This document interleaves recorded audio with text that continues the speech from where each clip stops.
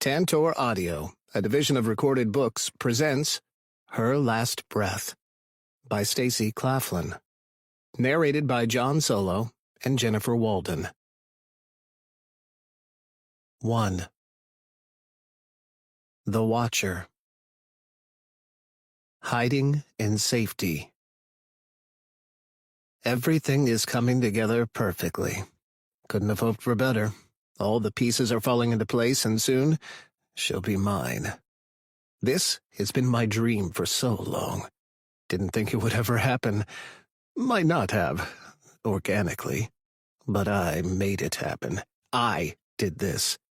As soon as she realizes that, she'll know how much she means to me, what lengths I'll go to for her. There's no limit to what I would do for my flower. Nothing. My breath hitches as the fancy car pulls up to the driveway. I'm too far away to see the driver. Is that her? The engine cuts, the lights go off, then the door flings open. Anticipation makes me salivate. But I'll wait. I have to. There's no other choice.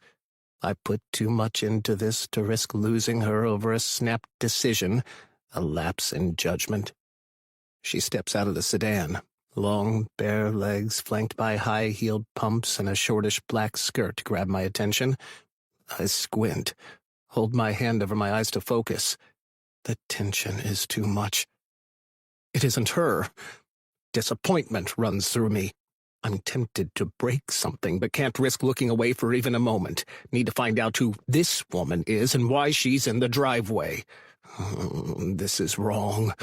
All wrong. High heels lady flips back her long, straight, dark brown hair. Everything about this woman is wrong because she isn't her. Part of me wants to run up to her and shake her, demand answers. I will remain patient. There has to be a reason for this madness, for this change in plans. It could be any number of things. The scenarios are endless. That's why I must hold myself together. I've come too far to let something so trivial get in my way. This better be trivial. I can't deal with a hitch. There's too much riding on this. I've been waiting so long already, gone to all the effort of orchestrating this. No way will I let some random woman ruin everything. My hands shake as the brown-haired woman sashays across the driveway as if she owns the place. She doesn't. Not even close. Who is she, and why is she there? This is all wrong. Anger roils through me in waves. I take several deep breaths. I'm nothing if not patient, adaptable. Whatever this is, I can handle it. One way or another. I'm ready for anything. The sheathed knife in my pocket pokes me and reminds me of that much. I have options, even if some aren't ideal. I'll give this situation a moment before I decide what to do. Something must be done because this woman is not her. That's a very big problem for all three of us. Every muscle in my body tenses as I watch her. Could she walk any slower? It's like she's trying to turn it into an Olympic sport. Hurry up already. I take a deep breath. Can't afford to lose my patience. My temper will be next, and nobody wants that. Least of all me. The woman pulls something from her bag. What is it? I lean forward for a better look, but I'm too far away. If I'd known everything would go off the rails like this, I'd have brought binoculars. Too late for that now. Whatever it is, it's rectangular and long. Odd. Now I'm curious. What is she doing on my flower's property, and what is she doing with that thing? The woman steps in front of the for sale sign. I can't see what she's doing. Annoyance and curiosity battle within me. This might not be so bad, whatever the woman is doing. She steps away. Now it all makes sense. There's a bold, sold banner across the sign.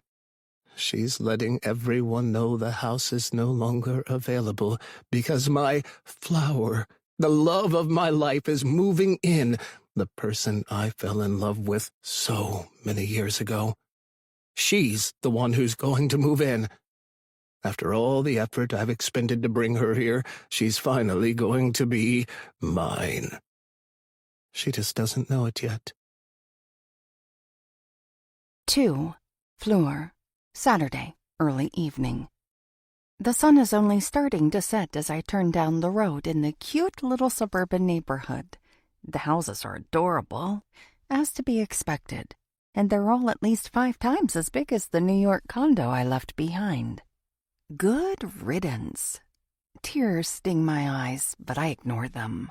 I'm not sad about walking away. I'm better off, and glad to have him across the country from me. No chance of accidentally running into him now.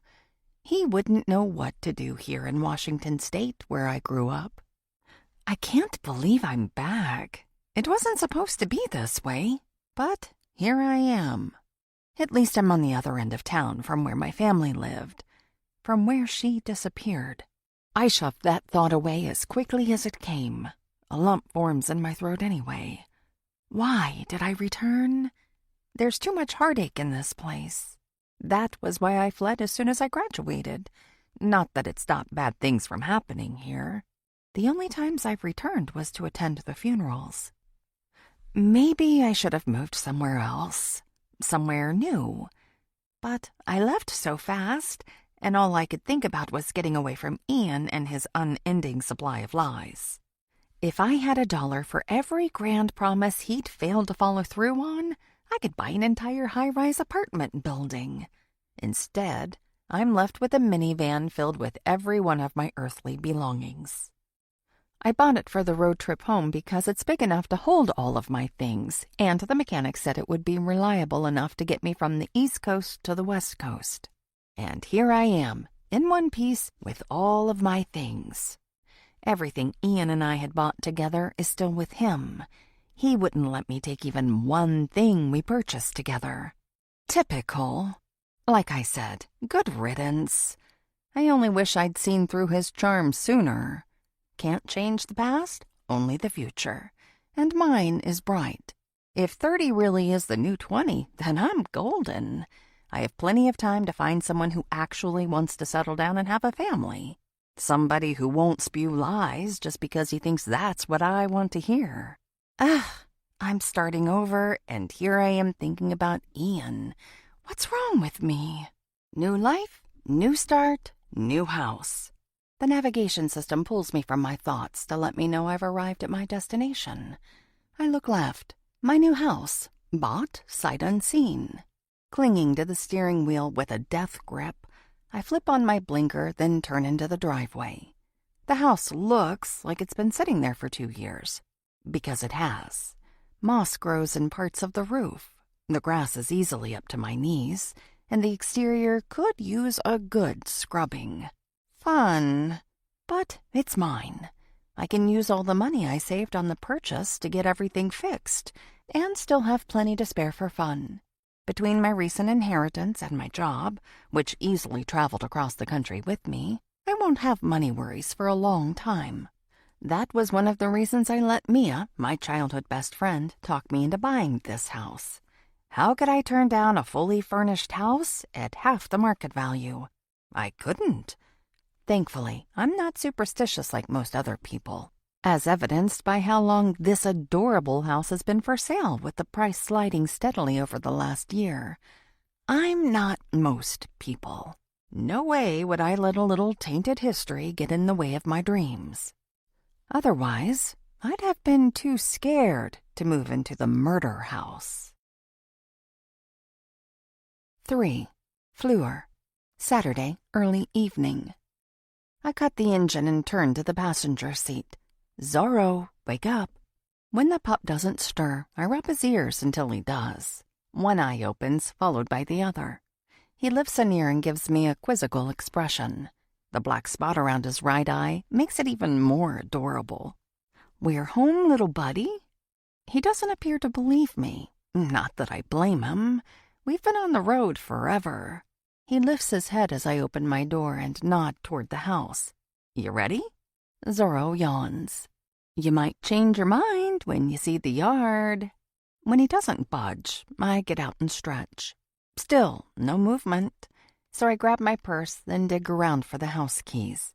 Mia sent them to me before I started my road trip. There are definitely some perks to having a real estate agent as a best friend.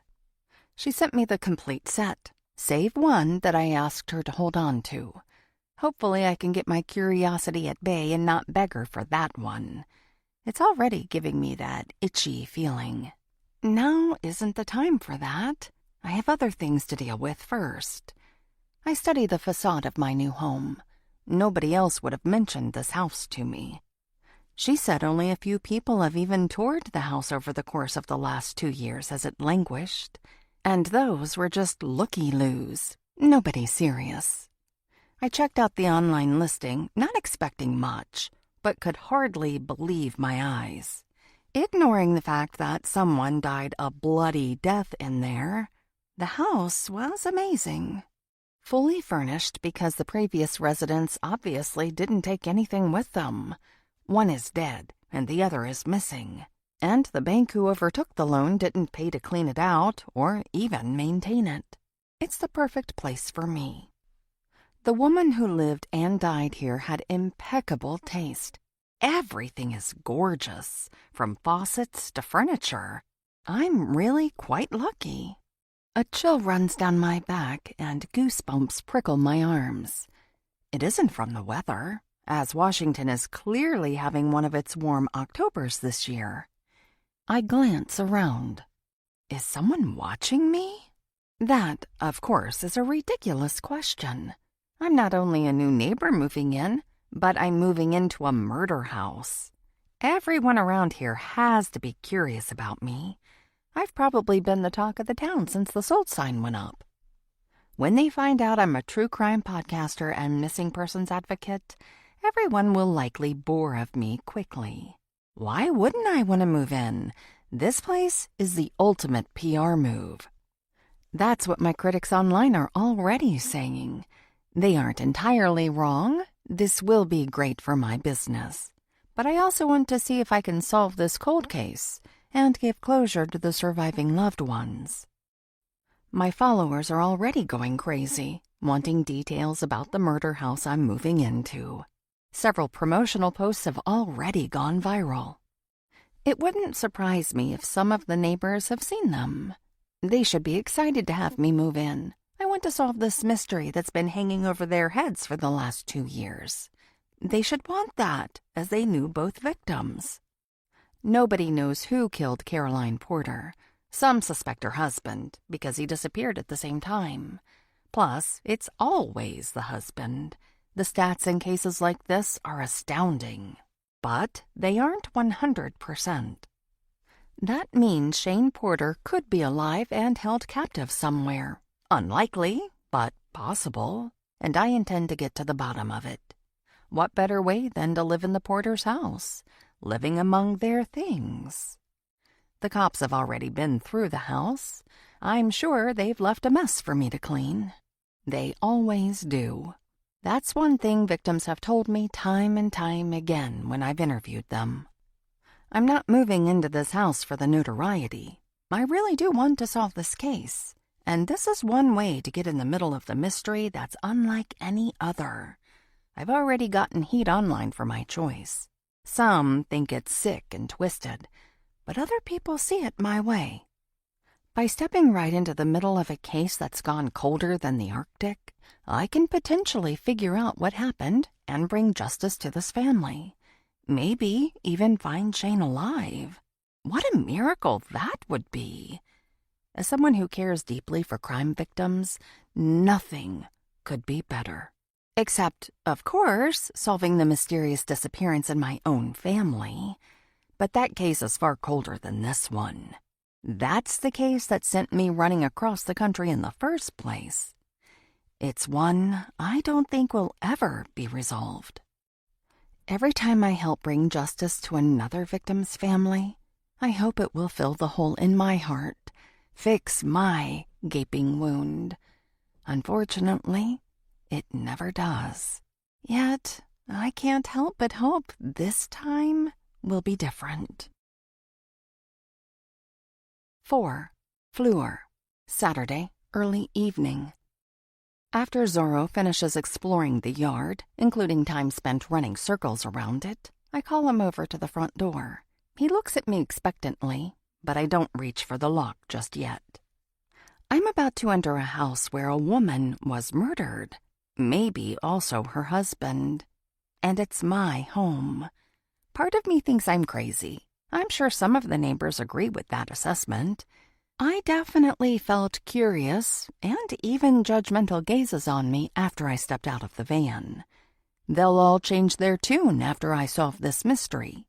Then they'll be glad I moved in and got justice for their former neighbors.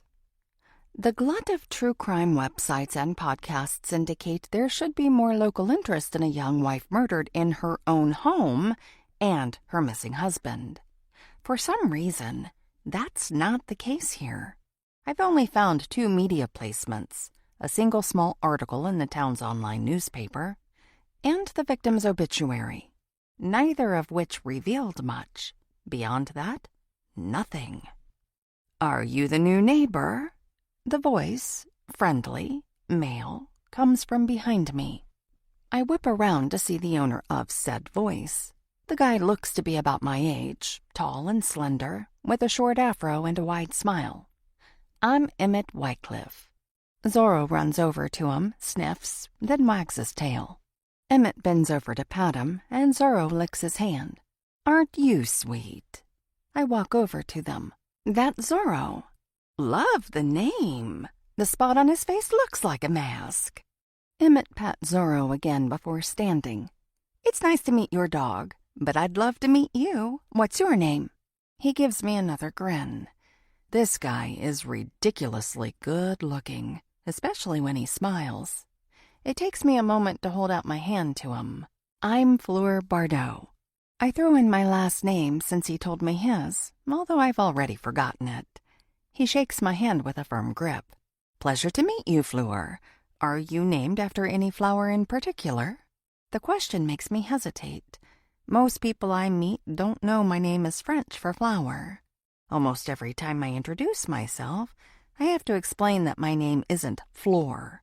My parents wanted to hang on to our heritage, so that's the name they picked. "Nice." He nods in approval. "If you were to pick a particular flower, which one would you choose?" "I've never been asked that before. You ask interesting questions." "People tell me that a lot." He shrugs. "So, which flower would you want?" "Definitely a sunflower." "Why that one? Not that I'm judging." "They're tall, strong, bright, and cheerful." I don't tell him this, but I actually have a tattoo of a sunflower on my shoulder. "Good choice." He glances behind me toward the house. "How are you settling in?" I chuckle. I haven't even gone inside yet. Zorro and I literally just got here. "Welcome to the neighborhood, then. Do you want some help moving your things in?" "No, we're good, but thanks." "Are you sure? You can be done in half the time." "I'm sure. As tempting as the offer is, I'm not letting a stranger into my house, no matter how gorgeous he may be. Charm is deceptive. If Ian taught me anything, it was that. If you change your mind, give me a call." "Okay." Emmett whips out his phone. "You'll need my number to do that." Can't get anything past this guy. We exchange numbers, then say goodbye. He seems friendly enough, but something seems off about him. I can't put my finger on what, though. It might be nothing. I've gotten used to life in New York, and I'm used to looking at everyone with suspicion. My hometown suburb is the opposite of the enormous bustling city.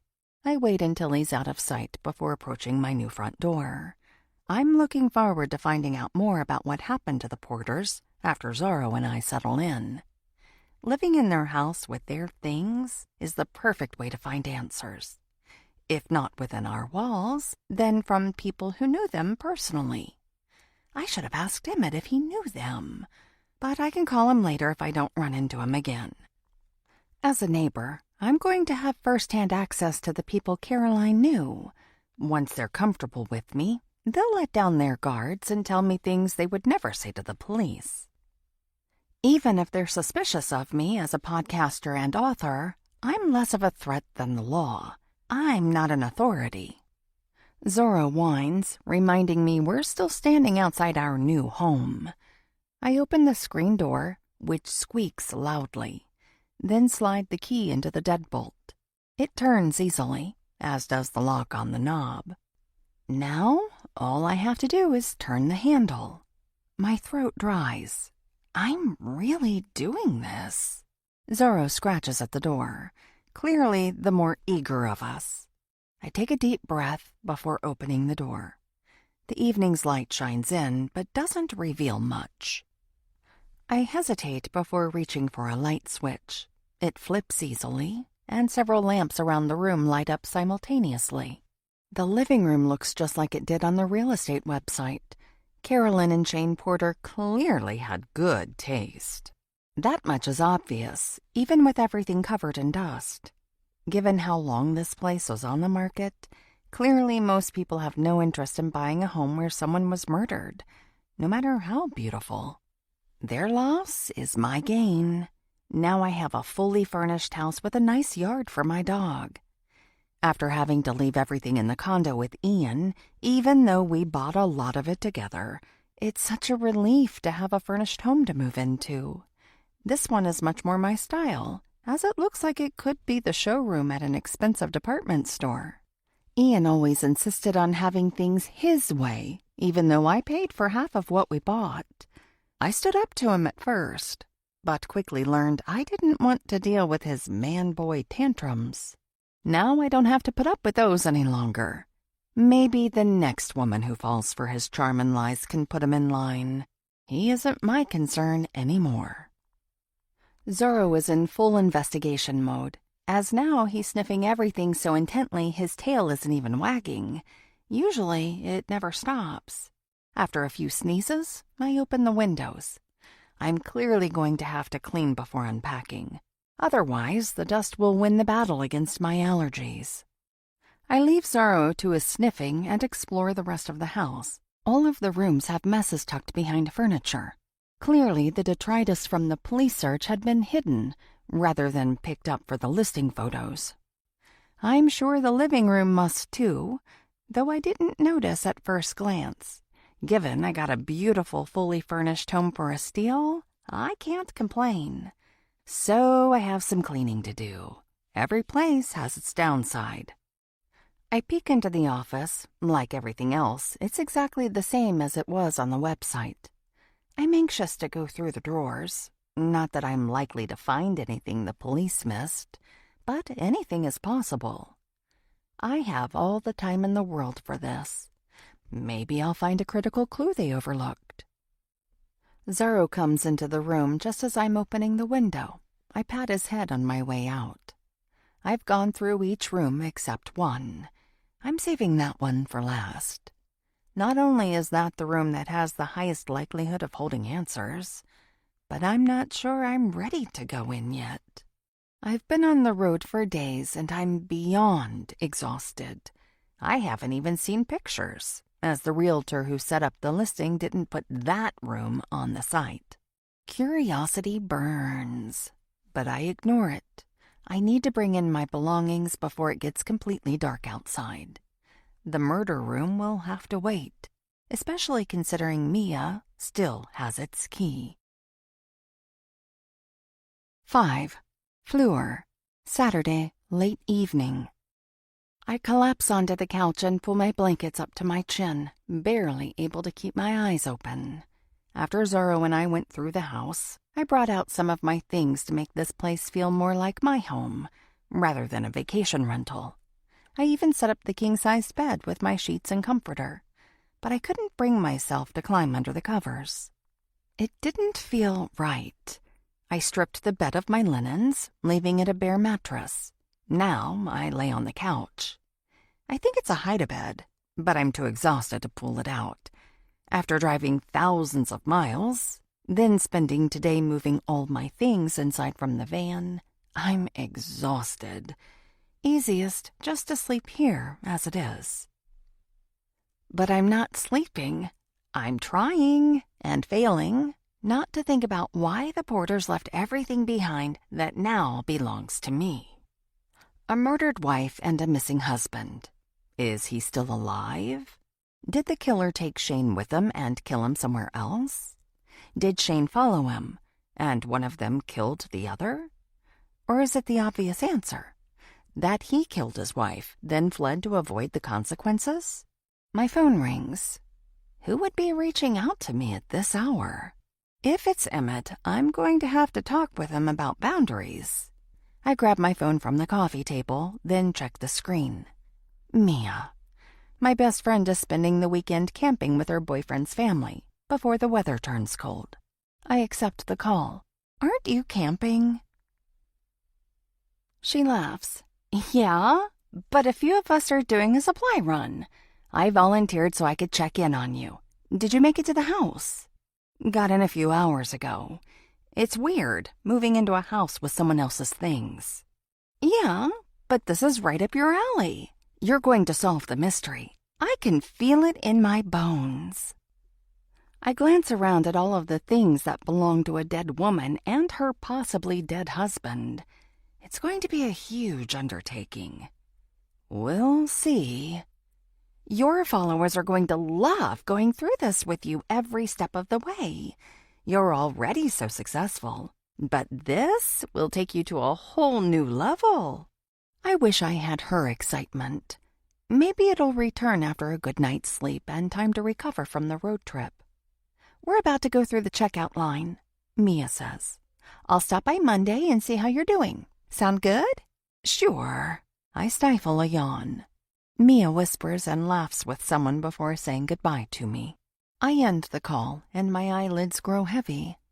Just as I'm about to drift to sleep, a sound jolts me awake.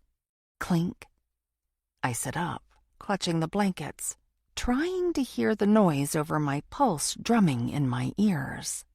Maybe it was just the house settling.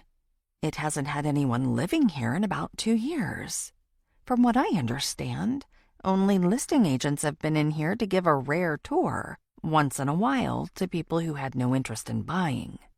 It makes sense that Zorro and me moving in would cause the structure to shift and groan. After a few more moments of silence, I lay back down and close my eyes. Creak, creak. That's definitely more than the house settling. I almost tell Ian to go check it out. It's clearly going to take some time to break habits 5 years in the making. I hate that I keep thinking about him, but that'll stop soon. It has to. He's out of my life, and I'm all the better for it. Clink. This isn't the time to dwell on moving on from my ex. I have to figure out what's making those noises. It's all on me now. I'm the only person in the house. Can't rely on anyone else to do tedious tasks like these anymore. After a deep breath, I look around for anything I could use as a weapon, just in case. A fire poker. That should do the job.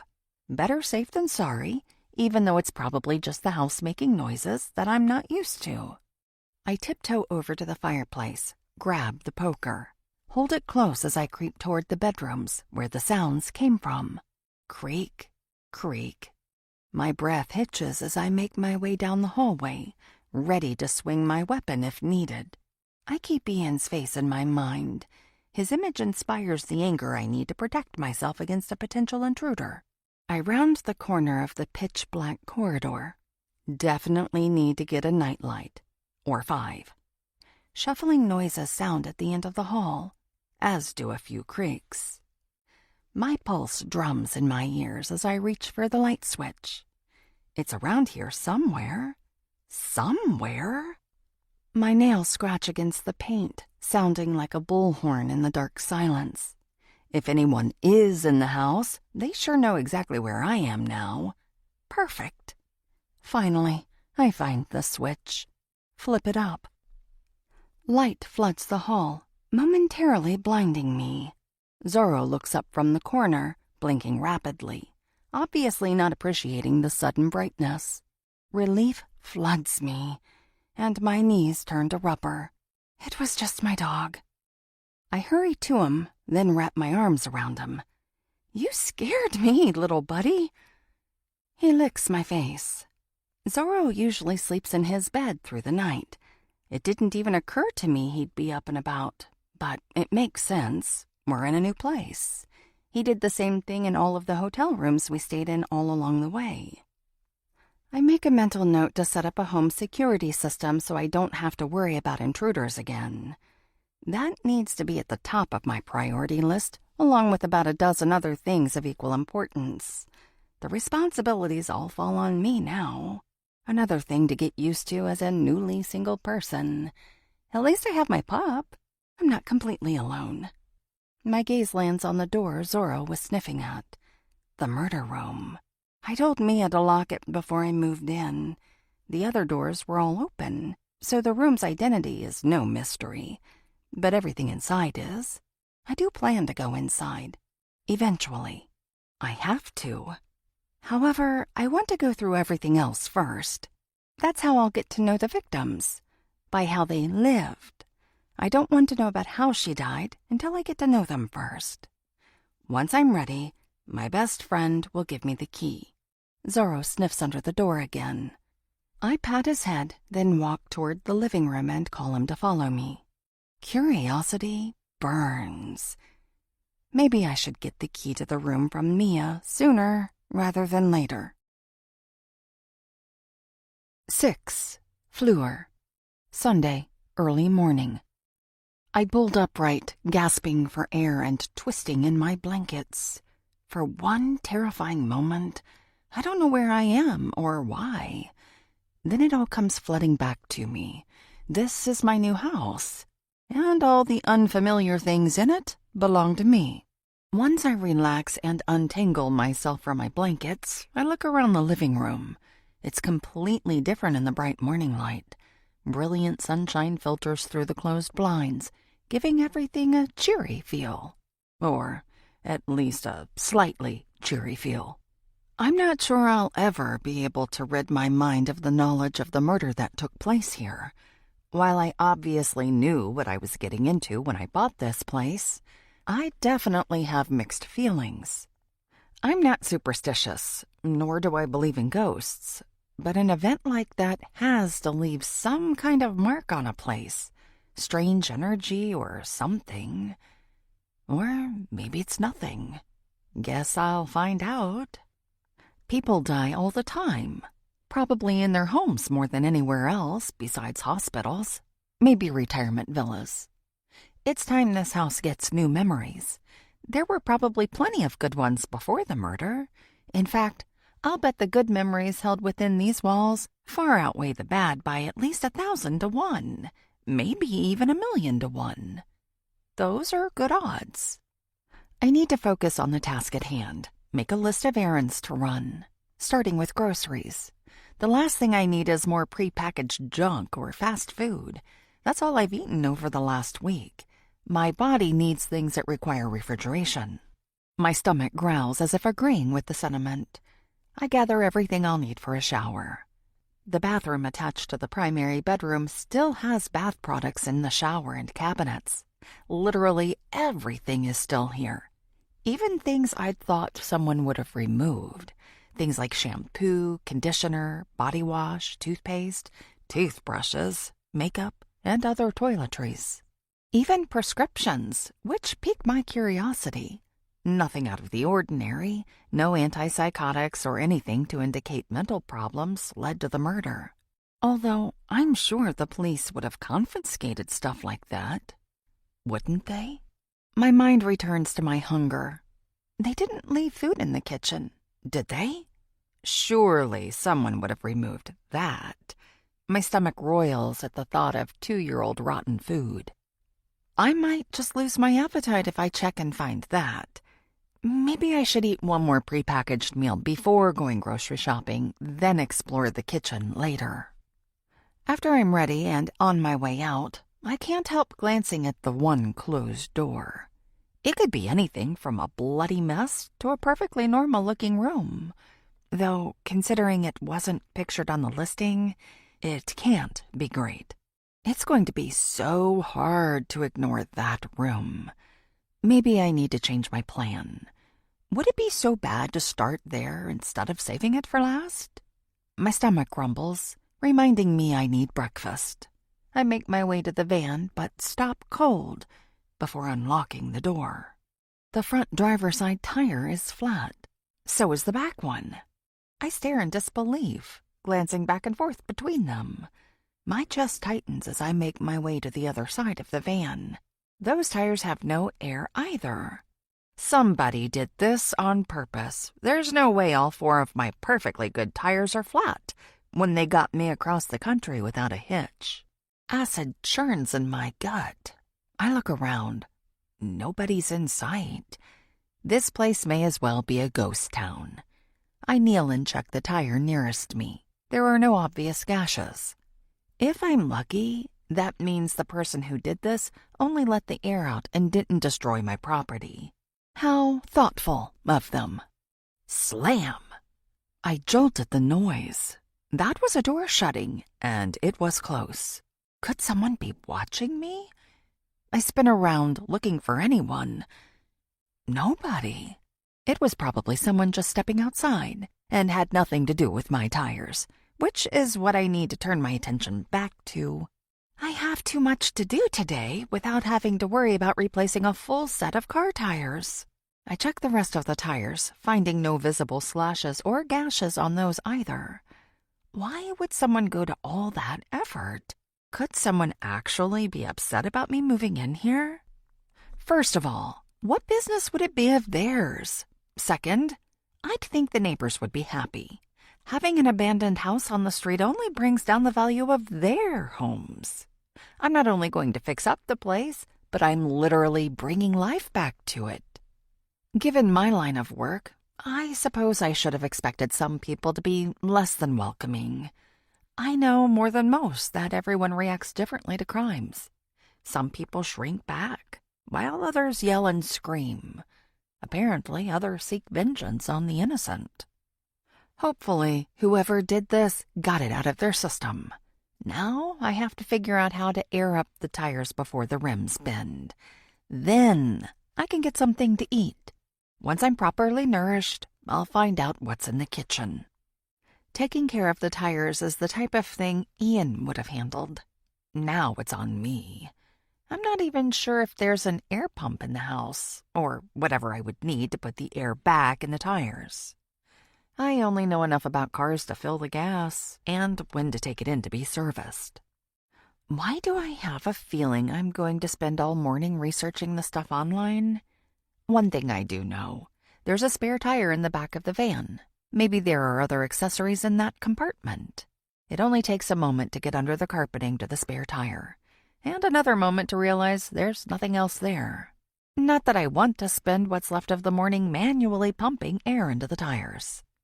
The only other option is to get online and look for a company that will come to help me out, if that's even a thing.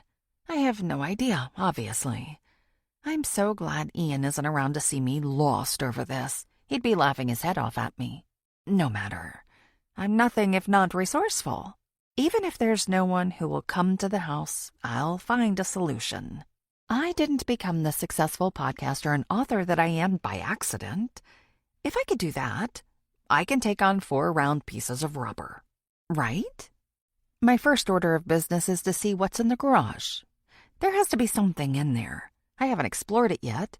But everything the former residents owned is still on the property. There must be something inside I can use to fix the tires. I march over and stare at the door. There's a code box that I'm going to have to reconfigure later, but there's also a keyhole at the bottom of the large garage door. What are the chances the house key works? There's only one way to find out. I slide it in. It fits like a hand inside a glove. My turn, and it glides smoothly to the side. Click. It's unlocked. Now all I need is to find an air pump. I twist the handle, then pull the large door open. It's loud enough to wake the dead, But at least I'm able to get inside without having to bother with going through the house. Hopefully, the porters had an air pump, or I might be in over my head. 7. Fleur, Sunday, mid-morning.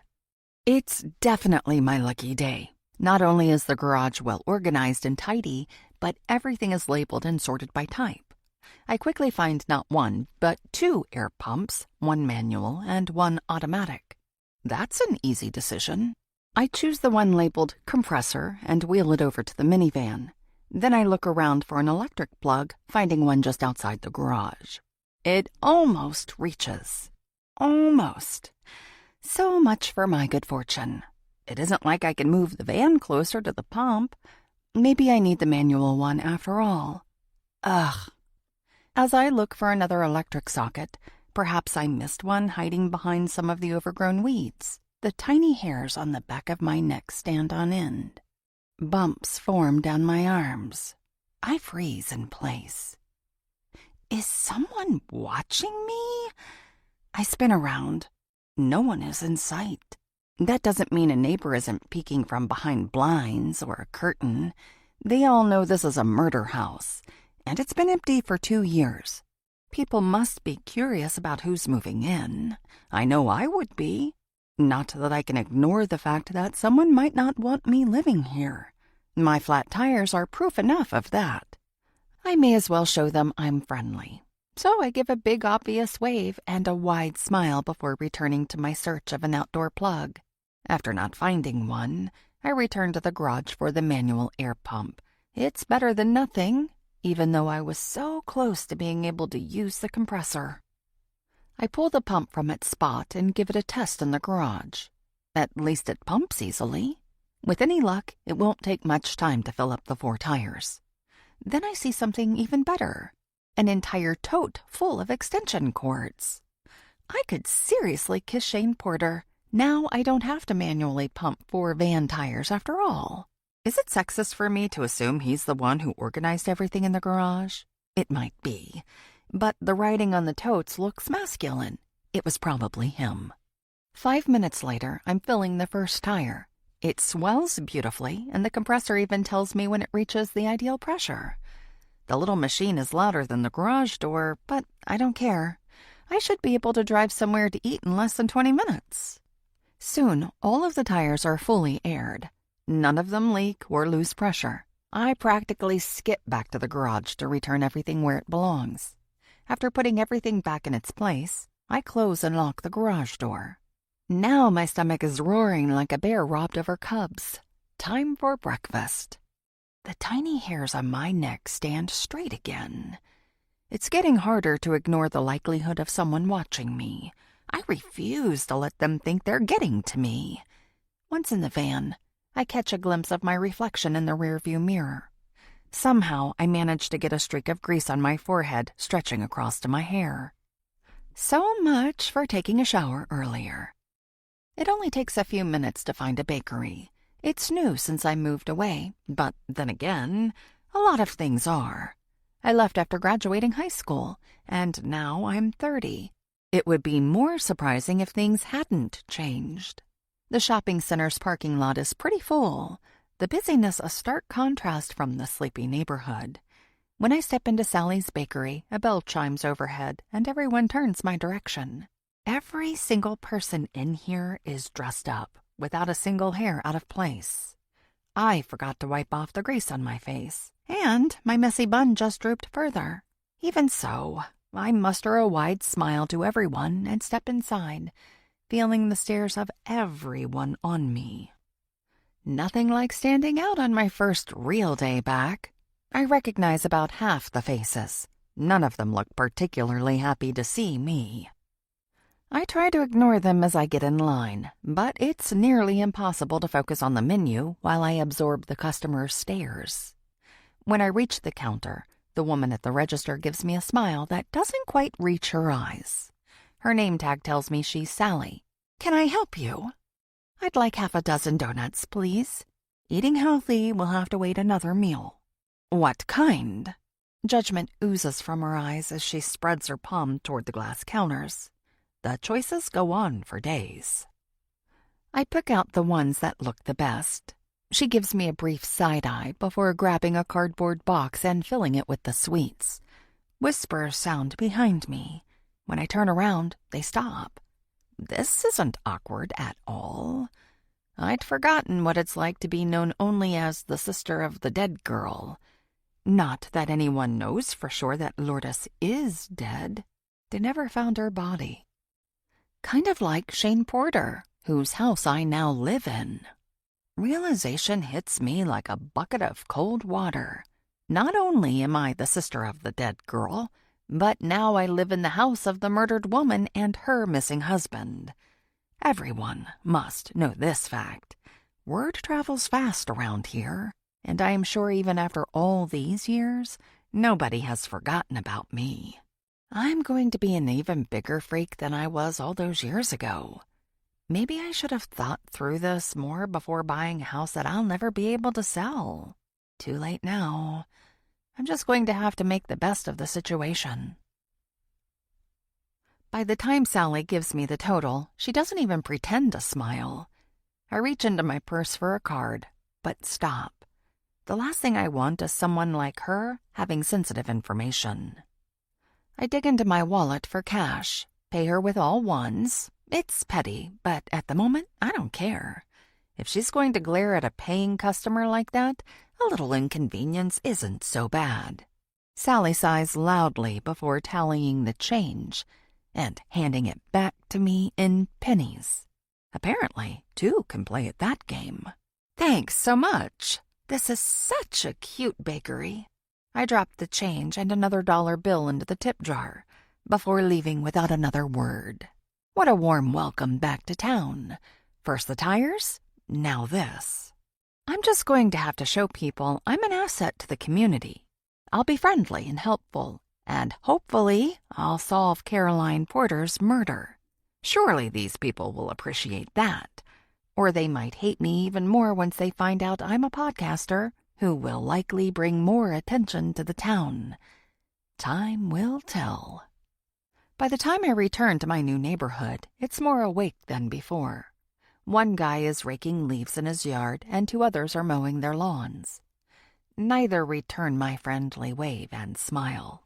There are also three ladies gathered at the end of one driveway, a few houses down from mine. They all watch me, still talking, as I make my way to my house and pull in. They inch closer to each other, glancing back and forth between each other and me. Super subtle, hardly even noticeable. I wave and smile, but they only give me blank stares in return. Wow, I can't get inside fast enough. The house is quiet. Zorro must not have heard me come in. I lean against the closed door and take a deep breath. People really aren't happy to see me. It's too bad Emmett isn't around. I could use a friend right about now, and he's the closest thing I have to one around here, since Mia lives across town.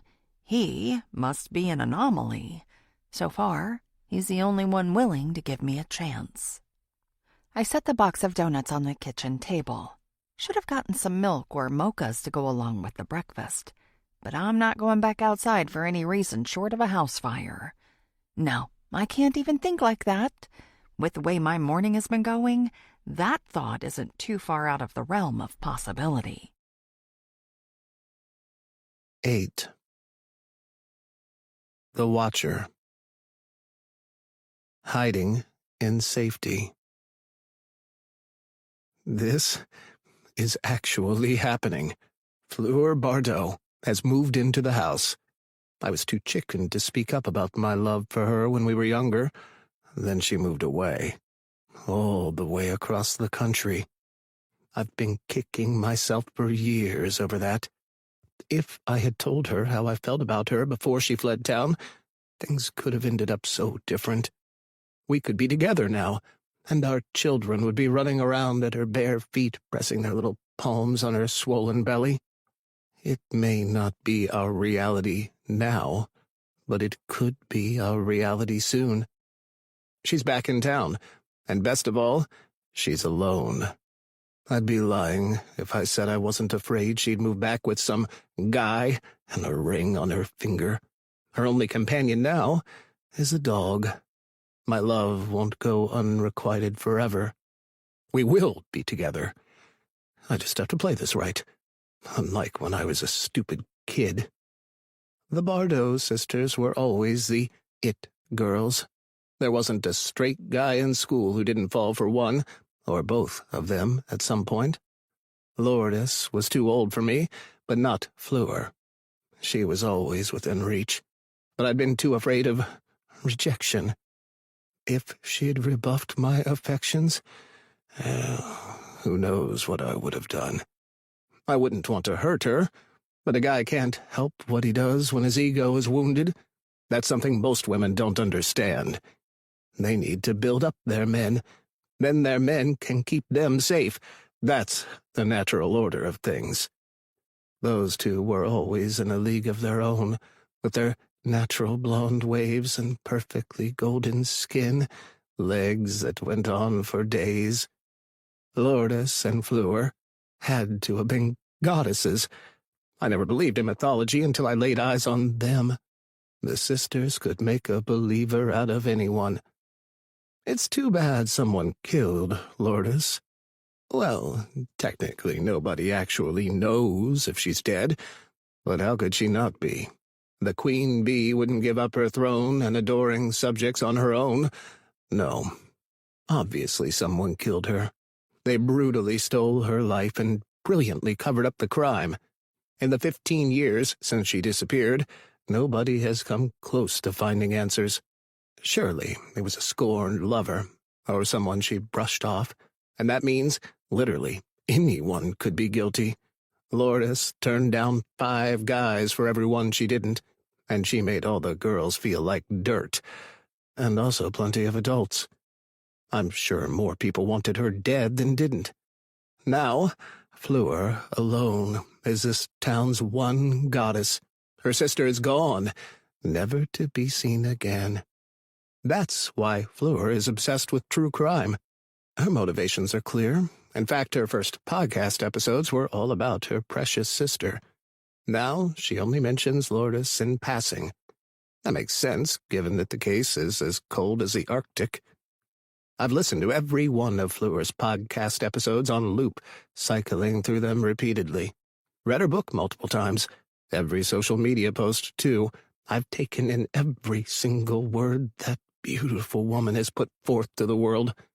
I bet I know her better than she knows herself. If she is a piece of art, then I'm the scholar whose job is to study her and catalog every fact. I'll never stop, not even after she belongs to me, which she will. I'm going to see to that. I don't care what I have to give up or who I have to hurt in the process. Even if it's her, she will be mine. I will do whatever it takes to make that happen. Nothing will get in my way. 9. Fleur, Sunday, late evening. After spending the whole day cleaning up the messes left by the police and crime scene investigators, now I'm watching a movie with Zorro, who's way too large to be a lapdog, sprawled across my thighs. But I can't pay attention to the storyline because I keep thinking about the flat tires, the awful stares people gave me at the bakery, and the whispers of my neighbors. The residents of my own hometown would rather I'd stayed away. Nobody is going to push me out of my own home. They'll have to get used to the fact that I'm here to stay.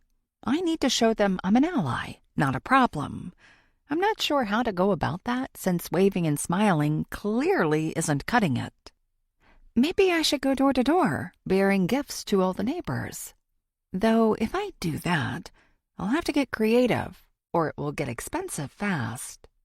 After rewinding the movie a dozen times, I finally give up. There's no point trying to watch it when I can't pay attention. I get up and wander to the bedrooms. Zorro trotting next to me, his tail wagging. I stop in the doorway of the main bedroom.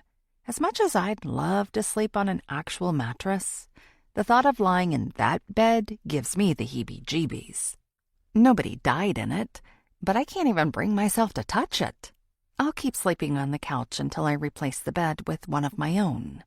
In fact, I'll probably replace everything in here. I can't imagine keeping any of it.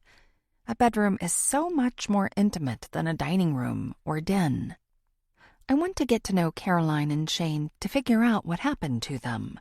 But this feels like too much. In fact, if I'm going to start digging around now, I need to pick a different room.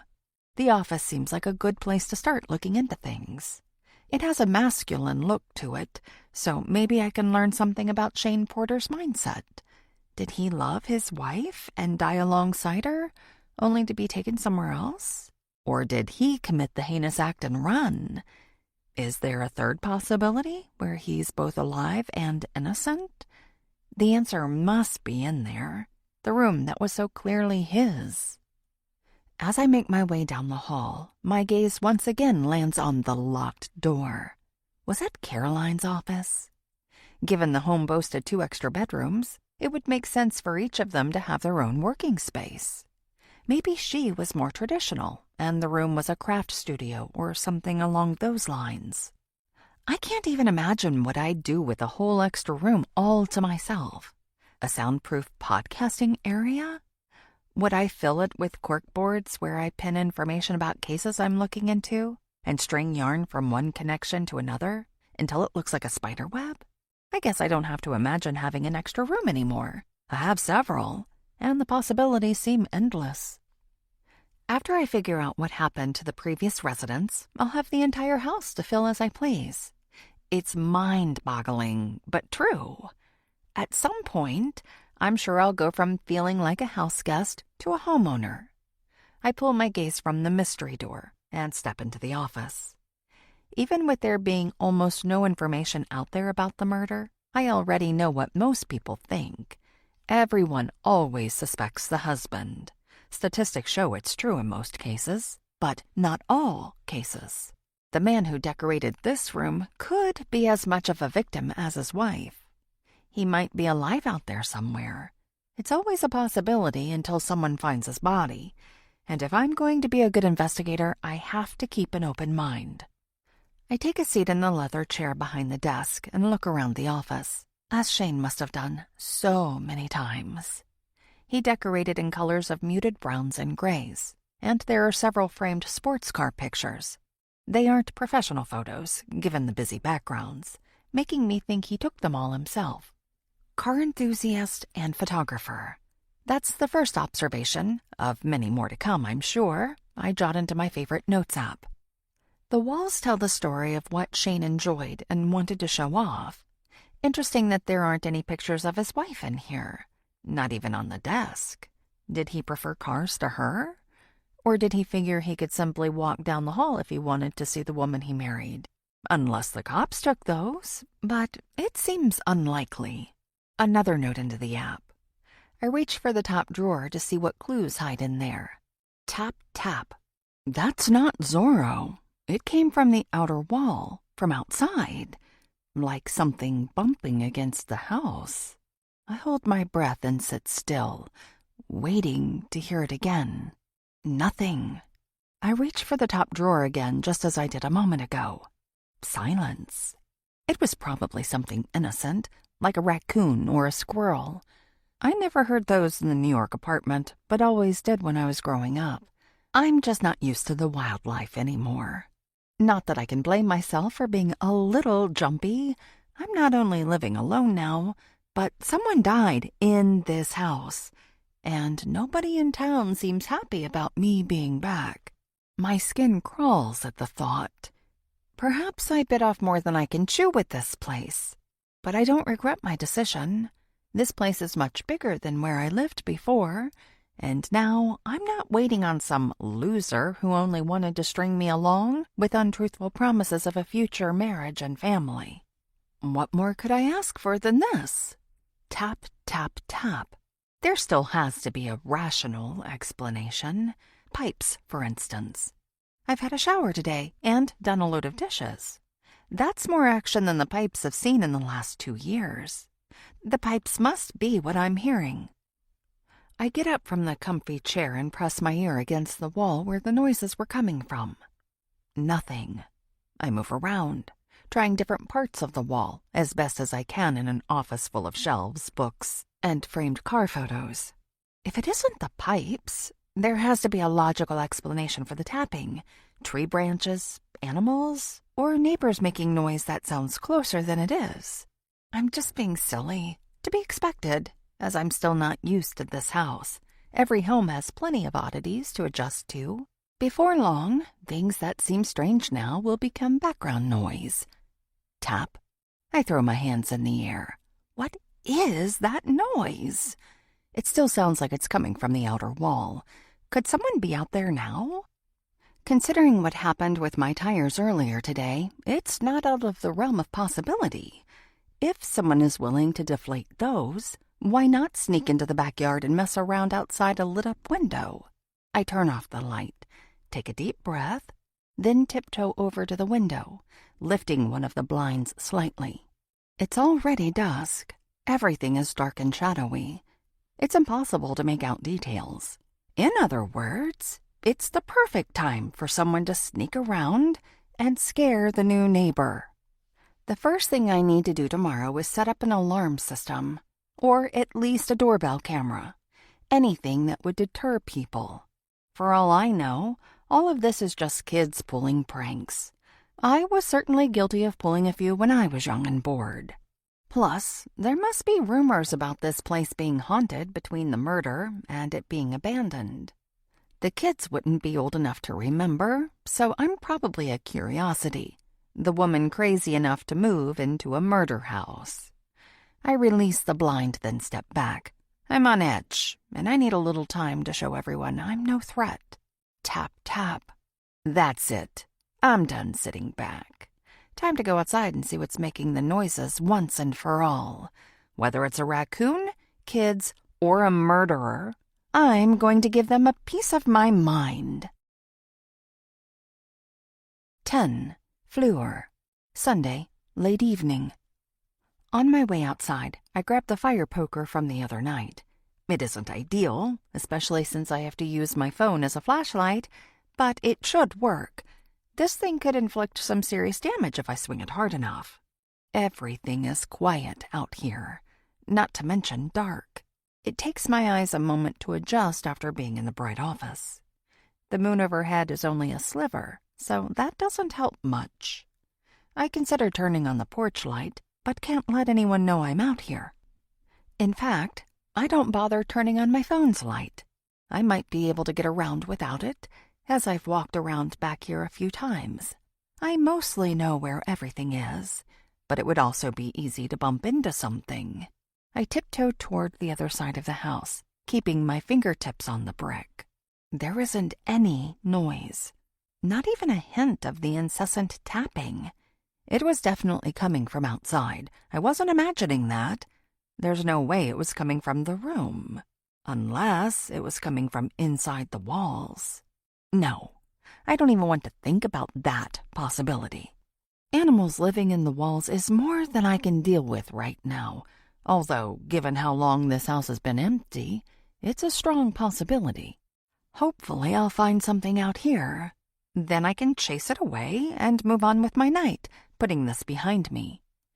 That's a much better thought than animals in the walls. Or worse, a person out here.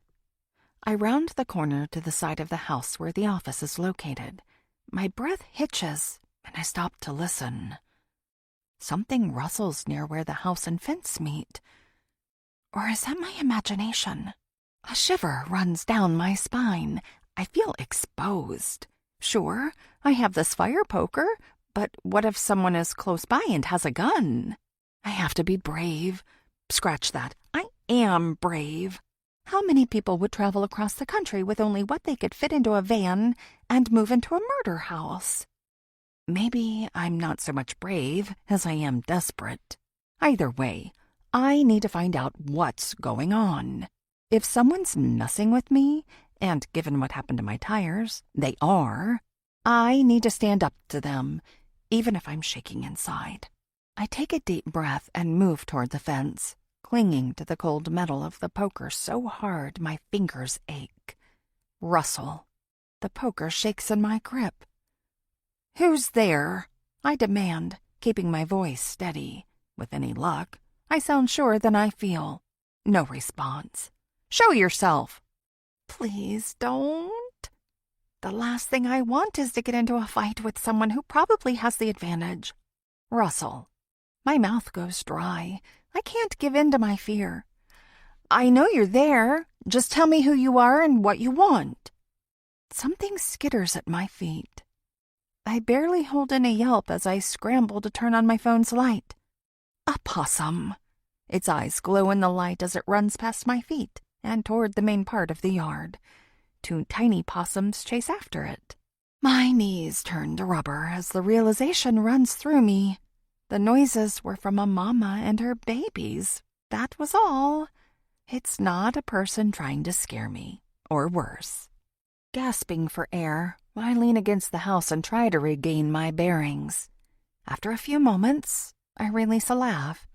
I'm not sure if it's from relief or from acting like a scared kid. This whole thing reminds me of a time when my friends and I left a slumber party one night and poked around a house we all believed belonged to a witch. We creeped around, scared half to death she would jump out and boil us for dinner. Looking back, the poor woman probably wasn't that different from me now. She lived alone in a house that desperately needed repairs, and her only friends ran around on 4 legs, though she had a multitude of cats, whereas I have only Zorro. Once I'm sure my legs will carry me back inside, I step away from the house and shine the light around the ground. Something metallic catches my eye on the sill of the office window. I step closer. It's some kind of jewelry. A necklace. Not just any necklace. I recognize it. My legs wobble. Everything other than the heart-shaped locket disappears around me. It can't be. Except there isn't another explanation. This necklace disappeared 15 years ago, right along with my sister. 11. Fleur. Sunday, late evening. It takes me a few moments to gather the courage to pick up the locket. Part of me wonders if I should leave it and let the police take care of it. What if it's evidence? Except nobody cares about Lourdes anymore. Her disappearance is ancient history, her case colder than the ice. Even so, I pick it up with my sleeve so as not to touch it, hold it up to the light. It isn't varnished, almost like someone has been taking care of it all this time. The locket shines like new, bringing me back to our childhood home.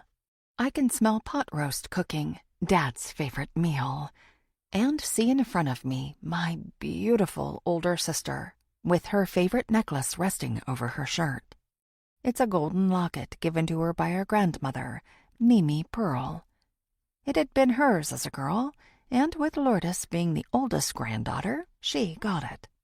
I'd always been jealous of not only the golden piece of jewelry, but my sister's close relationship with our grandma. I only missed out because I'd been born a couple years too late. Now the locket is in my possession. It's not how I wanted to get it. How is this even possible? Is Lourdes alive and well, playing one of her pranks on me? Or was this a keepsake from her killer, now sending me a message? My blood chills at that thought. I shine my light around the yard. A killer could be watching me. Choking back a gasp, I run back around the house, still clutching the necklace through my sleeve. Once back inside, I lock the door and close the blinds. Zorro circles my feet, but I don't have the wherewithal to give him any attention.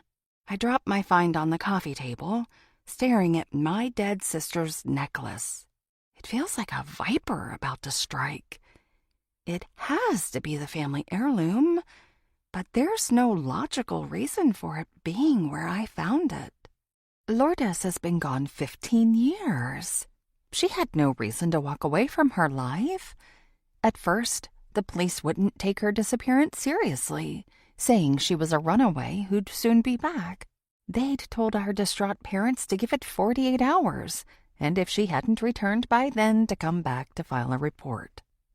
Cops should know how vital the first hours of a disappearance are. They're crucial, not only for finding leads, but because of the ticking clock.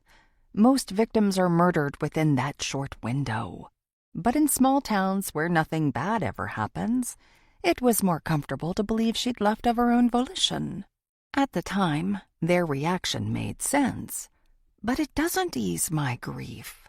Lourdes might have been found, saved, if the authorities had taken the report seriously. A lump forms in my throat. Nothing is going to bring back my sister, not even finding her locket. She's gone. Lourdes Allison Bardot loved her life and would have never left it of her own free will. My sister was the queen bee at school. Most everyone either wanted to be her or wanted to be at her side. She was the kind of girl who even got romantic interest from some of the teachers, back when that sort of thing was seen more as a taboo than abuse. The attention was the fuel that kept her going every day. There were, however, also plenty of people who would have been more than happy to see her disappear. For every person who adored her, there was one who was jealous and another who had been burned by her. Anyone who ever crossed Lourdes's path came to regret it. More than a few hated her. My sister could be the sweetest person or the most vindictive. It depended on how one treated her. But, of course, nobody likes to speak ill of the dead. So, for the last 15 years, all anyone talks about is her sweet side. Her sweet side isn't what got Lourdes killed. The song Sweet But Psycho has always made me think of her. It could have been written about her. I know full well my older sister is dead. Someone didn't want her ruling the halls of our high school, so they made sure she couldn't, in the most permanent way possible. And they're still walking free. I close my eyes and take a deep breath. It takes me a few moments to orient myself and come back to the present moment. I need to open the locket and see the proof that this is my sister's, even though I know it is. I shouldn't risk my prints getting on it, but they are most likely already there. Sometimes when Lourdes wore another necklace, I secretly wore this one. It did belong to our grandma, after all. She would have wanted me to enjoy it too. At least that's what I told myself at the time. I wouldn't do that now, obviously.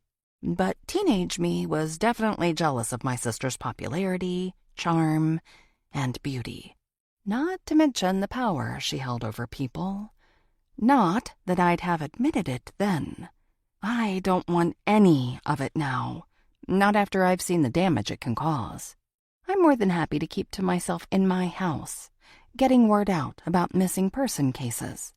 Nothing makes me happier than to see a family get the answer they've been searching for, even though it's rarely the answer they want.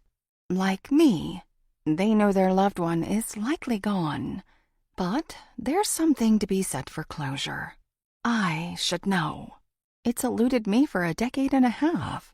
Hopefully, this locket will help provide answers. A lump forms in my throat. I never thought I'd see this again, or the pictures inside.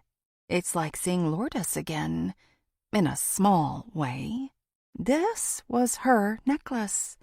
She loved it, and wore it so often that anyone who knew her would recognize it right away.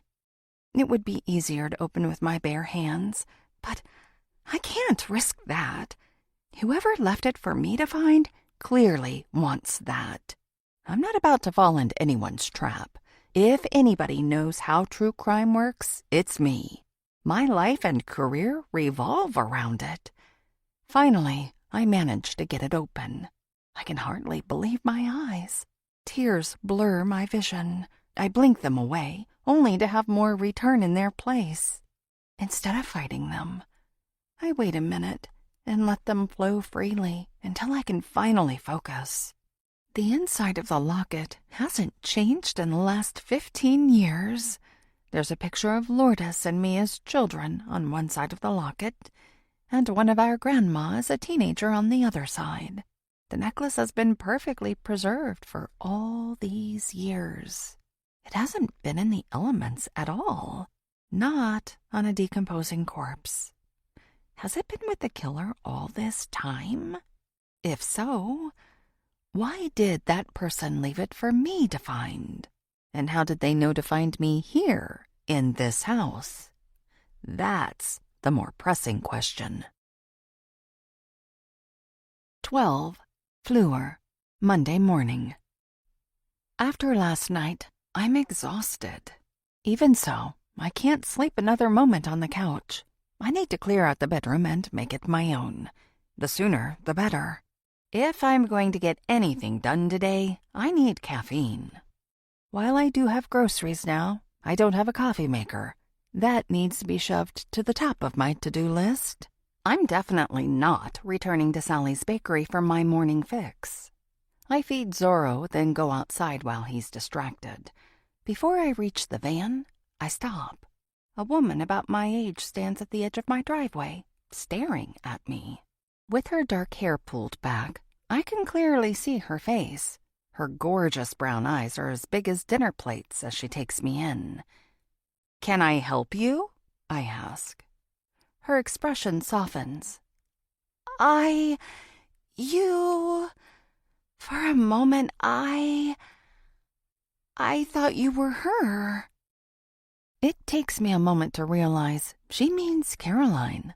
We both have long blonde hair, but that's where the similarities end, though it was obviously enough to jar my poor neighbor. "When you stepped out of the front door, it was like she was back, but she's gone. It's been 2 years. I didn't mean to upset you. Were you close to her?" "Caroline was my best friend." Her words gut me.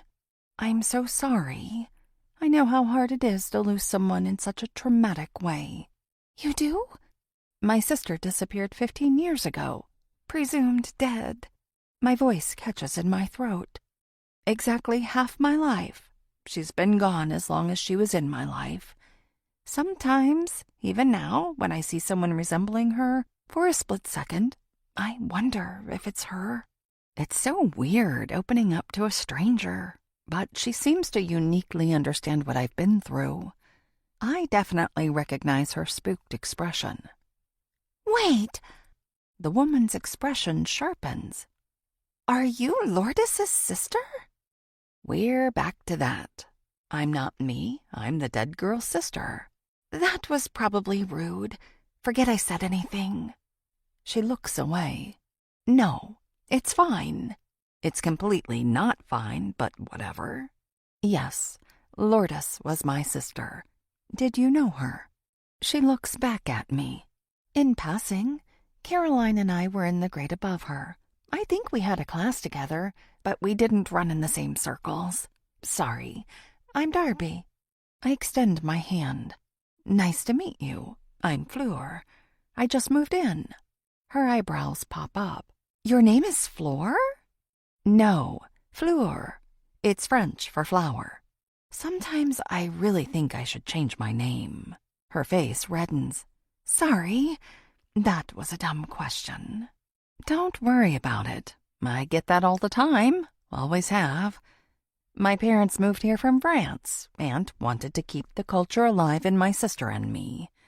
Giving me a name that sounds like Fleur made me want nothing to do with our history, and now my name is one of the only French words I know." I change the subject. "Where do you live?" Darby points toward the end of the road. "My husband Troy, our 2 daughters, and I live on the corner." "How old are your girls?" "Ashley's 3 and Emma's 1. "Cute. Where are they now? Daycare?" "No, I homeschool them. They're inside with Troy while he gets ready for work." Her gaze darts around, and she fiddles with her hair. "How's the house?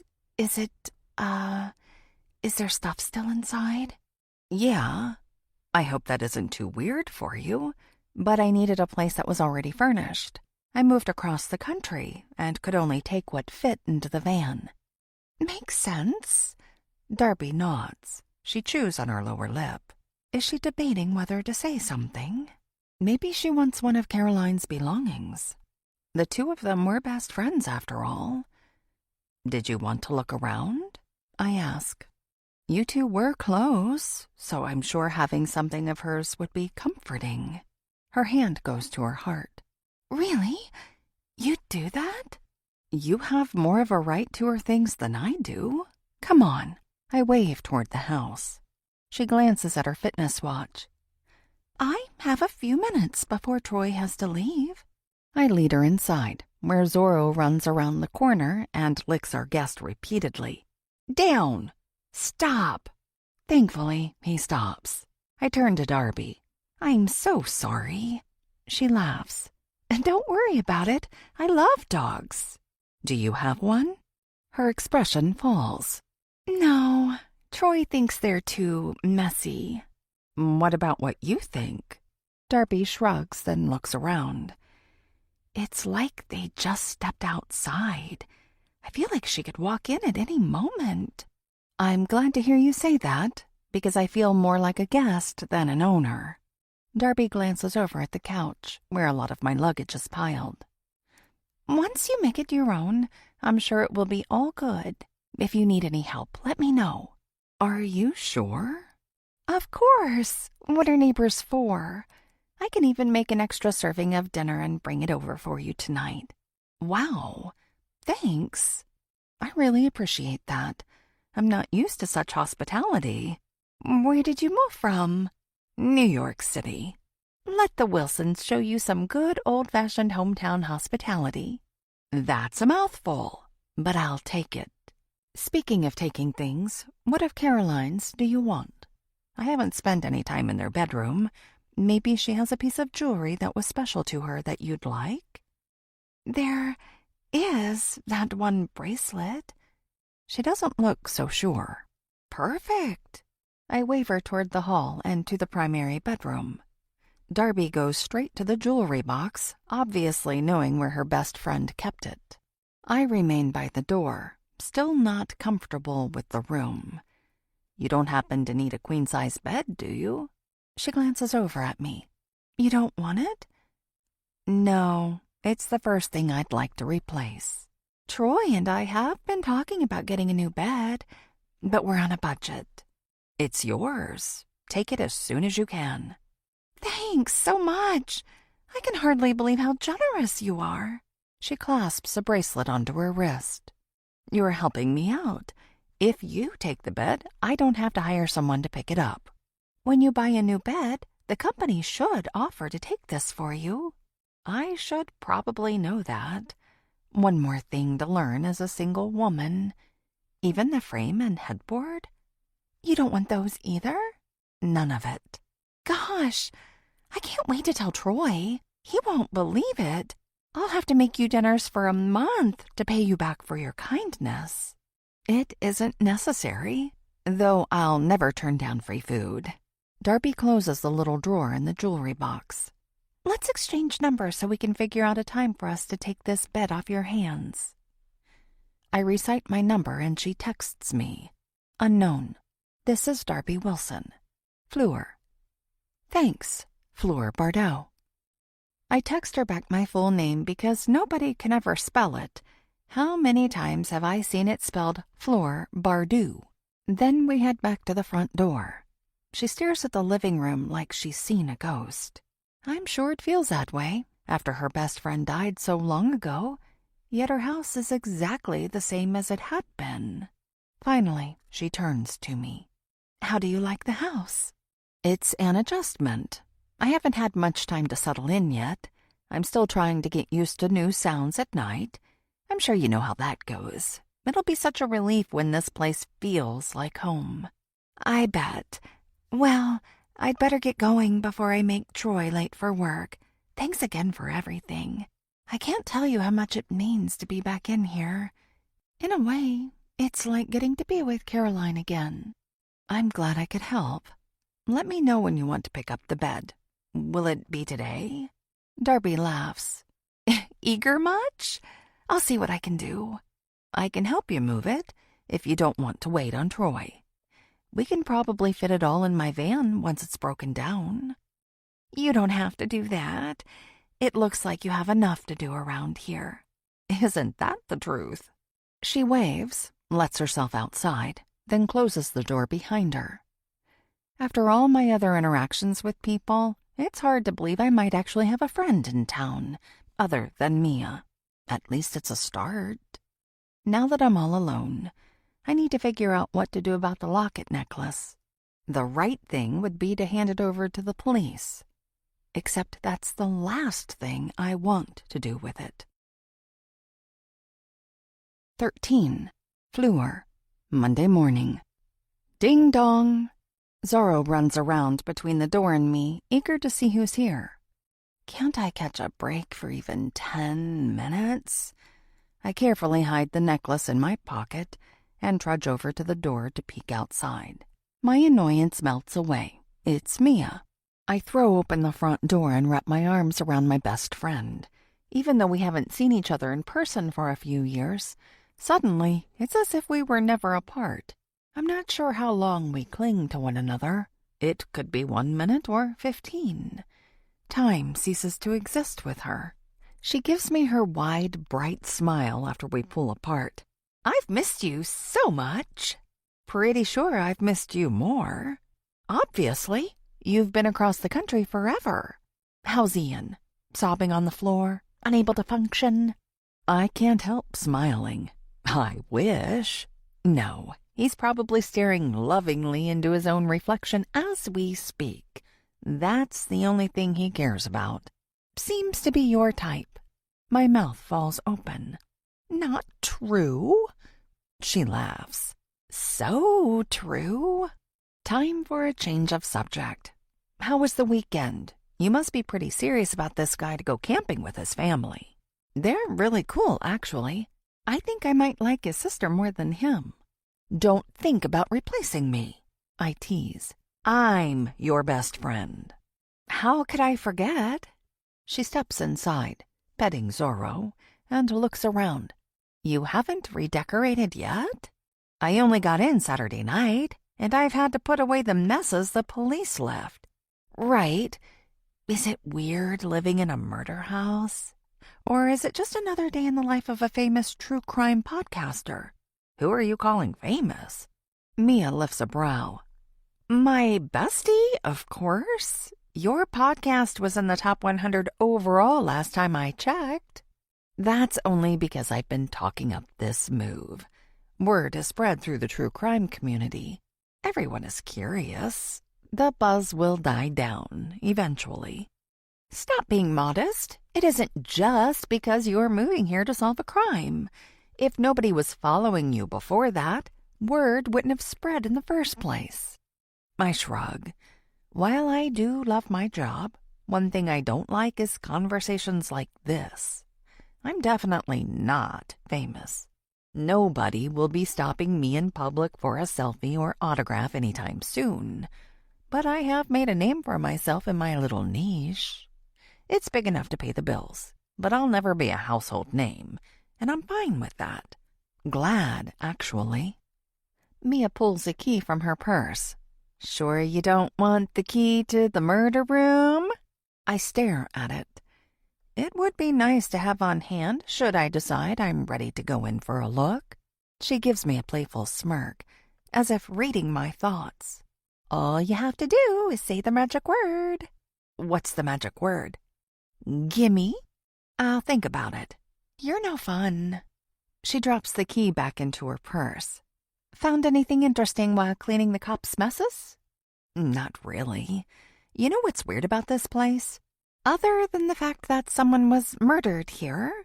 Mia glances around like she's looking for something, like the dead body is still lying around.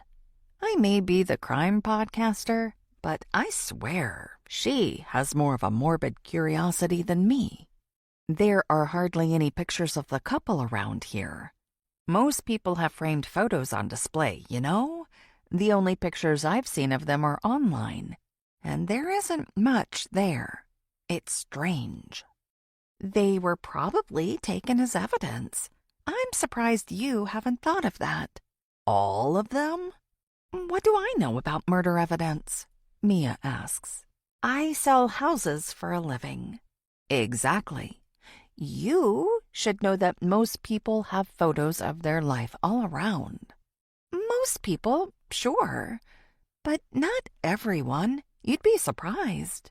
There seems to be a trend lately of people not wanting to see their own faces all over their homes. Seriously?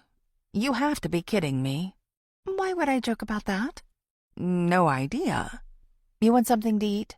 Unfortunately, I don't have much yet. Nah, I'm fine. Can I look around? I'm curious. You didn't go through everything before? I study her, trying to make sense of everything she said about this place and the odd trend of not putting up pictures. Maybe I'm getting old and just don't understand young people now. No, I'm only 30. It'll be a while before I turn into a fuddy-duddy. My best friend gives me a knowing look. I only had one client interested in this place, and she didn't want a virtual tour. What reason did I have to come in here? How'd you get the keys? The lockbox on the door. I grab a donut for myself, then give her the grand tour. When we get to the primary bedroom, she marches in ahead of me before turning around. You're not coming in? This room gives me the creeps. Why? She plops down on the bed and glances around, running her fingers over the mattress. Did you remove their linens? Yeah. How did you know? Well, I assume the cops didn't take it. She wasn't killed in here. Plus, everything else is dusty, and they don't go with the rest of the decor. Her answer doesn't sit right with me, but I brush it aside. I'm probably on the edge from being in this room. Mia's gaze roves over the two dressers. If you don't like this room, why not put your own blankets on here? Make it yours. I've already found someone to take the bed off my hands. Soon I'll have my own bed to sleep on. You did? Who's taking it? A neighbor who was friends with Caroline. I could have taken it. Sometimes I need furniture to stage houses I'm selling. Good to know. I'll keep that in mind when I get rid of other stuff. Thanks. Who got the bed? Her name is Darby. A scowl crosses Mia's face briefly, but it's gone almost as soon as it appeared. You know her? Of course. This is a small town. You don't like her? It isn't that. Mia glances at her fitness watch and leaps to her feet. I hardly know the woman, but she seems nice enough. I thought so. She offered to bring me dinner. That's sweet. Are you sure you don't want to check out the mystery room really quick? Might be easier with a friend by your side. I have a little time before my next showing. Maybe another time, but I think I'll take the key just in case I change my mind about the room. Disappointment washes over her face. Really? Yes. I hold out my hand. You don't want your bestie to explore with you? I don't even want to look myself, but I'd like the option. If I'm going to try and solve the mystery, I need access to the room. I might decide to go in on a whim in the middle of the night. And I'll come over, no matter the time. I inch my open palm closer to her. Her mouth curves down as she digs out the key, then drops it onto my hand. I'm happy to explore with you anytime, day or night. I'll keep that in mind. You don't want me to join you? Hurt shines in her eyes. I helped you get into this place, knowing that it could be huge for your podcast. Guilt stings. It isn't that. I don't know when I'll be ready to go in that room. There's a lot to go through in the whole house. It's two people's lives, and I have to handle it with care. If I mess anything up, there's no going back. I'm also not entirely sure how I'm going to do this. Documentary style with a video, or report later. There's a lot to think about, and I'm not sure yet. I want it to be just right. Not only that, but I may have a more important murder to solve. I'm tempted to pat my pocket with the necklace in it, but I don't want to draw attention to it. Mia's expression softens. That makes sense. Sorry to put pressure on you. I got a little overexcited about the thought of you solving the mystery. You really would be famous then. Oprah would want an interview with you. Can you imagine? I think that's going a little far, but it might draw more attention to my podcast and books. Exactly. You definitely deserve the notoriety. Her watch beeps and she glances at it again. I have to go. Big showing. Meet up for drinks soon? I could introduce you to Donovan and Cleo. You'll adore her. I laugh. Should I find it concerning that you seem to like your boyfriend's sister more than him? We just get along. He was probably drawn to me because we're so similar. If she's like you, I'm sure she's great. Mia wraps her arms around me. It's so good to have you back. I knew I missed you, but I didn't realize how much until now. Don't leave again. Pretty sure I can't. I'll never be able to sell this place. I'd be lying if I said that thought didn't cross my mind when I talked you into buying it. I give her a playful shove. I'm sure it had nothing to do with the commission. You got a discount, I'll have you know. I remember. It never gets old teasing you. Same. We head outside, but I return to the house to grab my sunglasses. I hadn't expected it to be so bright in October. When I turn to Mia, her eyes are wide, and color drains from her face. Are you okay? She stumbles over her words. You... For a moment, I thought Caroline was walking out the door. Exactly what Darby said. Something weird is going on here, and I intend to find out what. I march over to my best friend. What are you hiding from me? She stumbles back, bumping into her shiny red Mercedes. You need to tell me. Mia closes her eyes for a moment. Okay, we should go inside and sit down first. My stomach roils. What am I about to find out? 14. Fleur. Monday, late morning. Zorro curls at my feet as soon as Mia and I sit at the kitchen table with steaming mugs of tea. Probably expired since I found the bags in the cabinets. But right now, I don't care about old chamomile. I stare at my friend expectantly as she glances around the room.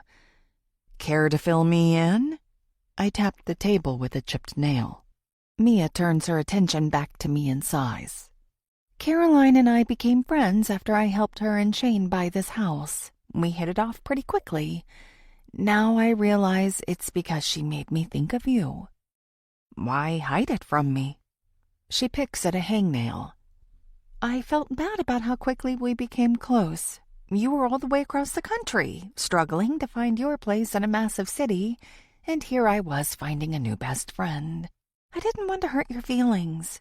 It takes me a moment to find my voice. She was your best friend? I'm sorry. She was here, in person. You and I only talked on the phone and through texts. Ian kept you so busy, and we were growing apart. And you found someone so much like me, it was easy to replace me. Mia glances back at me, her eyes wide. Nobody could replace you. I snort. Caroline was so similar to me. Seeing me here was like seeing a ghost. It wasn't like that. No. I stare her down. She was easy to talk to, and she wasn't happy in her marriage. I was the perfect person to talk to. Because you sold them their house? Mia shakes her head. What then? I was her only friend who wasn't part of their church. What does that have to do with anything? I sip my tea, trying to calm my nerves. Why would Mia think she had to hide this from me? Did she really think I expected her to not make friends locally with me gone? From what Caroline described, it wasn't just a run-of-the-mill church. The members are controlling. They would kick someone out for getting a divorce. The whole community was all she knew, and she feared losing everything if she walked away. I still don't understand why you felt the need to keep that from me. I'm telling you now. What else have you hidden from me? She frowns. There really is more. I gulp down the rest of my tea. I brought you here to solve my friend's murder. Someone from her church had to have done it. If they did, why haven't the police found them? Mia's brows draw together. Because almost everyone on the force is part of it. They would all cover for each other. I rub my temples. Are you sure? If there was a controlling religious group here in town, I'd remember that. A lot has changed in the years you've been gone. Apparently. When did this group take over the town? I try to keep the sarcasm out of my tone, but the exasperated look in her eyes tells me I didn't do a very good job of it. They haven't taken over the town, but they've gained more influence as the group has gotten bigger. It was small when we were in high school. They didn't even have a building back then.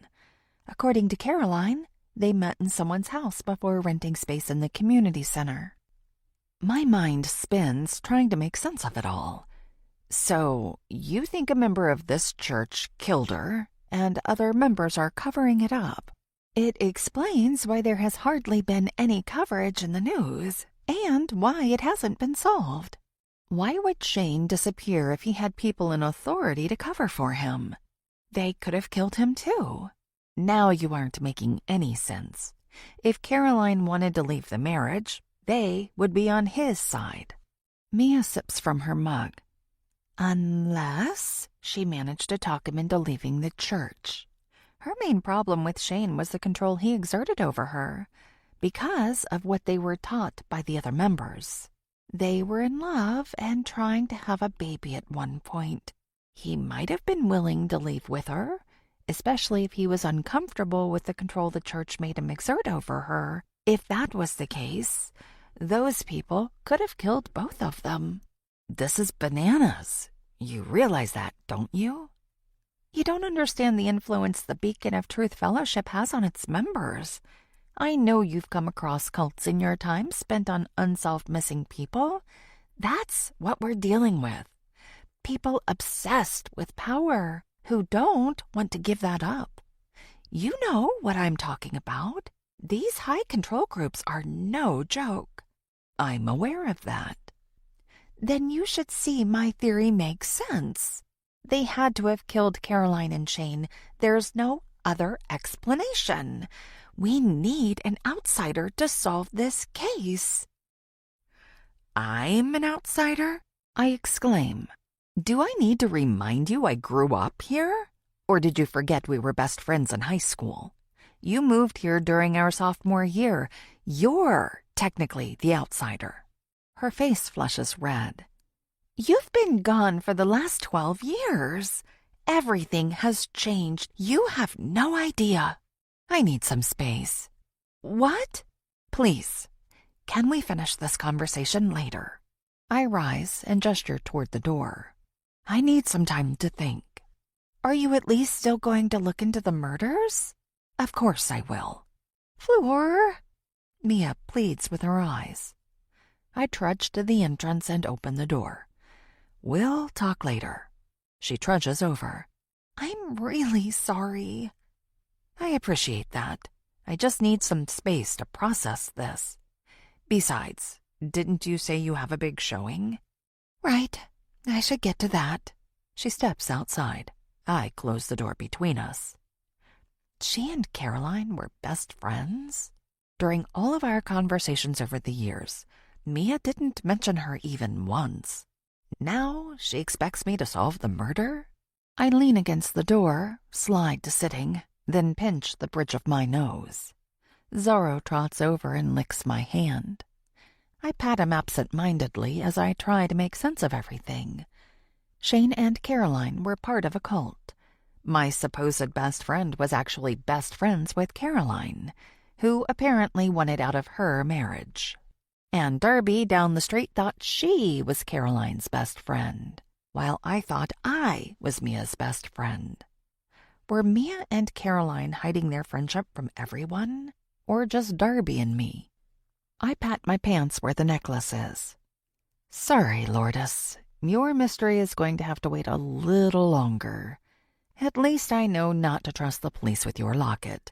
For now, let's find out what's behind that locked door.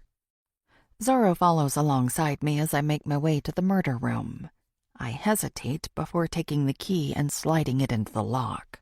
It turns easily. I remove it before slowly opening the door. The sight takes my breath away. The key slips from my grip, bounces on the floor. Shane and Caroline were clearly keeping a secret from both of her best friends. Or their friends are keeping it from me. One thing is sure. I didn't expect to see this. 15. Fleur. Monday, noon. I can hardly move, hardly breathe, as I stare at the room, clinging to the doorframe. None of this was mentioned in any of the reports I read online. It's possible the police are keeping it close to the vest, as they often do in investigations. Then, if the murderer mentioned this, it would be obvious they were involved. That is, of course, assuming the authorities simply just didn't mention it, except that it's huge.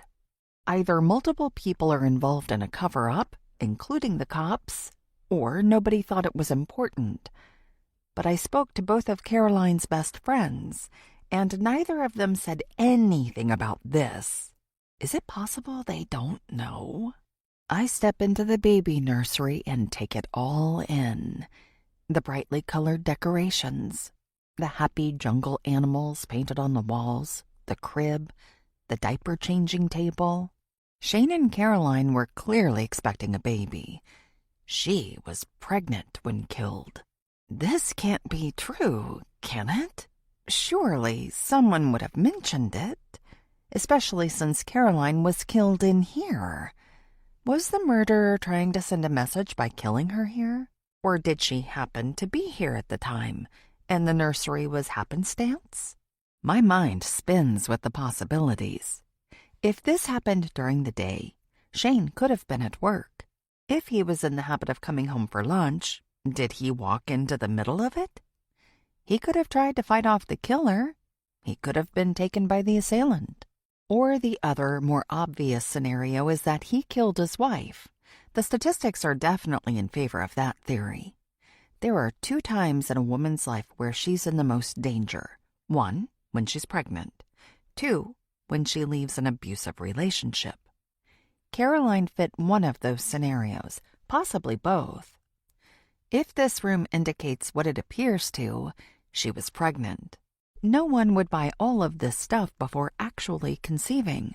But who am I to say? I've never made it that far in any relationship. Also, if what Mia said was true, then Caroline was trying to leave the marriage. Not that I'm putting much stock into my friend's word right now. How could she think so little of me, that she'd been afraid to tell me she made another close friend? That said friend had not only died, but been murdered? That she wanted me to live in her house and solve the murder? Not only was I being lied to by my boyfriend, but my best friend, too. Ian kept stringing me along, saying he wanted marriage and kids, when really he was seeing who knows how many people behind my back. It was no secret that women fell all over him wherever he went. I dealt with people flirting with him right in front of me all the time, though I was dumb enough to believe he was faithful, despite the attention. But I thought I could at least trust my best friend. I poured my heart out to her at least weekly, often more than that. And all the while she was hiding a friendship from me. Does anyone tell the truth anymore? Guilt stings. I'm standing in a room where a woman and her unborn baby were murdered, and I'm feeling sorry for myself because my ex-boyfriend and my best friend lied to me. Time for some perspective. I wander the room. Unlike the rest of the house, this one hardly has anything out of place. Anything related to the killing was likely taken as evidence. The folded baby clothes and stacked diapers were probably of no interest to the crime scene investigators. There's no dried blood or any other indication of how Caroline's life was taken. That was another detail left out of the online reports. I don't even know how she died. If she bled out, that was cleaned up by a crew hired by the bank or the agent selling the house. Why hasn't there been more reported about this murder? It's potentially 2 killings. And even if only one, that means Shane could be out there somewhere alive and in need of help. If kidnapped, he could have been tortured all this time while also mourning the loss of his wife and unborn baby. It's almost too painful to even think about. Meanwhile, it seems almost everyone thinks he's the perpetrator. If he's innocent, he needs someone to take his side. When I do my podcast, I need to go with the unpopular opinion that he's innocent.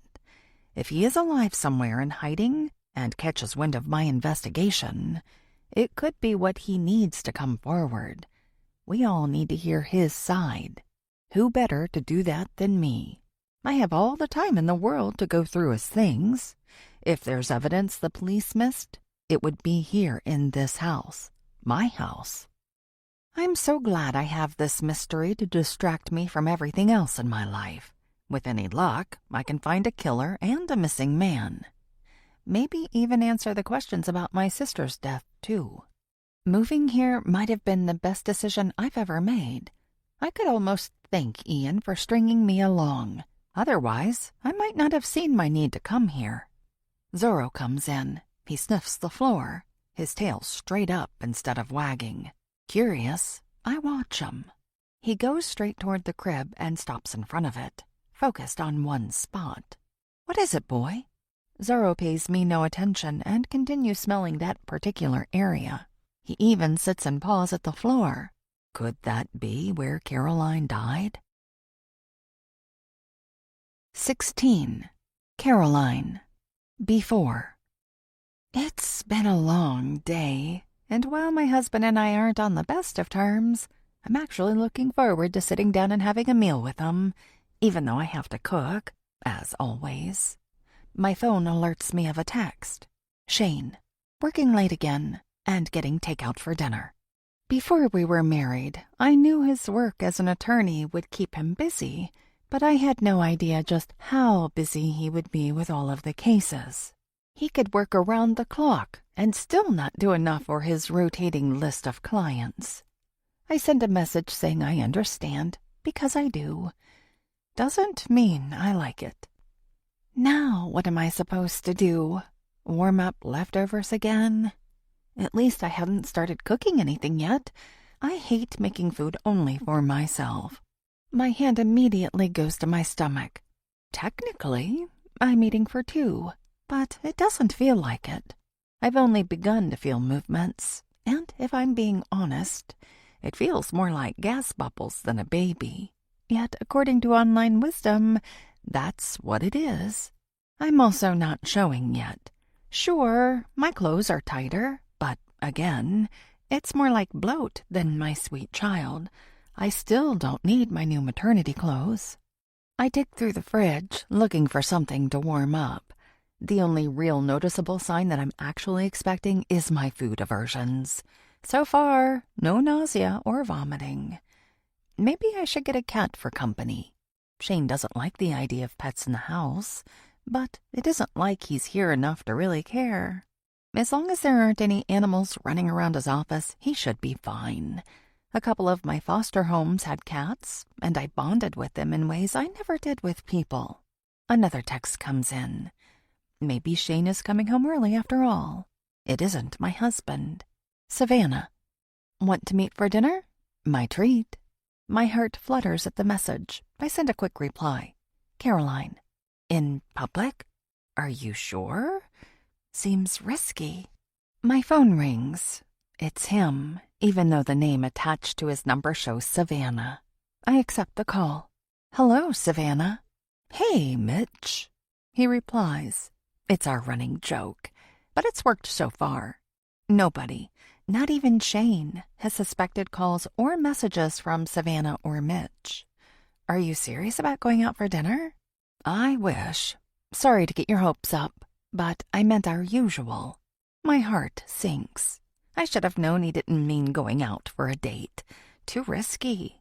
Not that anything we do is without its own inherent dangers. "Right, obviously. Unless you're ready to leave." A lot of hope hinges in his voice. "Not yet. There are too many loose threads. Not the least of which is the fact that I'm trying to leave a lawyer. He knows practically every single other attorney in our county. I don't stand a chance in court. I'll lose everything." "Our usual spot?" he asks. "About half an hour. That gives me time to pick up food and meet you there." "Reservation under Mitch?" "As always." "I'll be there. Can't wait." He makes a kissing sound before ending the call. At least I won't be alone tonight. Would Shane feel differently about all of his late nights if he knew he was sending me into the arms of another man? Sometimes it's hard to believe things ever came to this. When we first met, Shane was my rescuer. I was so lonely from years in the foster care system, and I didn't have an education to fall back on. The only jobs I've ever had were minimum wage with long hours. I finally got adopted in high school, but honestly, I'm not sure it was better than aging out of foster care. My family is deeply religious, not something I grew up with at all. And at first, I liked a lot of aspects of it. The huge, welcoming extended family. As often as we attended church events, it was like having a ton of aunts, uncles, cousins, and grandparents. Every foster kid's dream. But then came the rules, most of them crushing. As a woman, nobody believed I should go to college.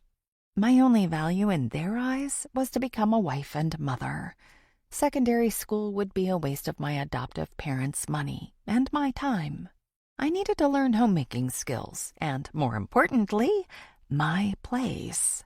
So, while my friends from school went off to this university and that, I helped my new mother with laundry, dishes, dusting, and every other kind of cleaning imaginable.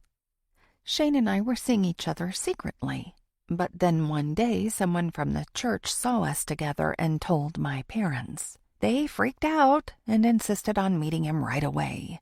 It was a horrifying, humiliating experience, but my boyfriend handled it with ease and won them over almost immediately. The only problem was, in the Beacon of Truth Fellowship, dating is practically marriage.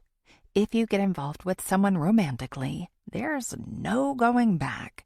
Even without vows, it's like you're giving vows. You give your heart, it's game over. That's your partner for life. Shane joined the church, and we got married almost before I knew what happened. To call it a whirlwind would be the understatement of the century.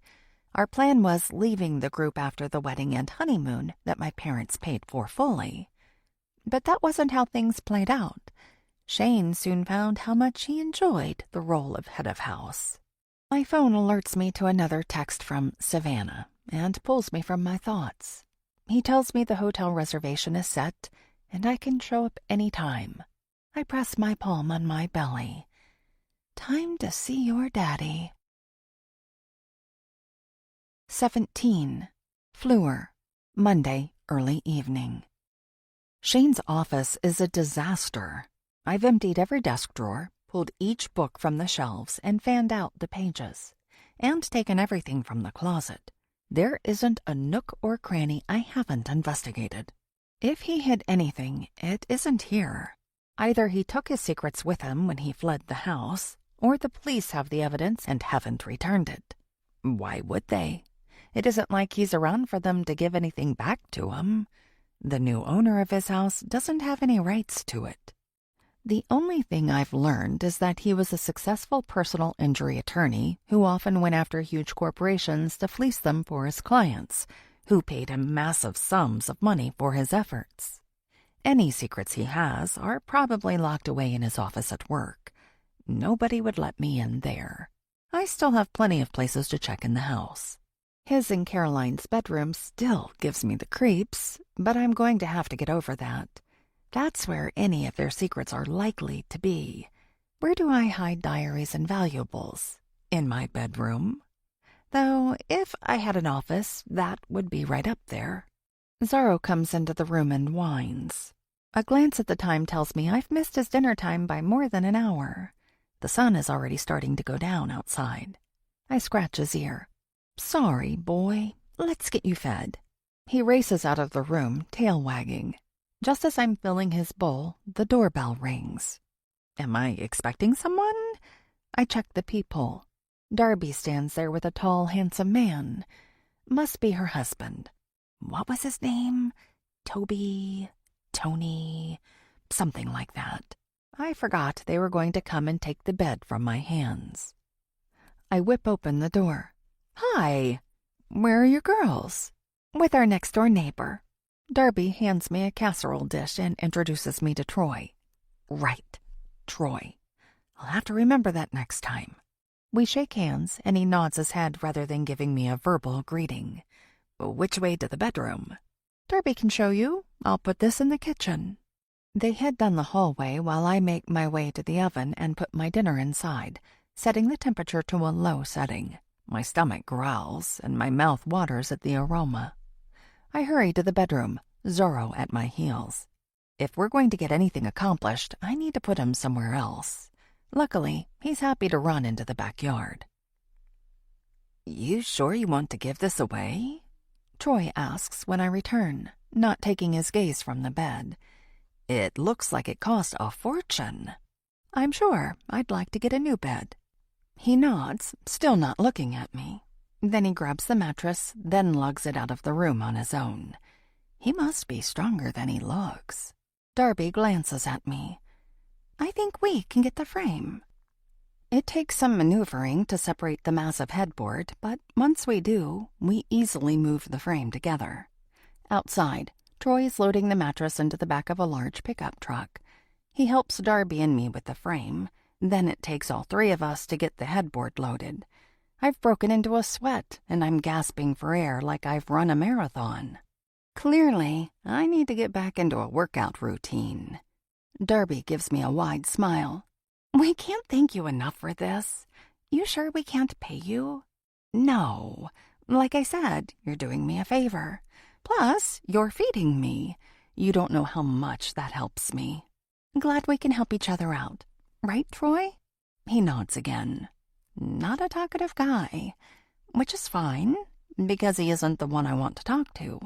I have questions about Darby's friendship with Caroline, but that'll have to wait. My stomach is going to eat itself if I don't dig into that casserole soon. "Maybe I can come over soon," I say. "I'd love to see your house and meet your girls." Troy scowls, doesn't even bother to hide his disgust. Did I do something to offend him? Darby's expression lights up. "I'd love that." "Don't you have that thing tomorrow?" Troy asks. "Thing?" She throws him a questioning glance. "Yeah, you know, with the kids." Darby looks deep in thought for a moment. "You mean story time at the library?" "Exactly, and they have gymnastics." "I can still have coffee with Fleur." He grumbles something, gets into the truck, and roars the engine to life. I get the feeling he doesn't like me. Don't take it personally. That he doesn't like me? It isn't that. She gives me a bright smile. He gets nervous around new people, that's all. Once he warms up, you'll love him. Troy's just a bit of an acquired taste. I'll take your word on that. Beep! Darby jumps at the truck's horn blaring.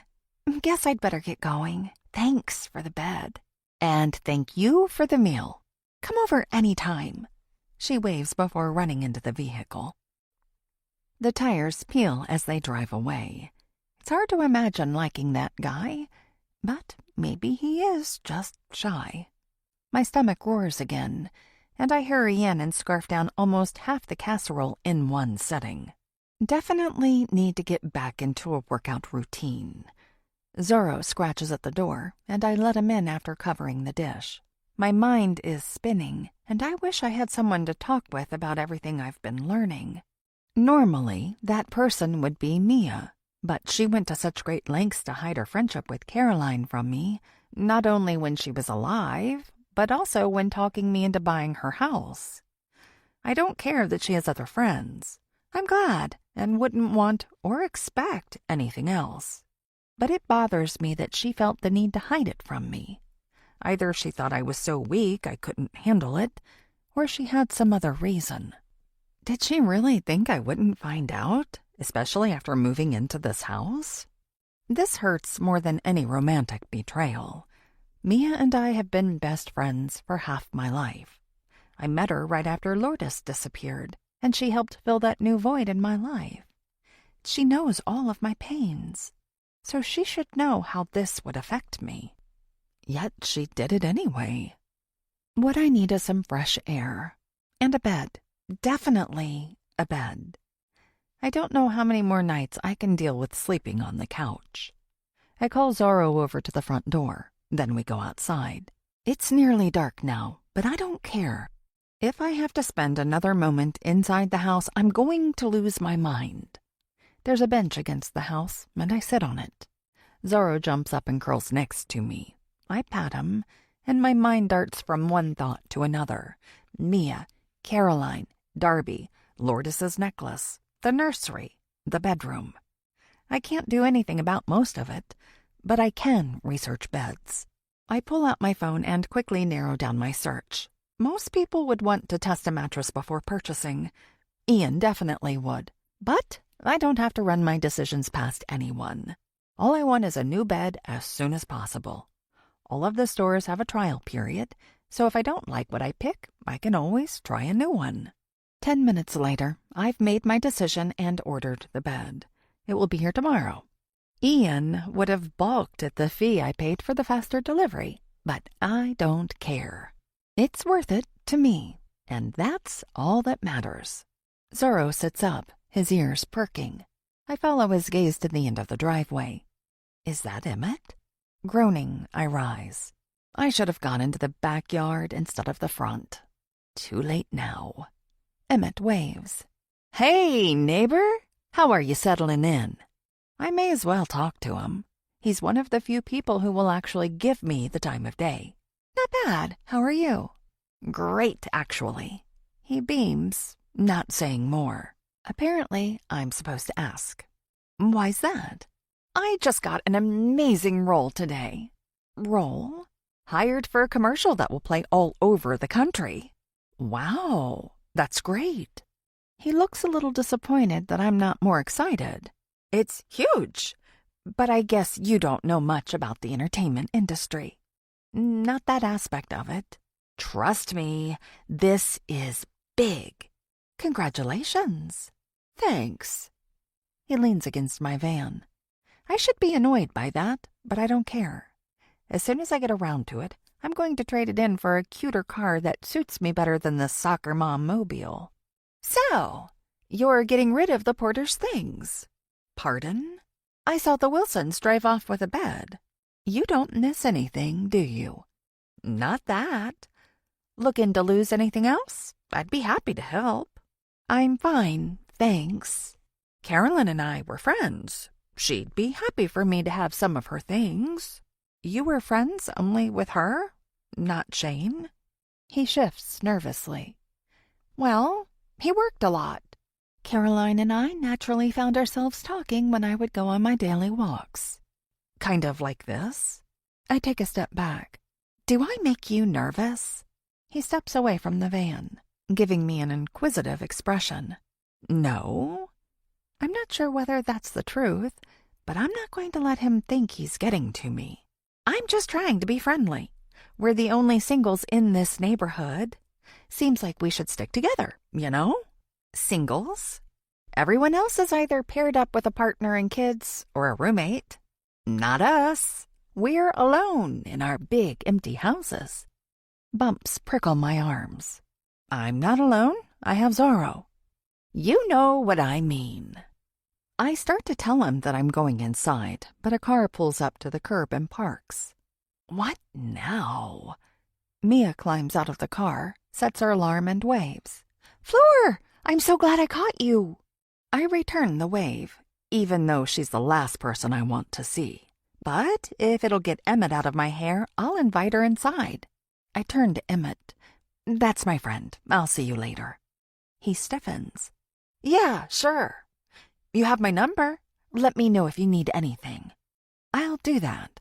Emmett doesn't look like he believes it any more than I do, but he walks off in the opposite direction as Mia. Who's that? She asks. Just a neighbor. I'll see you around. She frowns.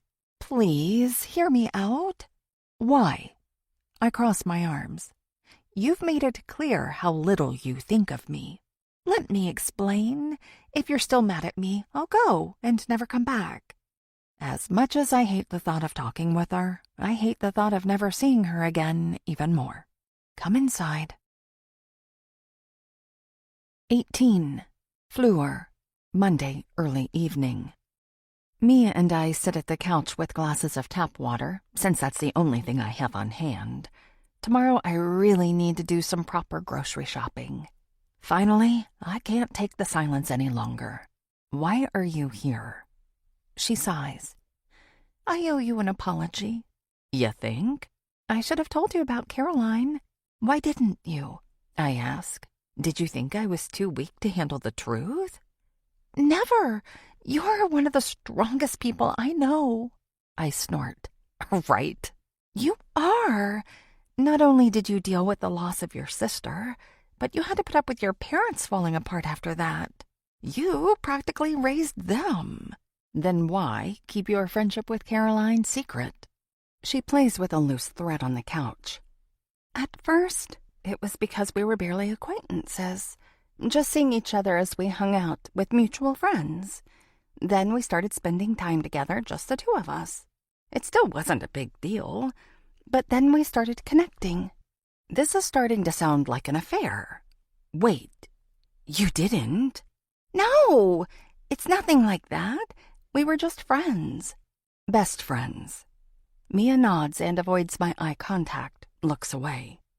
You still could have brought her up at any time. I thought about it. Why didn't you? She continues playing with that blasted thread before finally meeting my gaze. Because I didn't want to hurt your feelings. You've always been so fragile, and I knew things were rocky with Ian. You've always leaned on me as your support. I couldn't do that to you. I thought you said I'm the strongest person you know. Yes. How can I be both strong and fragile? Yin and yang? You're two sides of a coin. People are complicated. You're no different. You're giving me a headache. I rub my temples. She reaches out and takes my hand in hers. Fleur, you're strong because you have to be.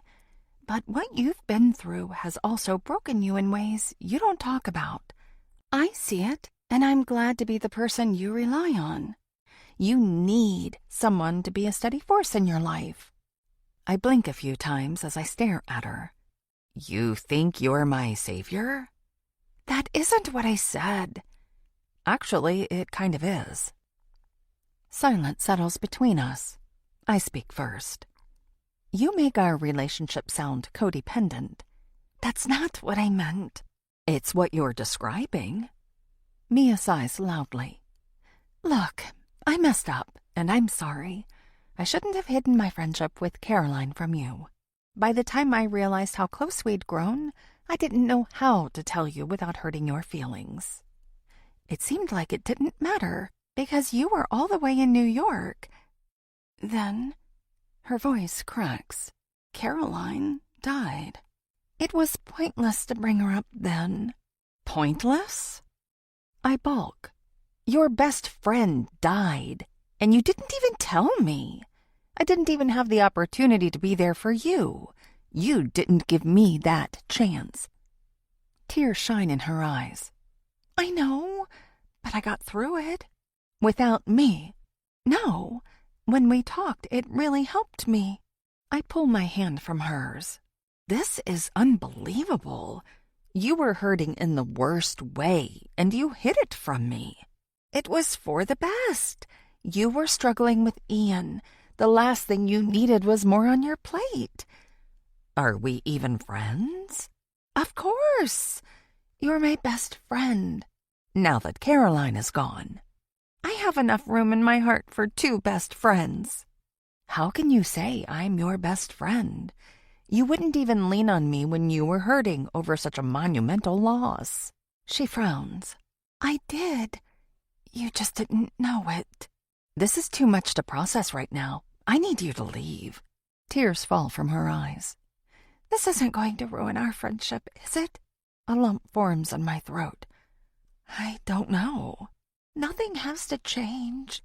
"Everything already has, Mia." Her shoulders slump, and a look of defeat covers her face. "I understand." I wait for her to leave, and she finally walks toward the door. A thought strikes me, and I stop her. "Do you know what's in the murder room?" I ask. "What do you mean?" "Have you been in there?" She covers her mouth for a moment. "I can't even look in there. I'm the one who locked it in the first place. I probably should have told you that, too." "Probably. But do you know what the room was used for?" "It was her craft room. Caroline made all the curtains and blankets in this house. She was the most creative person I've ever met." "Interesting. Mia doesn't know about the nursery, unless she's lying about that, too." She tilts her head. "Why do you ask? Have you gone in there?" "Do you know if she and Shane planned on having kids?" Her brows draw together. "Caroline wanted a baby more than anything, but Shane was so busy with work, any attempts were futile. She thought maybe he didn't want to have kids. It was a strong point of contention between them." I study her, but don't see any signs of deception.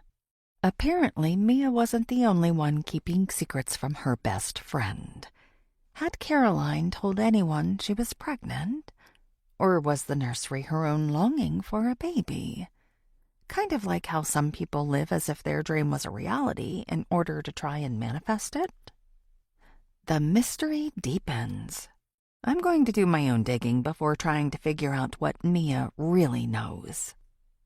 "Thanks for telling me all you know." I open the door and motion for her to leave.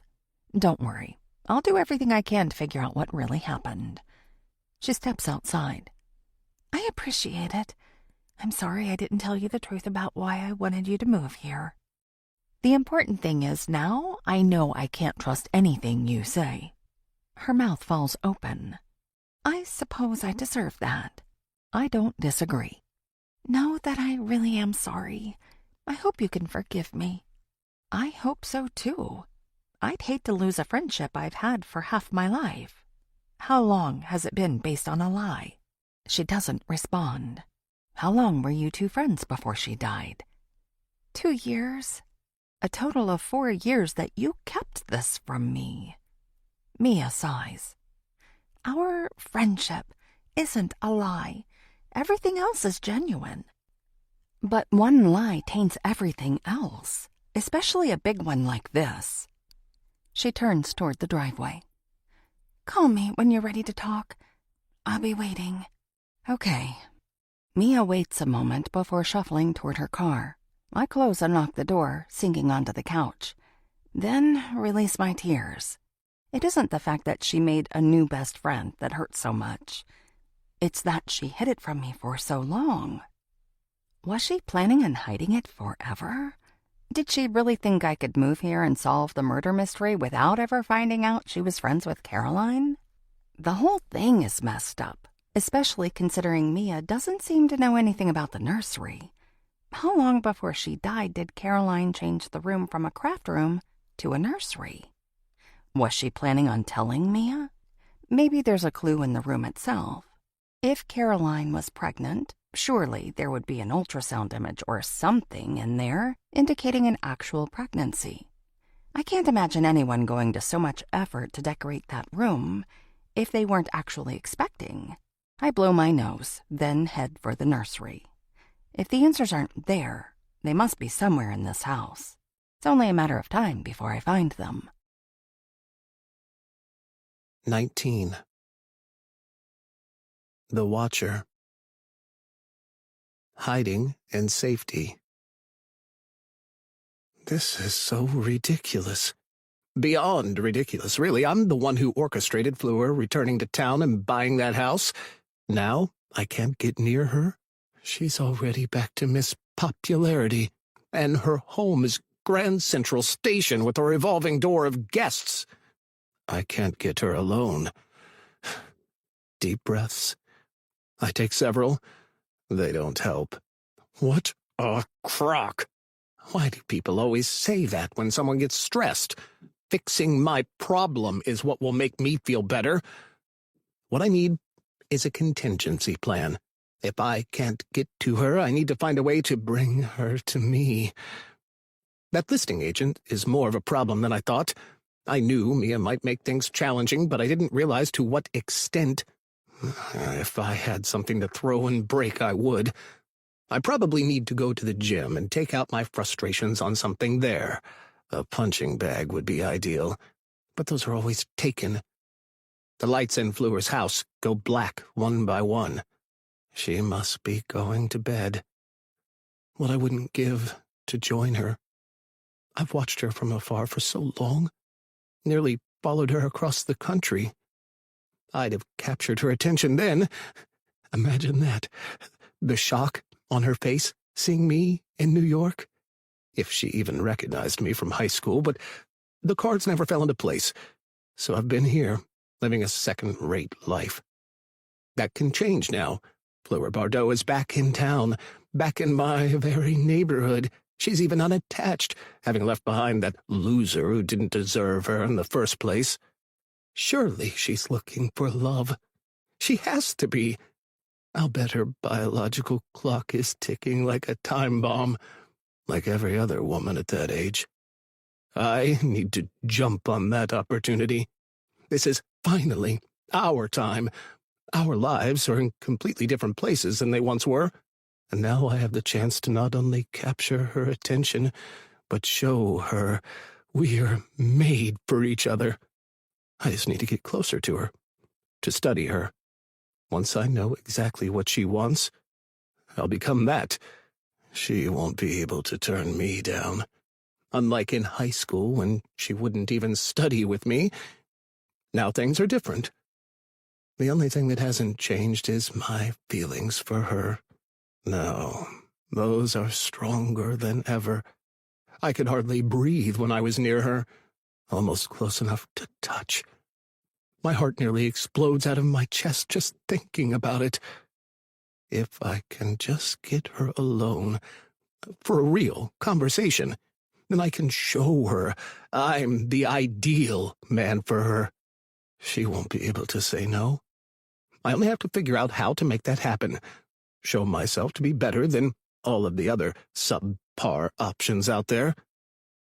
There are certain things every woman finds irresistible, and once I find out what Fleur's are, I'll be in. Forever. It's only a matter of making that happen. I'm going to do that sooner rather than later. Then all my dreams will come true. And she won't be able to get away. Not even if she wants to. I'll see to that.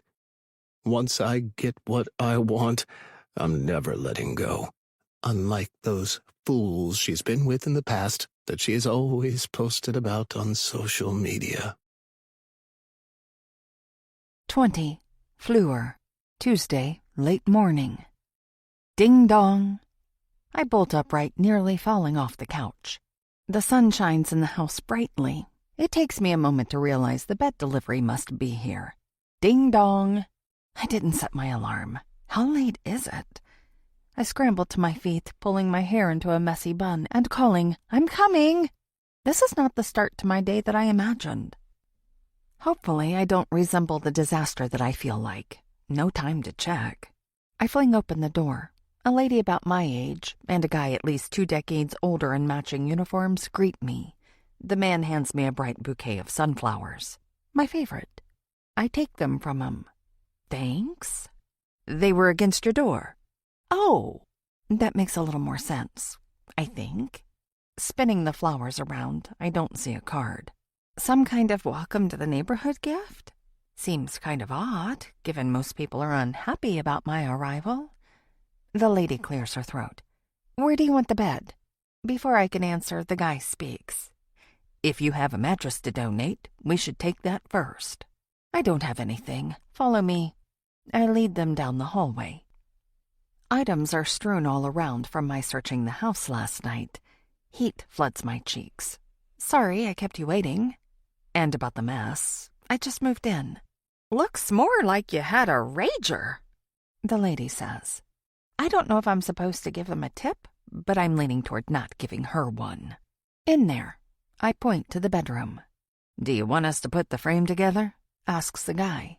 That would be great. The two of them head back to the front door, and I pick up as many items as I can while still holding the mysterious sunflowers. I made a bigger mess of this place than the cops likely did, and that's saying something. Once I'm convinced the bed can be safely brought in, I take the bouquet to the kitchen and place it in a vase I find in one of the cabinets. One of the benefits of this house is that it has literally everything I need. I should feel guilty using a dead woman's things, but I need them, and it isn't like she can come back for them. Hopefully, she'd be happy everything is getting use again. But that doesn't explain whether the sunflowers were intentional. It could have been a coincidence. But those aren't typical fall flowers. Did I tell someone about them? I've had so many conversations since returning. It's hard to remember details like that. It's also been my favorite flower since I was a kid. So someone could remember the fact and hope it's still true. Either way, I don't know whether this is a welcome to the neighborhood gift or an ominous sign, possibly worse than the tires. Whoever sent these knows what my favorite flower is. Footsteps sound behind me, pulling me from my thoughts. The mail delivery person says, "The bed is set up. Do you need anything else? Let me have a look before you go." I hurry past them, not giving them a chance to object. It looks exactly as I pictured. Now I just need to get rid of everything else in this room, but that'll take time. At least I can get a good night's sleep and roll over without smashing my face against the back of a couch. "What do you think?" asks the lady with an exasperated tone. "It's perfect, thank you." The guy nods. "You have 90 days to return it. The guys at the store might try to talk you out of it, but don't let them. They just don't want to deal with the extra paperwork. If you don't like it for any reason, we'll take it back. But it has to be in that time frame, and not a day later." "Thanks for the tip. I appreciate it." "Exchanges are no problem. Have a nice day." "You too." They head down the hallway. I follow them, lock the door after they leave, then turn around to face the mess I made last night. Mess isn't a strong enough word. My efforts were for nothing. I didn't find any proof of a pregnancy. Chances are, if there were any medical records or ultrasound printouts, the police have them. I might have to go in and talk to a detective. If what Darby told me is true, they aren't likely to say much. But I need to find out if anyone knew Caroline was expecting. It could be a motive. I also need to find out if either Mia or Darby knew. Just because they haven't mentioned it doesn't mean they don't know anything. I'm used to interviewing people who have things to hide, but this case is unlike any other. I'm living in the crime scene. My missing sister's locket is also somehow involved. Is someone trying to tell me Lourdes's case somehow intertwined with this one? Before I start cleaning this mess, or trying to solve the mystery, I need food and a shower. Then I have to wash the sheets after being on the floor and put them on the new bed. It'll feel so good to have a brand new mattress after the couch and the various budget motels I stayed in along the way. But that's hours away. I have a lot to do today before I try my new bed. In addition to everything around here, I really need to post an updated podcast. The pleas on my social media and inbox are getting out of control. People are dying of curiosity. Not that I can blame them. It isn't every day a true crime podcaster moves into a murder house to solve a mystery. As far as I know, I'm the first. I need to make an episode before my listeners get annoyed or bored and unsubscribe. My shower and breakfast are going to have to wait. 21. Chasing the Forgotten Ones. Murder House Series, Part 1. Fleur Bardot, podcaster. First, this will be a shorter podcast than normal. It's a quick update, as I haven't had much time yet to research the Porter case. Usually, when I post episodes, I've already done all the research and have spent time making and editing them. This one is going out as is, so you can catch up quickly. I appreciate your understanding. Second, thank you for your patience as I've moved across the country with only my adorable sidekick, Zorro, and settled into my new home, the murder house. To be honest, I'm not sure I'll ever feel settled here. Time will tell. It's strange and most unsettling to live where someone died. As I've explained in episodes 159 and 161, Caroline Porter was found murdered in her home 2 years ago. Her husband Shane was missing and remains so to this day. Neither had family who claimed the house or the possessions. Everything the police left remains. So I'm taking this unique opportunity to step into the middle of a missing persons case and unsolved murder by moving in and living where Caroline and Shane lived. Because their belongings are still here, I'm hoping to learn more about them and the crime than I typically manage during my research. Some have called me crazy and worse. I know this is unconventional, and I deeply appreciate all of you who support me. If this experiment goes as planned, we can solve a murder and missing persons case together. Maybe we'll even find Shane alive and well. Most think he fled after killing his wife. And the statistics certainly point in that direction, but nobody knows for sure. There are cases of husbands who are innocent in their wives' deaths. It happens, just not often. This could be one of those cases. I'm going in with an open mind, and I'm assuming he's innocent until proven guilty. Which brings me to an important point that I want you, dear listeners, to spread far and wide. It may not be popular, but I feel it needs to be done. If Shane Porter is alive somewhere, I want him to reach out to me. He needs someone to give him a voice, someone to let him share his story. I'll interview him however and wherever he wants. He doesn't have to give up his location. We can talk over video or the phone. Doesn't matter. I simply want to give him a platform to tell his side of the story. This case has hardly been publicized, and if he's alive, he's a wanted man. Shane and I went to high school together briefly. If I remember correctly, he was a senior when I was a freshman. From what I knew of him, he had a great reputation, was always kind to others. And I can't recall anyone having a bad thing to say about him, even one time. He may have even been friends with my sister Lourdes, which adds a personal element to this case. I believe you're innocent, Shane. Let me help you. Somebody needs to get to the bottom of this, and since nobody else has stepped up, that person is me. Shane, if you reach out to me, your location will remain confidential. You don't have to tell me. I just want to help get your story out there. You deserve to be heard. Let's lock it in. Dramatic pause. Now, on to the stuff you listeners have been waiting for. What's it been like moving into a murder house? First, I need to clear up one thing. I am not demented or crazy, or any of the other colorful names some people have called me. Anyone who has been listening to this podcast for any length of time knows I make these episodes and wrote my book because of one reason: bringing the lost home. It all started because I couldn't let go of the hope that my sister's case would be solved one day. 15 years after her disappearance, Lourdes Bardot is still missing, and her case is as cold as a freezer. It is still my heart's biggest desire to solve that case. In the meantime, I'm throwing myself into other cases such as this one. I love being able to play a part in bringing closure to other families. Shane and Caroline's case is different in many aspects, one being that they were both foster kids. And though Caroline was adopted, it appears her new family doesn't want to say anything publicly. That's partly why this case fizzled so fast. There aren't any online fund collections or social media groups or pages dedicated to finding her. Then there's Shane. Literally, nobody is looking for him. He's missing. What if the killer has been holding him hostage this entire time? Nobody is looking for him because he looks guilty. Listen to me when I say this.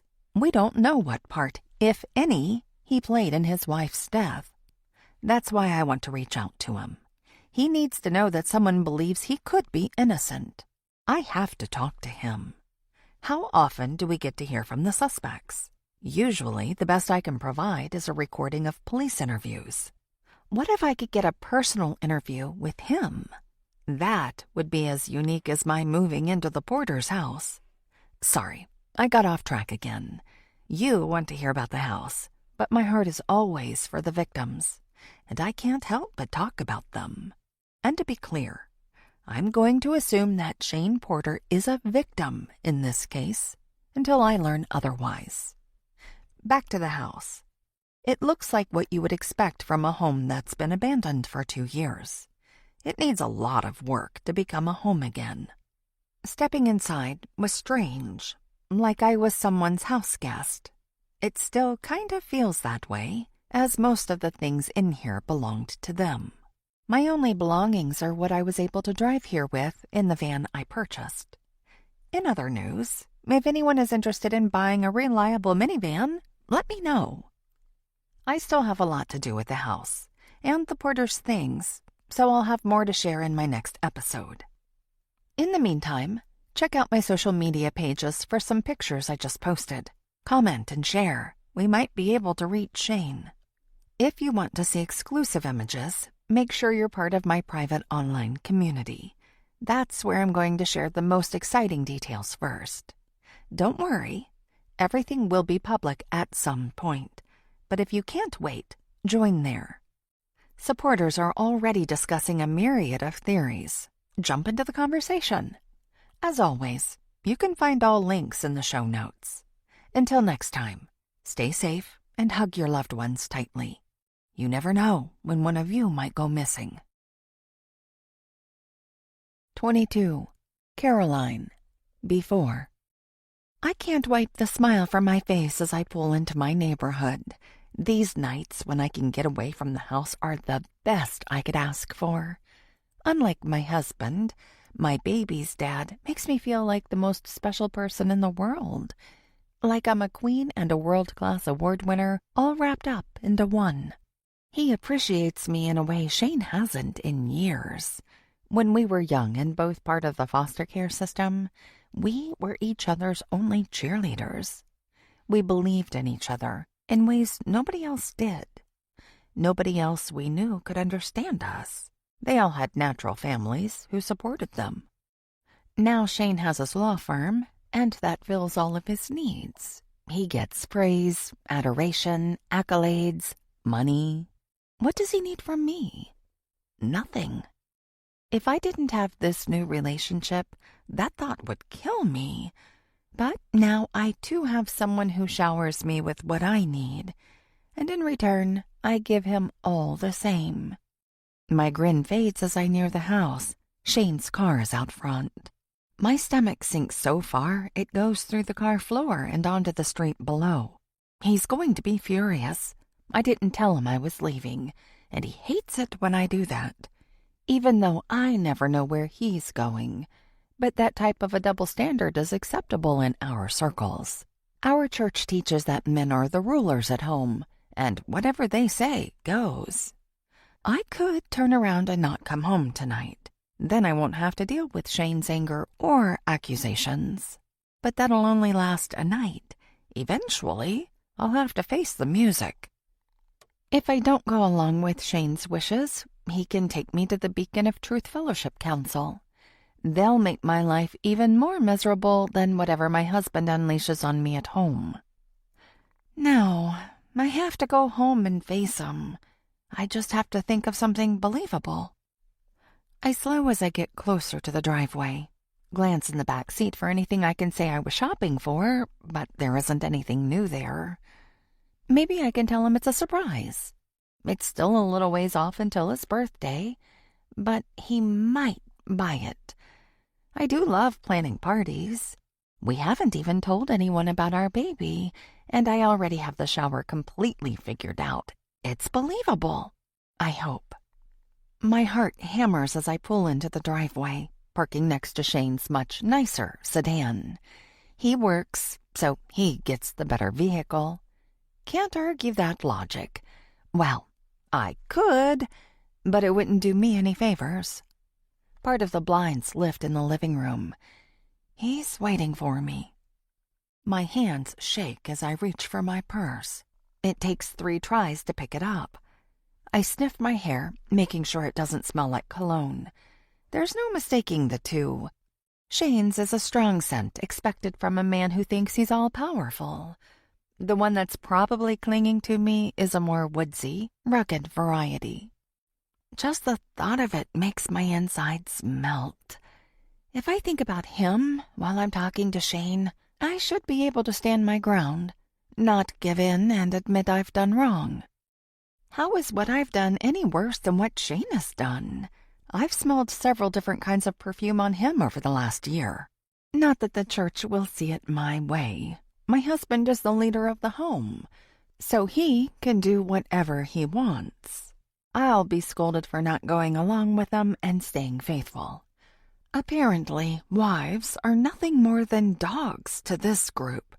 That's why I'm trying to get out of the Beacon of Truth Fellowship. It won't be easy. I've signed a very scary membership agreement with an even more frightening NDA.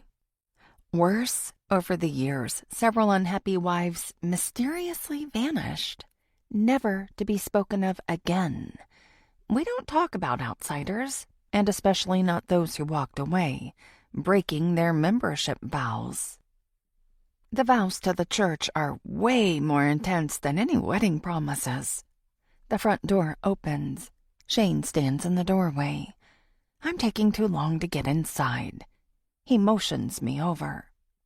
I give him a friendly wave, like I can't wait to see him. Not that he's going to buy it. Think! My mind won't cooperate. It's too much pressure. I'm going to fold. He's going to know the truth. The fact that he was cheating first won't matter. I'm not supposed to cheat at all, ever, for any reason. Double standards are an oppressive force in my pitiful existence. I wish I'd never met my last foster family, that they'd never adopted me and brought me into this community. It was all for show, to make them look good for helping an orphan. They married me off as soon as possible, once Shane joined the group. A lump forms in my throat as I step out of the car and lock it. I need to forget about my beautiful house and the nursery I've already decorated and stocked. The only thing that matters is my baby and his or her daddy. If we can run away together, we won't have to deal with any of this. I can forget all about Shane and our terrible friends. But in this town, not one person will stand up for me. Not given what I've done. My hand instinctively goes to my stomach as I take slow, measured steps toward the door. Shane doesn't step closer to me. Whatever he has to say to me, he wants to say it in the privacy of our own home. That's what scares me the most. He's staring me down, not taking his gaze from me. My expression has to give away my fear, I'm sure of it. Tears sting my eyes. I never should have left that hotel room. Leaving behind everything I own would be worth it. The Beacon of Truth Fellowship says it all belongs to Shane anyway, since he's the head of the household. He doesn't budge when I reach the porch. My blood runs cold. What does he have planned? Where were you? Shane's expression is hard to read. He could be curious or furious. I can't tell which. I swallow. I just wanted some air. If I knew you'd be coming home this soon, I'd have made sure to get back earlier. You could have called me. I tried. I still can't read 'em. That makes it harder to know how to react. I struggle to find the words. Where were you? He repeats. Something deep within me tells me to run. I do. As I spin around, I remote unlock the door and jump inside as fast as I can. He races after me, pleading, "Talk to me, Caroline." I can't do this. Fumbling, I slam the car door shut, slide the key in the ignition, and start the engine.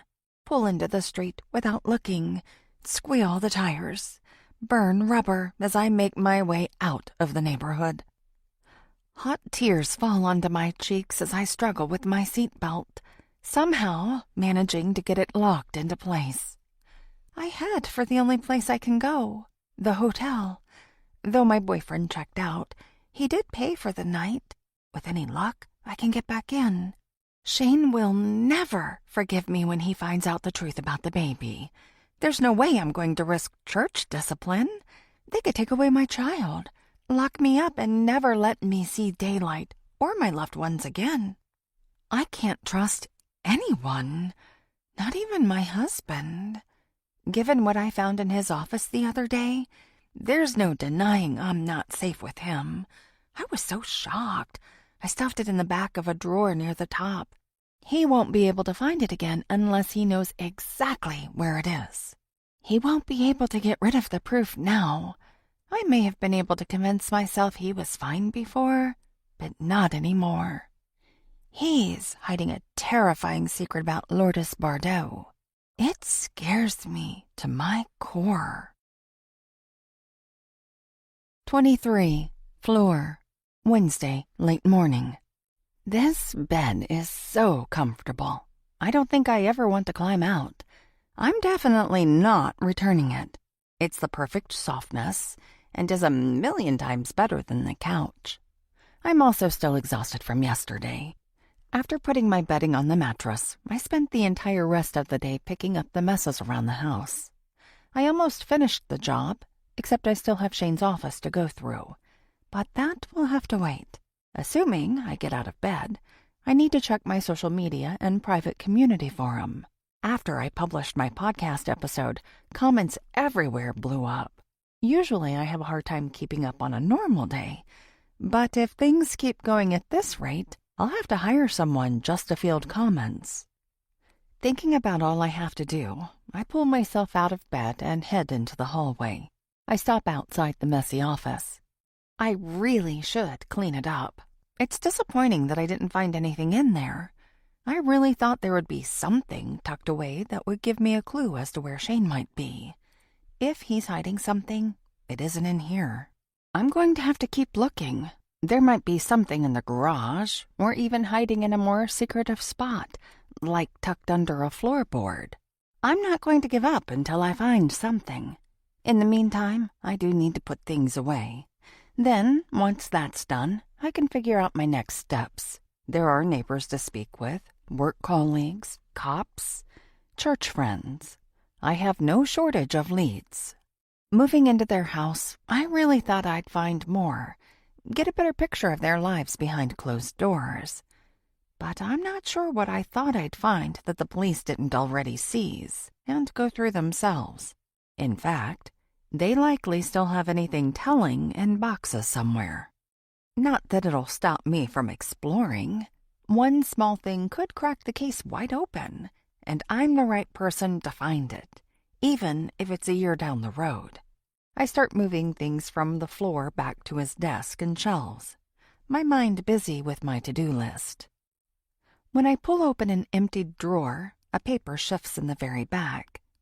I more sense it than see it. Initially, I think it's a figment of my imagination, but it can't be. I reach my arm all the way in, not wanting to pull the drawer any farther and risk squishing whatever just fell loose. It takes some finagling, but finally my fingertips contact the paper. It isn't just any paper. It feels like a photo. Why would Shane hide a photo way back here?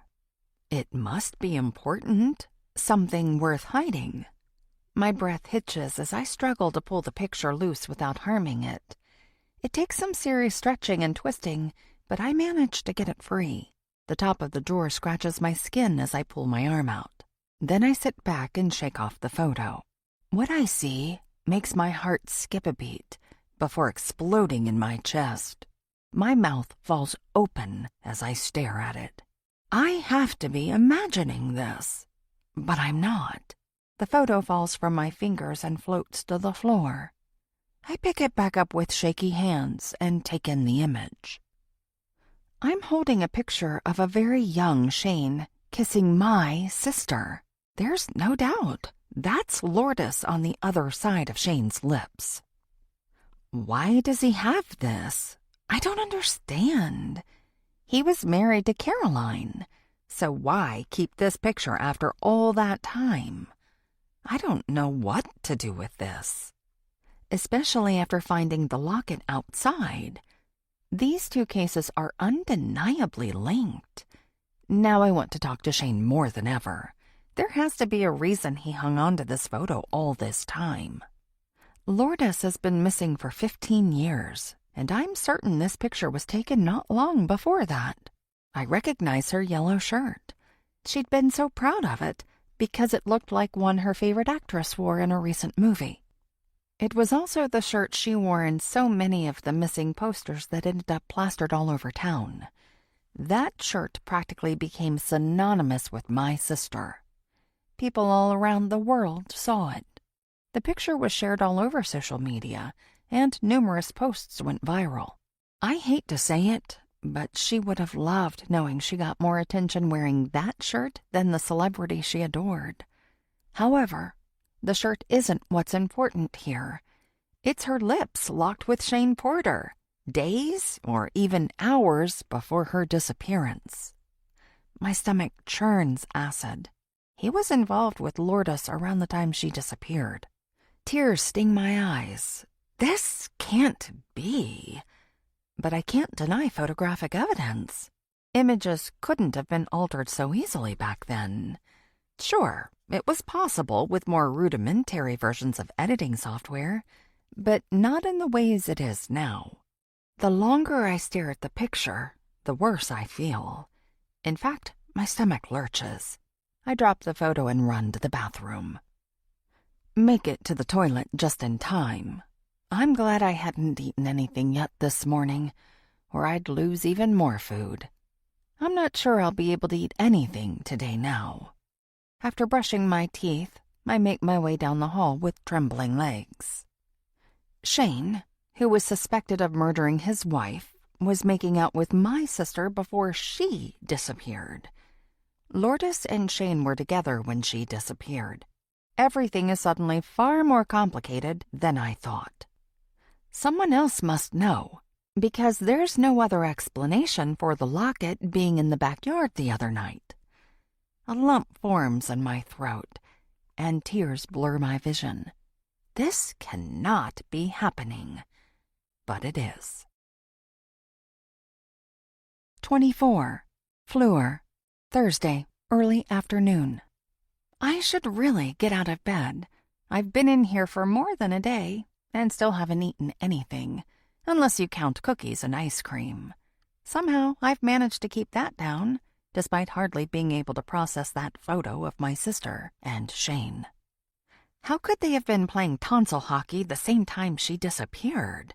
She'd been keeping more secrets from me than I thought, and here I believed I'd uncovered them all. I'll likely never know all of Lourdes's secrets. She took most of them to the grave, as evidenced by the picture of her and Shane. They were really going at it, too. That wasn't some casual kiss. And who was behind the camera? Someone took it. That means the photographer knows about the relationship. Maybe they're the one who left me the locket to find. But why? I need to know more. Were Shane and Lourdes actually seeing each other when she disappeared? Could that picture have been some kind of joke or a dare? Since I don't know who took the photo, it's impossible to say. Knowing my sister, I wouldn't put it past her to have staged the scene to make someone jealous, or to get something she wanted from another person. That was how she rolled. Not that anyone talked about her machinations after she went missing. Once gone, she was the perfect all-American girl who could do no wrong. Except everyone at school knew the truth. Me more than most, since I lived with her.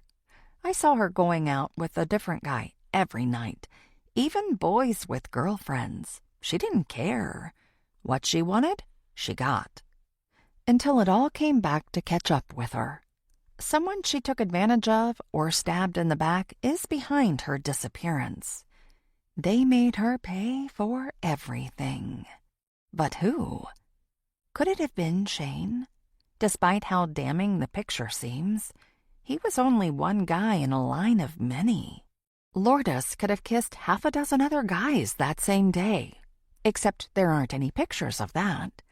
Only the one hidden away in Shane's office desk. I need real food, and I need to get out of this house to find answers. People in the neighborhood knew the adult Shane. It's time to find out how he changed since high school. Since making out with my sister. Acid churns in my stomach again. I really need to stop thinking about that picture. Chances are it doesn't mean anything. 90% of the guys in our high school likely have similar photos. Any of them could have killed her. What are the odds Shane had anything to do with it? Pretty low, given how many people Lourdes dissed over the years. That's why the chances of her case being solved are so low. Too many suspects. It could honestly be anyone. Maybe even somebody who didn't go to our school. It could have been another cheerleader from a competing school. Or even a teacher, or one of their wives. She had multiple affairs. Though now it would be called abuse by the teachers. I need to get Lourdes off my mind and focus on Caroline. If I'm going to post another podcast episode soon, I have to stay on target. I'm certainly not going to mention the picture. Not unless I find actual proof that he might have done something to my sister. At this point, he's just another tongue in her mouth. Somehow, I find the energy to push off the covers, gather the empty ice cream bowls, and make my way to the kitchen. The sink is in front of me, yet all I can see is the picture of Shane and my sister making out. If only I hadn't found that. Now it's going to color how I see everything else. I can't see him as guilty. I've already made it clear that I'm going into this assuming Shane is innocent. That's how I'll draw him out. A chat with him would be the interview of the decade, now that I'm drumming up interest in this case. Since I started posting about my move here, the number of hits on the case have been growing exponentially. At least I'm doing something. People are talking about the murder, even if only because I'm now living in the house where it took place. I need to get outside in neutral surroundings. Get my sister and Shane off my mind. And get back to the reason I moved here, to find Caroline's killer. Sitting here ruminating is only making it harder for me to stay focused and open-minded. Right now, Shane looks guilty, and I can't let myself go there. After grabbing a quick, healthy bite to eat and feeding Zorro, I take the world's fastest shower before heading outside with my pup. Walking him not only gives me an excuse to explore the neighborhood, but he's so cute and friendly, people will have an easier time talking to me. The stranger who moved into the murder house. Black clouds darken the sky overhead, and I swear thunder rumbles in the distance. Not surprisingly, there aren't many people outside, not with a storm looming. It won't stop me from trying to talk with someone. Zorro and I both have plenty of energy to burn, so if anyone within walking distance is outside, we'll find them. We go the opposite direction from where Darby and Emmett live. I've already spoken with them. What I need is some new people who can offer fresh perspectives. I'm about to give up and return home when a woman exits her house. Her eyes widen as we make eye contact. I'm pretty sure she was one of the people whispering about me that morning I came home from that awful bakery. I head straight for her, waving and smiling. She can't ignore me now. Well, she could, but she doesn't. She does stiffen as I stop at the edge of her perfectly manicured lawn. The complete opposite is mine. "Can I help you?" Some greeting. I ignore her rudeness and introduce myself and Zorro. The woman nods, an awkward expression on her face. She doesn't come near me or offer a hand. "Do you have a name?" I ask. Her gaze darts around before answering. "Sasha." "So nice to meet you." If she notices my dripping sarcasm, she doesn't indicate it. "Well, I need to get back inside. Looks like it's going to storm soon." "Did you know Caroline Porter?" No sense in beating around the bush, since she obviously wants to get away from me. Sasha jolts. "Pardon?" "I just moved into her house, and it bothers me that her murder hasn't gotten much attention. She deserves to have justice, don't you think?" Yeah?" She glances all around, everywhere but toward me. "Do I make you nervous?" She finally turns to me. "What? You don't seem happy to be talking with me." Her only answer is to take a few steps back. "How well did you know Caroline? Would you say you were friends?" Sasha clears her throat. "Like I said, the weather's going to turn soon. I don't want to get caught in the lightning. You should probably get your dog inside." "Are you inviting me in?" Color drains from her face. "No! I mean, no. Luke and I don't let animals into our home. You really ought to leave. It could be dangerous out here." Dangerous? Interesting choice of words. Could she be referring to something other than the weather? There's only one way to find out. I need to talk to more of our neighbors. I'm not going to let an impending storm get in my way. It could be another hour before rain starts to fall. That gives me plenty of time. 25. Fleur, Thursday, early afternoon. By the time I've almost completely circled the neighborhood, I'm thoroughly discouraged. Sasha was the only person outside, though I heard a door slam somewhere, which made me think someone was trying to avoid me.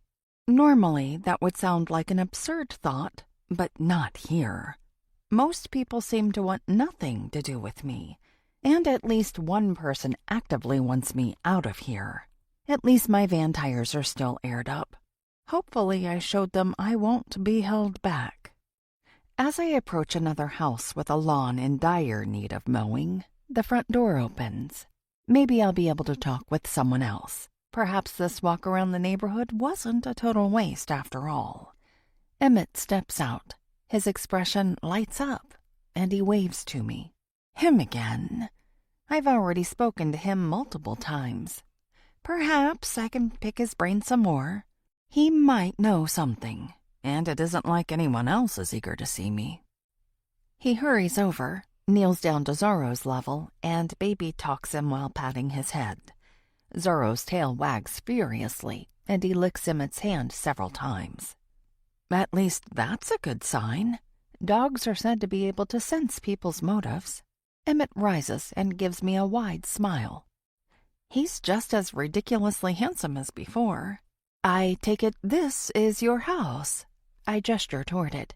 "Yeah." "Technically, my parents. They spend the cold months down south, and I take care of the place while they're gone. They don't mind you letting the grass go." He chuckles. "I've fallen behind, haven't I?" "Like I'm one to talk." "You have a better excuse. My house hasn't been sitting abandoned for 2 years. But I've been here long enough to do something about it. I'm sure you have a million things to take care of. I'll tell you what, when I mow my lawn, I'll come over and take care of yours, too. That's one less thing for you to worry about. You don't have to do that." "Obviously, but I'm offering." He shrugs. "But if you don't want me to, I won't." "Hey, I'm not going to stop you from cutting my grass." "Great. Just don't expect it too soon. I have several auditions this week, and I'm going to have to spend hours practicing. It's tedious work sometimes. I'm sure. I try to think of a way to naturally bring Caroline into the conversation, but can't, so I opt for a blunt change in subject. How well did you know Caroline Porter? Emmett tilts his head. Jumping right into that, are you? You said you don't have much time. I want to solve the mystery. He sighs. Good luck with that. The Beacon of Truth Fellowship members are dead set on keeping that under wraps. That's weird, right? Almost like they have something to hide. Do you think they do? I study him, having a hard time seeing anything beyond his good looks. Emmett scratches his chin. It's hard to say. Why's that? They all keep to themselves. It's definitely not an outreach-oriented group, unlike most other churches. The members are pretty exclusive, from what I can tell. Everyone seems to think they're better than outsiders. If you ask me, they'd do anything to protect their own. Anything? He nods. Good luck getting any information from any of them. I don't suppose Sasha is part of the group? Sasha Drake? Tall, with bottled red hair and a mole near her eye? Emmett chuckles. That's the one. I'm pretty sure everyone on their cul-de-sac goes there. That explains her gaze darting from house to house when talking to me. I'm guessing she didn't give you the warmest welcome? That would be correct. He glances at his fitness watch. I'd love to talk more, but I have an audition to get to. We should talk again soon. Over dinner? Dinner. My treat. He gives me a devilish grin. What do you say? I'll get back to you. You already have my number? Right. Perfect. Let me know what works for you. He smiles at me again. He's either the happiest guy alive or he's hiding something. Emmett makes his way over to a 10-year-old car that could use some paint. That reminds me, I need to trade in the van for something more my style. I watch him as he pulls out of the driveway, smiling, of course, and disappears around the corner. A crack of thunder sounds in the distance. The storm will be here soon, so I should make my way back home, but Darby's house is so close. Other than Emmett, she's the only one in this neighborhood who wants anything to do with me, and as one of Caroline's best friends, she must know something that will help point me in the right direction. She won't know anything about Shane's connection to Lourdes, but even if she wasn't close with Caroline right before her death, she must know something useful, even if she doesn't know it. I can help her figure out what might get us somewhere. More thunder sounds, but it's still far away. I can pop in really quick and make it back home before the pouring rain and lightning makes its way here. Even if I don't, I can handle some rain. There aren't any cars in front of Darby's house, but they might be one of those families who actually uses the garage for cars and not storage. I walk up, noting several cameras along the way. Could those have caught anything in regard to Caroline's murder? Or were they installed more recently? As a result of the crime? Once at the door, I ring the bell, even though they have to already know I'm here with all the cameras. Pattering of feet and squeals of laughter sound inside before a very frazzled Darby answers the door. Fleur! What a surprise! How are you doing? Two small girls run behind her, laughing and chasing a German shepherd who has a ribbon on its tail. Zorro whines and inches toward the door. I tug on his leash, indicating for him to stay put. I'm fine. I was hoping we could talk. Is this a bad time? Darby tucks some hair behind her ear. Lunchtime is always hectic around here. The dog and girl circle back around. This time the older daughter has something bright pink spread across her face, and the other one holds a thick felt marker. Zorro wiggles, tugging on his leash. Obviously, he wants to get in on the fun, too. I pat his head while keeping a tight grip on the leash. I could come back later. I'd love that. Emma and Ashley go down for their afternoon nap between 3 and 3:30. We could actually have a conversation then. That seems kind of late for a nap, but what do I know? I don't have kids. I'm also in no position to judge, given how late I got up today. 3:30? I'll see what I can do. Great! I'll see if I can have something ready for us to snack on while we chat. The dogs and kids race back around behind her. This time one of the kids is riding the large pet. It seems like your hands are full. I'll bring something. Darby gives me a tired smile. That sounds great. Thank you. See you in a while. Troy comes down the stairs in slacks, a pressed maroon shirt, and perfectly gelled hair, a stark contrast to the chaos down here. He stops mid-step when he sees me, doesn't say anything, but gives a slight nod before disappearing down the same hall his daughters and dog went a moment ago. Darby starts to close the door. Anything in particular you want me to pick up? I ask her. She turns back and tells her girls to stop running in the house before glancing back at me. Surprise me. The more sugar, the better, though. Noted. I smile. That definitely sounds good. See you in a bit. We wave goodbye. As she closes the door, I head for the road and make it home just as fat, cold raindrops start to fall. Before I get inside, a familiar car pulls up to my house. Mia. What does she want? Looks like I'm about to find out. 26. Fleur. Thursday, early afternoon. Mia parks and races over to me. Have I given you enough time to forgive me? For lying to me over the course of years? She frowns, raindrops splattering all over her face. No. I march toward my house. Will you at least hear me out? She chases after me. I did that the other day. I dig out my keys. Just as I make it to my porch, everything lights up bright white. 2 seconds later, loud thunder rumbles. It's so strong, I can feel it. Mia wraps her arms around herself. That was close. 2 miles. I unlock the door, let Zorro in, then step inside. You should really get back in your car. The next strike could be closer. Her expression falls. Can't I come in here? I'd rather you didn't. We need to talk. I don't see it that way. Please, Fleur. She begs with her eyes. We've been friends forever. How much of that has been a lie? None of it. I cross my arms. The fact that you can say that with a straight face deeply concerns me. It wasn't.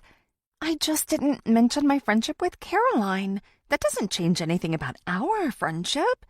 It's lasted the test of time and distance. Except you didn't bother to tell me that you made another best friend. You replaced me and didn't think it was worth mentioning. I reach for the door. Caroline didn't replace you. You didn't even mention you were going through the loss of a friend. That's the kind of thing you'd tell a bestie. Clearly, I don't make the cut. I'll let you know if I figure out anything new in her case. Or you can just listen to my podcast. Are you telling me you didn't make any friends in New York you didn't tell me about? Yes. None? Really? That's right. I had Ian, and he wanted to be my everything, even though I was clearly just one of his many girlfriends. Any friends I had that I didn't mention to you were casual at best. Mia frowns. I really am sorry. Can we start over? Not really.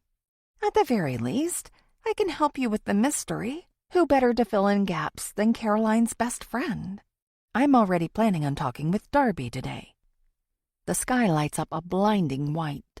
Then thunder rumbles almost right away. It makes the walls shake. Heavy rainfall pelts the ground. Please let me in, Mia pleads. I sigh in defeat. Fine, come in. She hurries inside, and I close the door just as the sky lights up again. Mia peels off her coat and hangs it by the door. Why are you talking to Darby? Because she might be able to tell me something about Caroline that could point me in a helpful direction. Like I told you, she and Caroline grew apart as soon as Darby got pregnant with her oldest. With Shane's disinterest in kids, Caroline just couldn't handle spending time with Darby. That's when she and I started hanging out more. Because of my flexible schedule and Shane's long work hours, we had plenty of opportunities. The friendship just naturally happened. I filled the tea kettle and put it on the stove. Okay, so tell me what you know. Did Shane seem dedicated to her? His first love was work. What makes you say that? That's where he always was. Barely came home to sleep, much less spend any time with her. They were only together when they would go to church, and that was so he could look like a loving husband. You say he didn't want to have kids?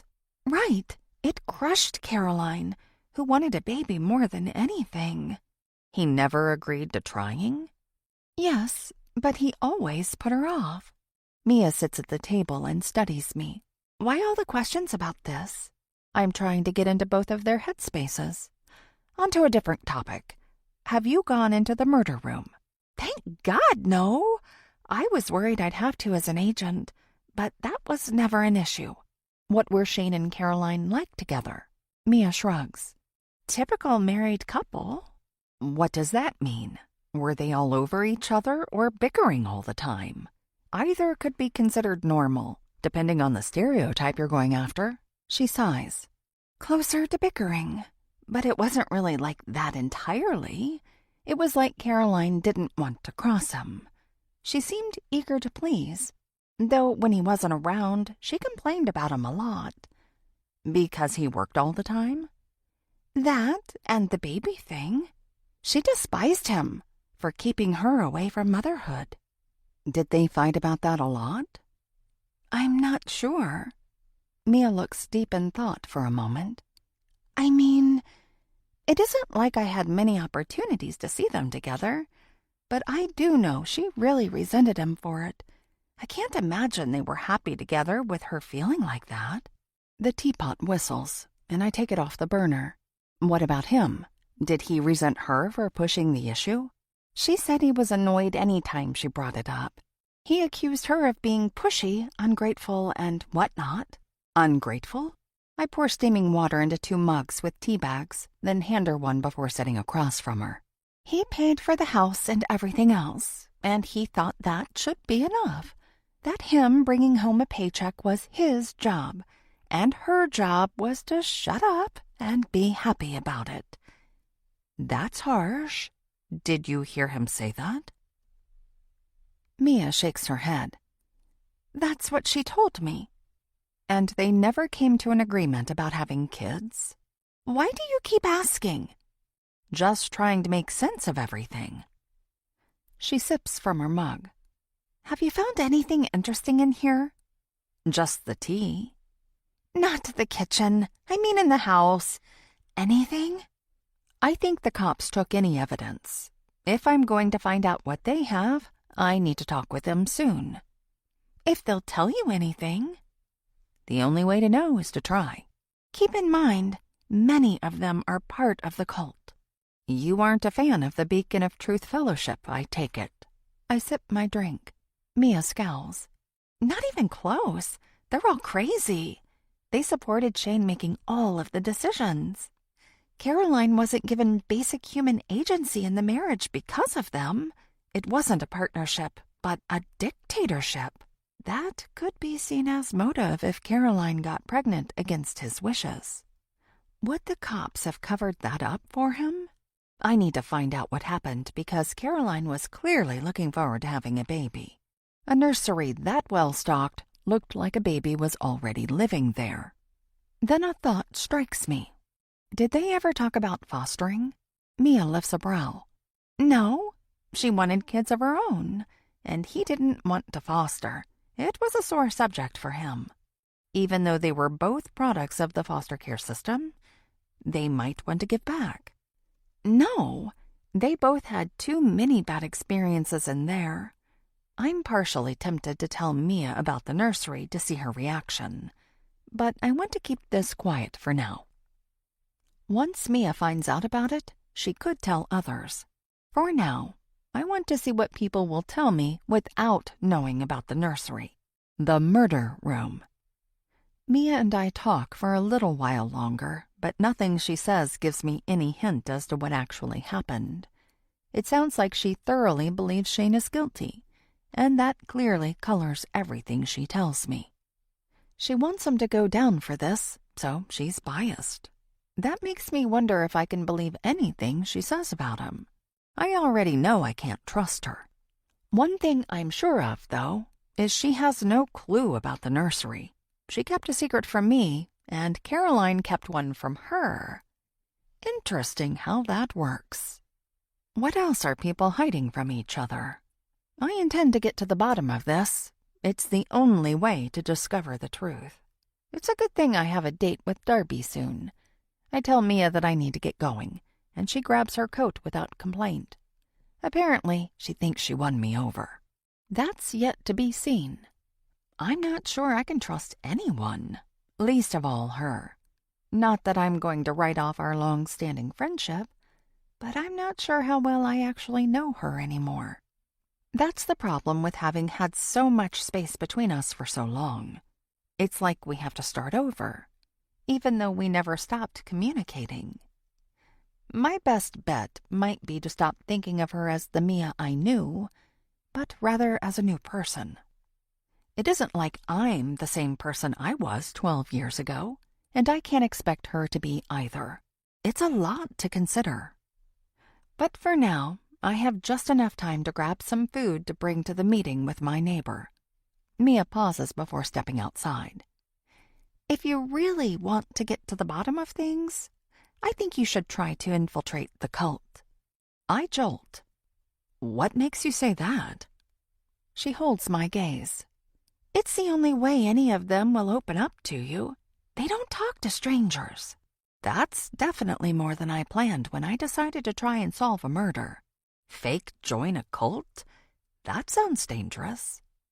I'll bring some wine and hope that loosens her up enough to spill more details than she might otherwise. If that doesn't work, I might actually have to consider Mia's crazy idea. 27. Caroline. Before. It's 10 minutes to checkout time. After that, I don't know where I'll go. Home doesn't feel safe. Not after last night, and not even considering Shane is most likely at work. Unless he decided to stay home and wait for me. My heart sinks at the thought. Maybe I should just walk away from everything. It isn't like I'd get anything if we divorced. He's a lawyer. Plus, he has the church on his side. They're more powerful than any judge around here. I'm better off starting over. He doesn't want this baby, and he wouldn't even if it was his. He thinks it is, but as soon as the baby is born, he'll know better. The problem is, I don't have anywhere to go. My only family is Shane, and the members of the Beacon of Truth Fellowship. I have nobody, nowhere to go. Everything I know is at home, miserable as I am there.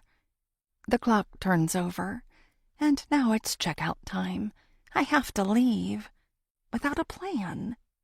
If only my baby and I could move in with his or her dad, but that won't work. Not when he lives in our neighborhood. Everyone will see me going into his house. They'll know. Shane and the Beacon of Truth Fellowship will come after me. That's why we have to meet at a hotel. It's too big of a risk. Knock, knock. House cleaning. Someone calls from the other side of the door. They're serious about their checkout time. I grab my purse, the only thing I have with me, and open the door. A shorter woman gives me a friendly smile. Time to go. We have to clean now. Yeah, thanks. My voice cracks. She gives me a sympathetic glance before stepping inside with her cart. If I leave Shane, that's the kind of job I'll end up with.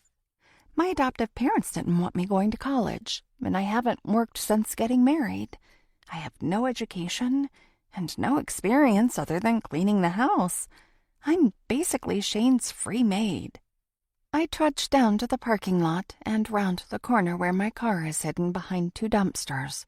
At least it kept Shane from finding me last night. I had a few hours of rest in safety.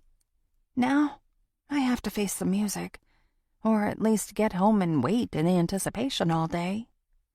That's going to be worse than seeing him when I get there. Tears well in my eyes as I start the car and let it warm up. The last thing I want to do is go home. But what other choice do I have? If Shane isn't there, then someone from church likely will be. There's no way he didn't tell anyone about my disobedience. Especially not Alpha and Omega, the unforgiving leaders. I hate my life. If it weren't for the precious life growing inside me, I'd be tempted to end it all. But I finally have a baby to look forward to. Despite all the bad in my life, I've been given a blessing. I have to hold on to hope that things will work out. Why else would I have been gifted this new life? I draw a deep breath and pull out of the parking spot. Driving around the building at about 5 miles per hour, wait extra long before pulling onto the street. Traffic is moving extra slow this morning. That's both good and bad. It's putting off the inevitable, but it also gives me more time to worry. Whatever happens, I need to protect the baby. Shane won't. He hasn't said anything, but he's not happy about the situation after having made it abundantly clear how he feels about having children. Somehow, I'm a defiant wife, even though the Beacon of Truth Fellowship wants all members to produce as many children as possible. The more babies, the more members. It's weird, but it makes sense to them. I definitely want children. I've never been as excited about anything as I have about this baby growing inside of me. Obviously, I have my concerns and have to figure a few things out. Shane is mad about this and has been even more temperamental than usual since finding out. The worst part is, he won't let me tell anyone. He doesn't want anyone else knowing until I'm showing. And unless the baby has a massive growth spurt, that won't be for a while. Then there's the fact that he's going to flip when he realizes he isn't the father. If I'd have fallen for someone who looks more like my husband, that would have made that aspect of this easier. But I didn't. And it might be for the best. It gives me a strong reason to get out of my marriage, scary as the thought is. I have no idea how I'll make it on my own, or if my baby's father will be able to help me out. But that's a problem to solve another day. When I get home, I'm going to have to figure out what I need to do next. The other day, I heard a statistic that shocked me. It takes a woman an average of 8 attempts to leave a toxic relationship. I don't have that kind of time. Not before my little one gets here. I'm going to have to come up with a solid plan and stick with it. Even if it ends up only being a backup plan. I have to assume I'll be on my own. If I'm not ready for the worst-case scenario, I'm not truly prepared. By the time I turn into my neighborhood, I'm feeling a lot better about everything. I don't have any idea what I'm going to decide on, but at least I know I'm going to make up my mind about something. That's all that matters. My heart stops when my house comes into sight. Shane's car is out front. He's home. That man never misses work. What's wrong? This is a repeat of last night, except I'm going to make sure this goes down differently. Maybe what I need to do is whip back around and go to the library to figure out my next steps. There's no maybe about it. It's my only option. I hit the brakes before I reach the driveway. I'm far enough away he can't see me, even if he's looking out a window. Heart hammering, I put my car into reverse and look back. Slam on my brakes. Someone is back there. Not just anyone. Omega. The church leader is blocking me from turning around, standing with her arms spread out, taking up room on both sides of the street. It takes my mind a moment to process it. By the time I do, Alpha is standing in front of my car. He and his wife are determined to stop me. They have me trapped. I can't go anywhere. Not without running one of them down. That's it. They'll have to move. Neither one of them is a match for a motor vehicle.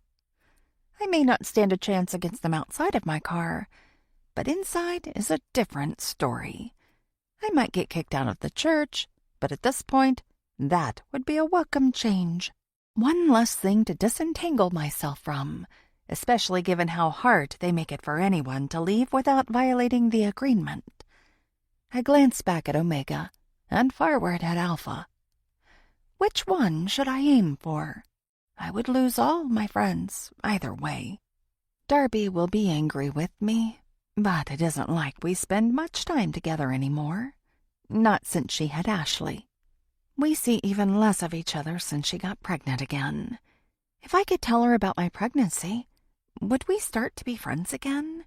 I can't think like that. I'm escaping not only my marriage, but the Beacon of Truth Fellowship, and that includes everyone in it. I'm making the choice to walk away from everyone I know, love, and hold dear. This moment is one of no return. I can't go back from this. But Alpha and Omega are making the decision easy on me, blocking me in like this. I don't care who I go after. I press the gas, not even sure what gear my car is in. The sedan bolts backward. Omega it is. I put more pressure on the pedal. She stares with wide eyes as I quickly come near her. She glares at me and waves her hands around like a mad woman. She'll soon be an injured mad woman if she doesn't get out of my way. My leg jitters, wanting to stop. The last thing I want is to hurt anyone, even these oppressive church members who think I must obey them all, especially the men. They'll both get a rude awakening in a moment. Omega leaps out of the way just before I make contact. Relief washes through me. Not that I'm free yet. Pounding sounds on the window next to me. I glance over. Alpha is hitting the window and ordering me to pull over. Not a chance. On the other side, Omega punches the window hard. It cracks like a little spider web. Then again, she may be stronger than her husband. They're going to break in and drag me away. I scream for them to stop. Then I switch the car into drive and hit the gas. My head hits the headrest, but I don't slow down. Thunk! A round dent now decorates my back window. Thunk! A rock hits the glass mere inches from the dent. They're throwing rocks at my car. These people have lost their minds. Thunk! That one hits one of the other dents and shatters the window. Glass shards trickle down. Another hits the trunk. They aren't going to stop. I don't know how they're keeping up. I need to get out of the neighborhood where I can drive faster. There's too big a chance of a child or pet running into the road if I speed away. Thunk! Crash! That rock shatters my back window and hits the back of my seat. Troy leaps out in front of me. These nut jobs are everywhere. I slam on the brakes. They've left me with only one option. I fling open the door and get out of the car. Then I run. 28. Fleur. Thursday, late afternoon. The wine bottle sticks out of my purse as I walk up Darby's driveway. I found nothing gets people talking quite like a glass of wine. I know these people are religious, so hopefully she isn't opposed to drinking it. However, should she be, I hope the super sugary donuts in my hand, not from Sally's Bakery, will do the trick. Sugar isn't alcohol, but it does seem to come in as a nice second when someone doesn't want the first. I balance the box of sweets in one hand as I ring the doorbell with the other. No clatter of footsteps sound this time. That's right, the kids are napping. Maybe I should have knocked. If the chime wakes them, I'll lose my chance to talk with Darby alone. I'm about to knock when she opens the door. Sorry about the doorbell. I hope it didn't wake Ashley or Emma. No worries. She gives me a tired smile. The sound goes to the phones, not through the house. Smart. I hold out the pink box. I hope you like donuts. Her smile widens. That sounds so good. Thank you. It's the least I can do after all you've done for me. Now I have a bed I can sleep in. It's heavenly compared to the couch. Nice. You'll have to remind me to show you how the other bed looks in our guest room. I wouldn't miss it. I close the door behind me. Darby leads me through a well-decorated living room into a sparkly kitchen full of the latest gadgets. She nods toward the table. You can put the box over there. I'll get some plates. Do you drink milk? I also have oat milk because so many people have allergies. I brought something better. I nudge my purse so the top of the wine bottle is more obvious. Her eyes widen. Oh, wow! I think I'll get milk out anyway. My heart sinks a little. It sounds like she doesn't go near adult drinks. At least she looks excited about the donuts. I'm glad I went out of town and found the big chain with the fancy options. The workers were friendly, unlike some places around here. Darby sets small plates and glasses of milk on the table before opening the box. These look amazing. Take whatever you want. You can also set some aside for your kids if you'd like. Her gaze darts around. Okay. Does Troy not like them having sugar? She chews on her lower lip. Not often, but every once in a while is fine. It's been a few days, so I'm sure he won't say anything. Even so, you're their mom. You have an equal say. She swallows. This one is amazing. You should have the other. I think my taste buds might melt off. Clearly, she doesn't want to talk about the fact that she doesn't have a say in her household regarding her own children. I can't imagine living like that. Sure, Ian wasn't perfect, not by a long shot, and he demanded his way at times, but it wasn't like he ran the show. We were partners in our relationship. It just turned out that I wasn't the only one he had a relationship with, and he also had no intention of having a family or getting married. Good riddance. But I'd never have stayed as long as I did if he was a pushy tyrant. Or would I have? I can't honestly say what I would or wouldn't do in someone else's shoes. I have no idea what Darby's life has been like, especially if she grew up in a cult. I shudder at the thought. Are you okay? Darby asks, her eyes full of concern. Yeah, great. I pull myself to the present. I'm here to talk about Caroline's murder. So, how well did you know Caroline? Darby coughs, drinks some milk. Sorry, should I have not asked about her? It's fine. Darby wipes her mouth. Just went down the wrong pipe. You two were best friends? Right, we go way back. Troy appears around the corner. He leans against the wall, doesn't say anything. I turn to him. Do you want a donut? He shakes his head. Darby dabs her mouth with a napkin again. He likes to watch his sugar intake. Keto diet? I ask. No. He shoots his wife a glare. Just treating my body like a temple. Pink colors her cheeks. A treat here and there is good for the soul. I reach for a bacon-covered maple bar. Troy's brows draw together. I turn my attention back to Darby. How far back did you and Caroline go? Darby's eyes dart toward her husband again. We knew each other in school. How are you settling into the house? It's great. Did you two grow up around here? We did. She eyes the donut box, but doesn't reach for any.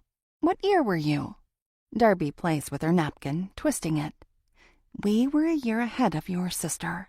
That was such a tragedy. It takes me a moment to recover. I wasn't expecting the conversation to go in that direction. You knew Lourdes? Didn't everyone? I suppose. It's hard to believe she's never been found. A lump forms in my throat. as it often does when someone unexpectedly brings up my sister in conversation. I think her case will be solved one day. I sure hope so. I turn to Troy, who hasn't budged from his spot. Did you know her? Knew of her? Were you in the same grade as Darby and Caroline? He shakes his head. Darby picks up her glass. Troy was 2 years ahead of us. Is that how you two met? We met through church, Darby says. My parents introduced us. How romantic. I don't even try to keep the sarcasm from my tone. Neither responds. This conversation is going to go nowhere as long as Troy continues hovering. I stare at him, hoping he'll take the hint. He doesn't. Anyone want some wine? I pull out the bottle and wait for his response. Darby rises. I'm going to have some ice water. Do you want some? No, I say to her, but keep my gaze on him. He steps away from the wall. I'll have some wine. So much for being concerned about a sugar intake. Now, I'm curious why Darby won't have any, since her aversion clearly isn't religious. Great. I leap up. Where do you keep the corkscrew? I'll get it. He takes the bottle to the counter and turns his back to us. I try to see what he's doing, but he's blocking my view of the wine bottle. Darby sits with her ice water.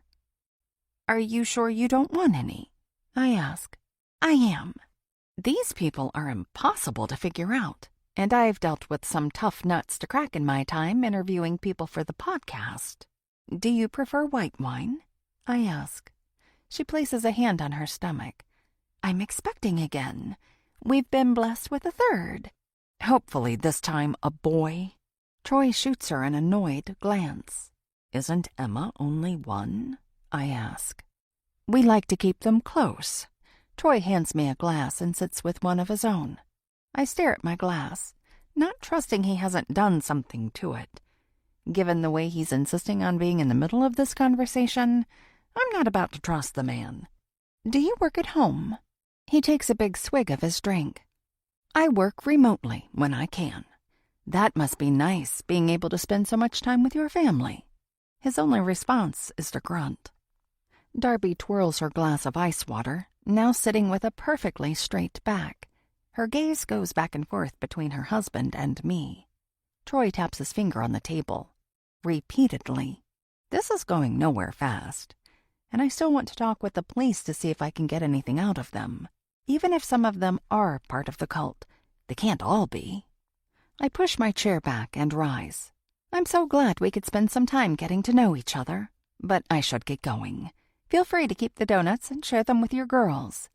Troy scowls, but doesn't say anything. Darby glances back and forth between us before landing her gaze on me. Let me show you to the door. I thank her, and when we reach the door, she whispers an apology to me. Don't worry about it. We'll talk later. Maybe at my house? She nods furiously. Great. Text me a time that works for you. You can bring the girls, and they can play with Zorro in the backyard while we talk. Darby gives me a wide smile and closes the door behind me. I hope I can get more from the police. 29. Fleur, Thursday, early evening. I've been sitting in the waiting room at the police department for at least an hour.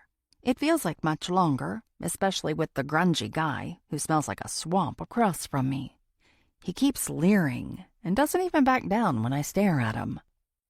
He gets called back before me, even though I've been waiting longer. Maybe the cop he needs to talk to is less busy than the one I'm waiting on? More likely, the detectives are hoping I'll go away. Considering how little attention Caroline's murder has gotten, and the fact that a good portion of the officers are part of the cult, that wouldn't surprise me. I'll just keep waiting, even if I need to wait for a shift change. Perhaps I'll get a different cop, one who will be more willing to speak openly with me. A little later, Swamp Guy returns to the waiting room and leaves. Not without staring at me, of course. Annoyed, I return to the receptionist. He glances up at me. Can I help you? I'm still waiting to speak with someone about the Caroline Porter case. Yes. You're on the waiting list. That guy who just left got here after me. Right. So why am I still waiting? He gestures toward the sitting area. You aren't the only one. They've all been here less time than me. I'm sure you'll be called next.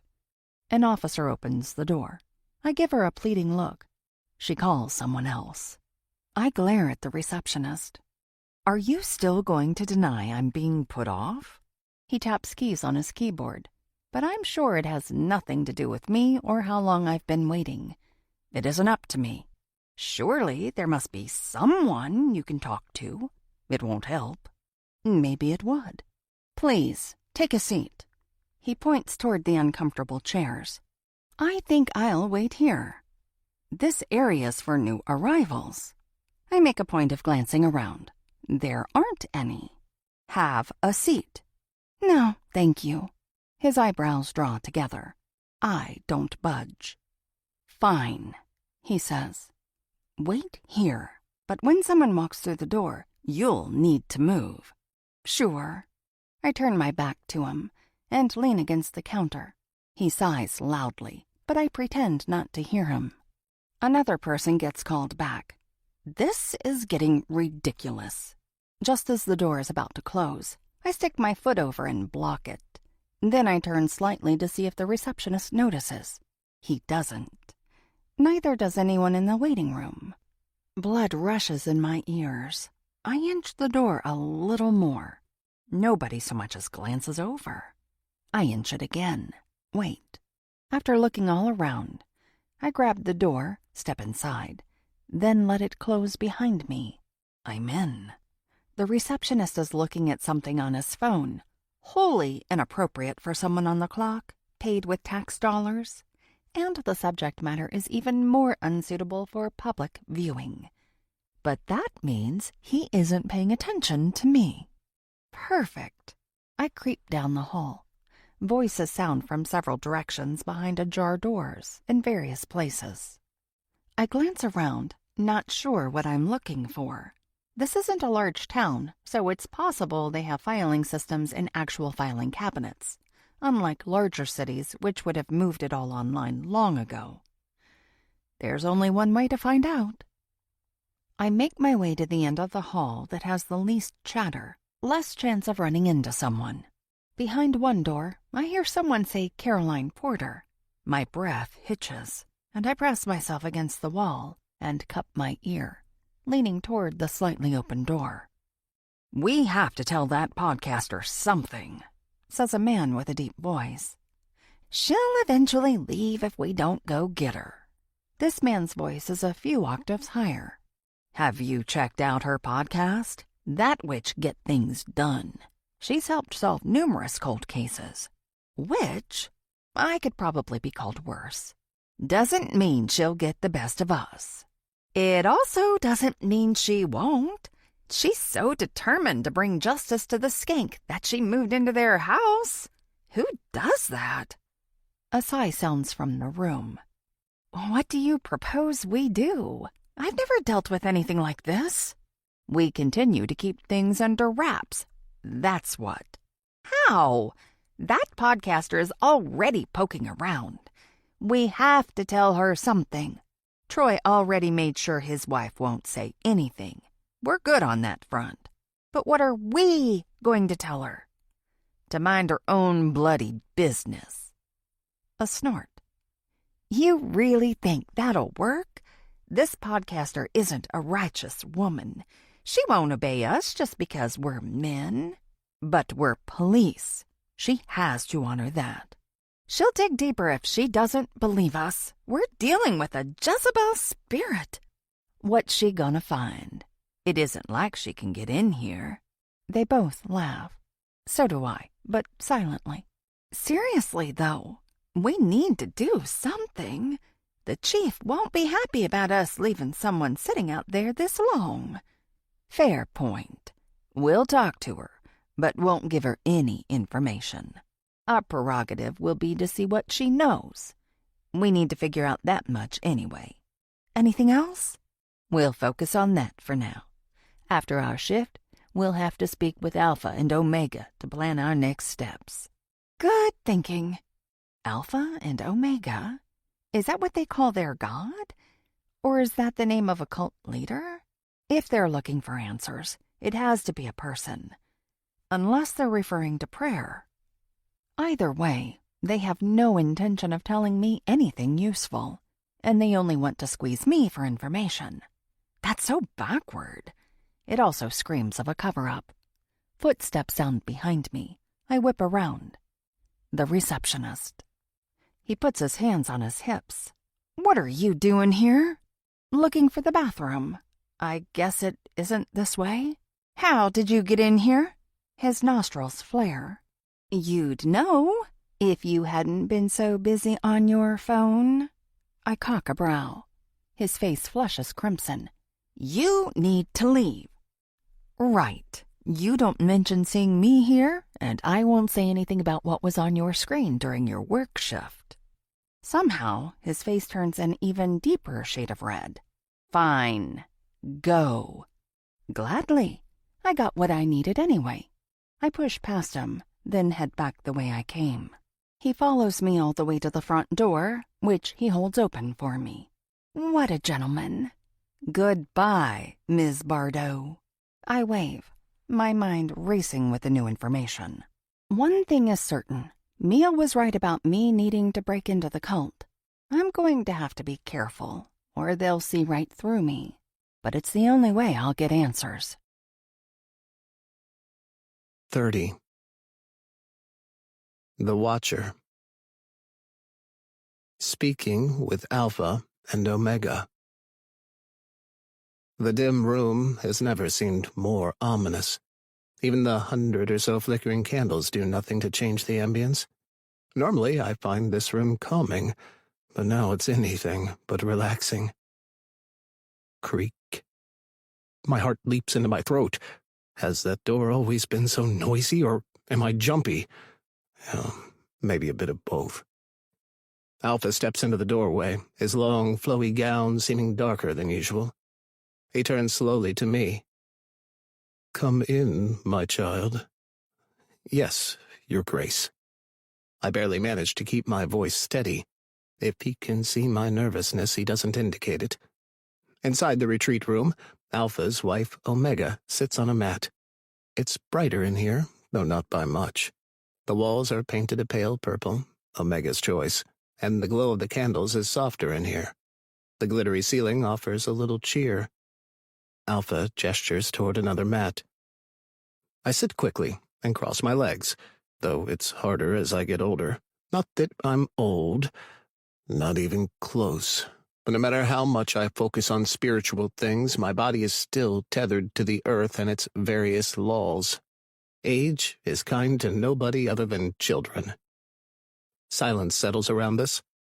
As tempting as it is to speak first, I know I must wait. No one can speak before Alpha or Omega, and they're both here. Despite the obvious attempts at a light atmosphere, it's tense, really tense. I joined this group because they showed it to me in the light of being able to be the king of my castle. If I joined, I would rule my tiny kingdom at home. They would provide me with a wife who would happily obey all of my wishes. Who wouldn't want that? It's a dream come true.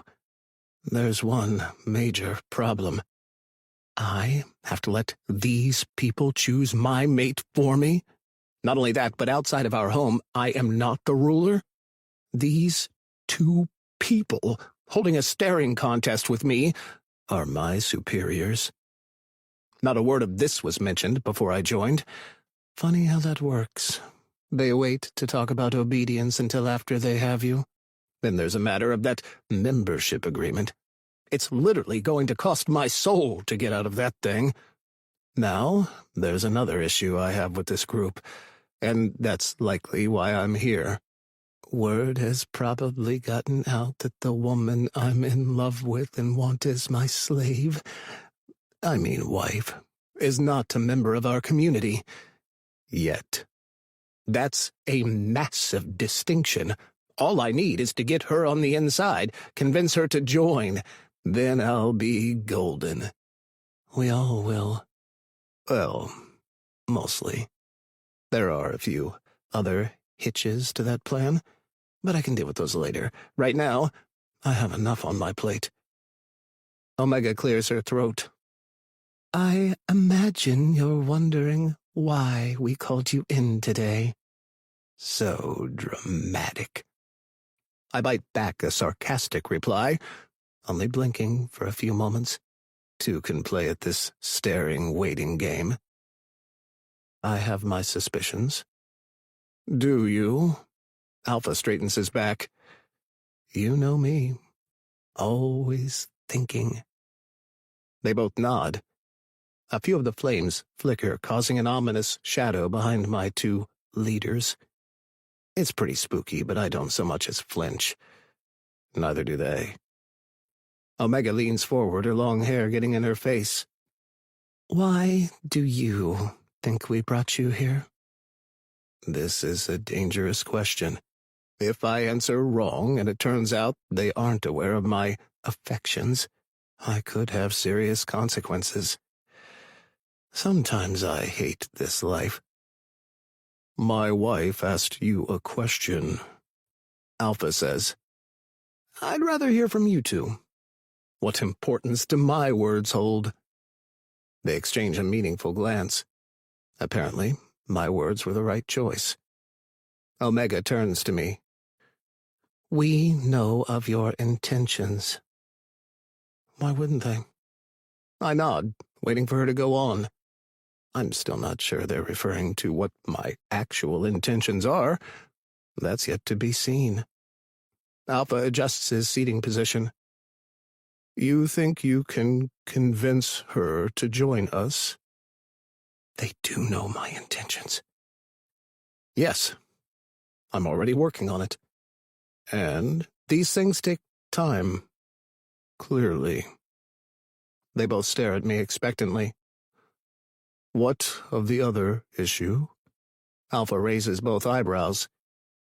It's under control. Meaning I can handle it. Details. Omega gives me a death stare that sends a shiver down my spine. Of the two, she's easily the scarier one. I'd rather wait until we're a little further along in the process. She taps a nail on her mat. That isn't good enough. It's going to have to be for now. Alpha and Omega exchange another look, this one indecipherable. She turns back to me. You have 1 week. 1 week? To pull all of this together? The woman blinks slowly. To return and give us all the details we need. You have 7 days to do what you feel must be kept in confidence, and then you tell us everything. Not one thing gets left out. The more you've accomplished, the better for your case. Yes, Your Grace. My chest tightens. A week isn't long enough. Except it's going to have to be. I don't have any other choice. It's time to up my game. Significantly. 31. Fleur, Friday afternoon. Ding! I turn my attention toward the restaurant door. A couple holding hands walks inside. Not Emmett. I'm meeting him for lunch to see what I can find out from him about Caroline and Shane. Meeting for lunch seemed less romantic. I don't want to send the wrong signals. If I took him up on his suggestion for dinner, that would have. Luckily, he was available for lunch, though I've been waiting 10 minutes and he still isn't here. I'm doing everything I can to avoid giving off date vibes. My hair is slightly messy. My clothes aren't particularly great, although I'm a professional. This is an interview, after all. A worker appears and calls my name. I rise and glance around. Looks like I'm going to need to text Emmett and let him know I'm already at the table. Ding! He rushes over, giving me that gorgeous smile of his. Sorry I'm late. No problem. I hate how attracted to him I am. almost makes me rethink my stance on not getting involved with people in cases I'm investigating. But no, I won't budge. It could compromise my career someday, and that's not a risk I'm willing to take. Everything I do with my podcast and books has to be above board. The worker shows us halfway through the restaurant before taking us to a table with a view of the lake it sits next to. So much for not being romantic. At least there aren't candles and dim lights. The bright afternoon sun lights up the table as though summer was still hanging on, instead of pushing toward Halloween. My audition ran late, Emmett says, after we have the menus. Hopefully that's promising. I glance over the lunch selections. He shrugs. You never know. What role is this one for? Some kind of commercial again. They didn't give a lot of details. Is that typical? Sometimes. If it's a new product, the companies can be pretty hush-hush about everything. Just depends. How do you feel you did? The reason I keep asking questions is because I found it warms people up to talk about themselves before answering questions for me. And in this case, Emmett doesn't know that's why we're here. He talks about the performance he gave, and I nod along like I know anything about what he's saying. His world is so different from mine, even though technically we're both in entertainment. I'm behind a screen most of the time, and rarely have to worry about how I look. Even when my podcast is on video, I'm not on screen. I have my logo up with the sound playing. People listen to me, they don't watch, unless I'm being interviewed, which does happen from time to time. We talk about Emmett's career until the food arrives. Once we're a few bites in, I get to the point. Do you have any theories about Caroline's death? He chokes, but recovers quickly. Sorry, I didn't mean to make you choke. Emmett wipes his mouth with a napkin. No, it's fine. Just went down the wrong way. You don't mind talking about her? Not at all. So, do you have any theories? He takes a sip of his wine. Who doesn't? Seems like a lot of people. I can hardly find anything online about any of this. Isn't that odd? For almost nothing to be written about the murder of a pretty young mom-to-be? Definitely. He doesn't so much as flinch at the mention of her pregnancy. Either he already knew, or he doesn't find it surprising. I want to yell for him to answer, but instead, I just give him a bland smile. Emmett takes another sip of his drink. I'm not really active in the true crime community, so I wouldn't know. This is the kind of crime people get worked up about. You can easily find a number of documentaries on similar cases, if you have any streaming service. He nods, looking thoughtful. You don't have any idea why nobody's talking about Caroline? She and Shane were fairly private people. But he's missing too, I point out. It isn't like he's around to orchestrate any of this staying out of the press. Seems like someone else would be pulling strings like that, don't you think? He clears his throat. Well, they do belong to a church. Maybe they have something to do with that. I wonder if they could help. I shake my head, thinking back to the conversation between the cops I overheard yesterday. You don't think so? If they want to keep things quiet, that means they have something to hide. Only from outsiders. I study him. Are you saying you think I should try to get inside the group? That's not what I said. It's what you insinuated. More like how you took it.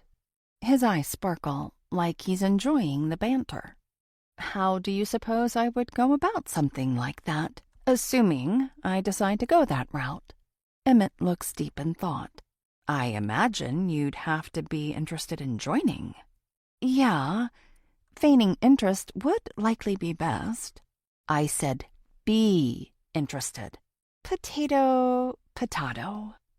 He shakes his head. They'd see right through you if you weren't genuine. What makes you say that? I've seen curious people try to get in. They're always denied access. Always? That seems like a bold statement. It's what I've seen, like I said. Do people try to get in often? He shrugs. A church that denies access? They don't deny people with a genuine interest, only people who aren't really believers. And what are you? An actor? He flashes a disarming smile. Feeling warm, I sip my water. You never answered my question. Do you have a theory about Caroline's murder? I don't know what happened. Obviously, that's the whole point of a theory. He takes the last bite of his food. A lot of people point fingers at Shane. Why else would he just disappear? He must have something to hide. Besides, don't they say it's always the husband? Or boyfriend? She's married. Married people have boyfriends and girlfriends. Not in the Beacon of Truth Fellowship. I balk. That's where you're wrong. Emmett lifts a brow. Statistically, there's no difference between religious and non-religious couples as far as infidelity and divorce. He straightens his bag. Statistics show that married religious people have better sex lives. Those stats are being overturned as better studies come out. Really? He leans forward. Tell me more. I feel like the tables have turned and I'm now being interviewed. But I don't really care. I'm happy to share new stats to prove him wrong. Newer studies prove married religious couples aren't actually having better experiences in the bedroom. They might be having more frequent encounters, and that's because of their cultural expectations. But they're of worse quality because the woman's needs are largely being ignored. It's all about the male release in most religious settings. Male release? He snorts. It's tacky wording for sure, but it's not mine. The language is directly from numerous religious marriage books aimed at women, who buy and read the majority of those books. Those pages are full of advice that has largely been proven harmful to marriages. Since the advice is so statistically bad, desperate wives run out to buy even more of those books in hopes of improving their marriages and quality of life. As with everything else, follow the money and you'll find your answers. Doling out bad marriage advice fills the pockets of the unscrupulous publishers. Sounds like you've done your homework. It's my turn to shrug. I like to keep up on relevant studies that affect my cases. It just happens this is an area getting a lot of attention lately. Let me guess, he says. There are podcasts on the subject. Of course. But let's get back to Caroline. You said you were friends? Right. How close would you say you were? He shrugs. I swear I'm going to scream if he does that one more time. How about on a scale of 1 to 10? 10 being you were her best friend forever. 3? 4? So you guys talked but not too deeply? I guess. What is it with you and one-word answers? I exclaim. That was 2 words. Can we talk about something else? Great idea. What do you think happened to Shane? Emmett's shoulders slump. That isn't really a change in subject. No? Were you friends with him? Hardly. Then it's a different subject. He glances at his watch. You know what? I have to get going. We'll have to do this again sometime. I've gotten nothing out of him. I need to get him talking before he leaves. What should I do to make sure I get an in with the Beacon of Trust Fellowship? What makes you think I know? You've been living here longer and dealing with the group. He waves the server over.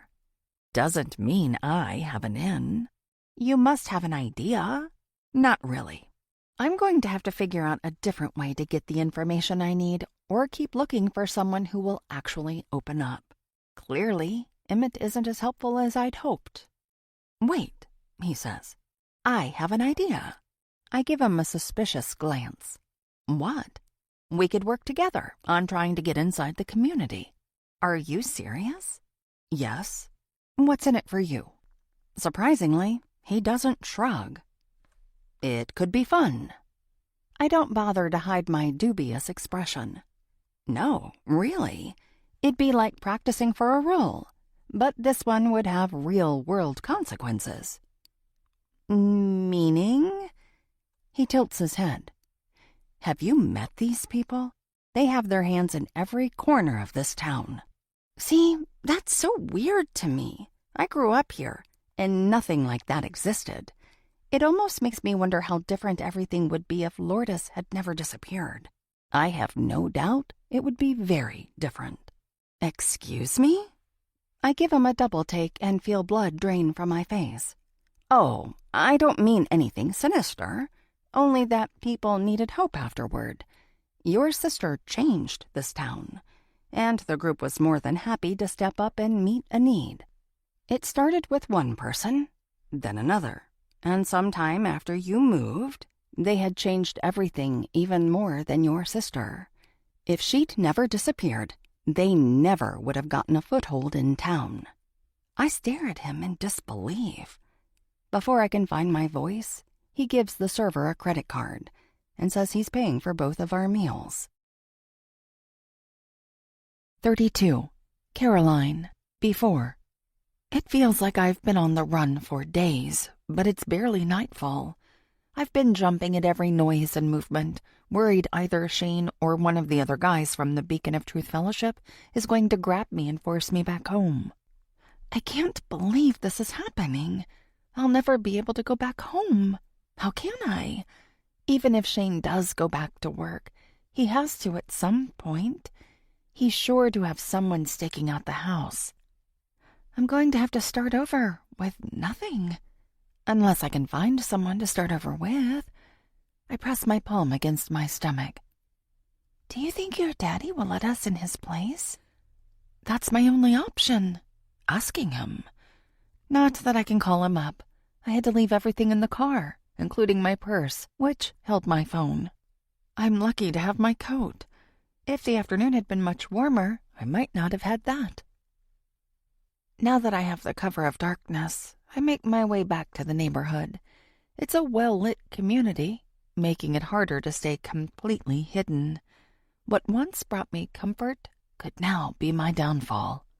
Between the porch lights and street lights, I have to be extremely careful not to be seen.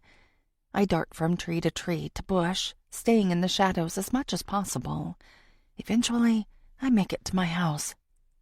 No, it's Shane's house. I can't call it home any longer.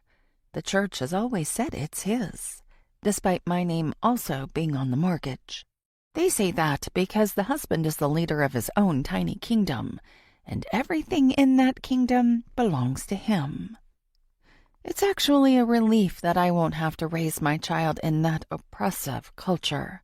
We both have value, even though we aren't men, and we will live like it. The thought actually sends a brief wave of warmth through me. This is a new beginning for both of us. We can live out the lives we were meant to live, without being controlled in any way, shape, or form. Not that I can get excited yet.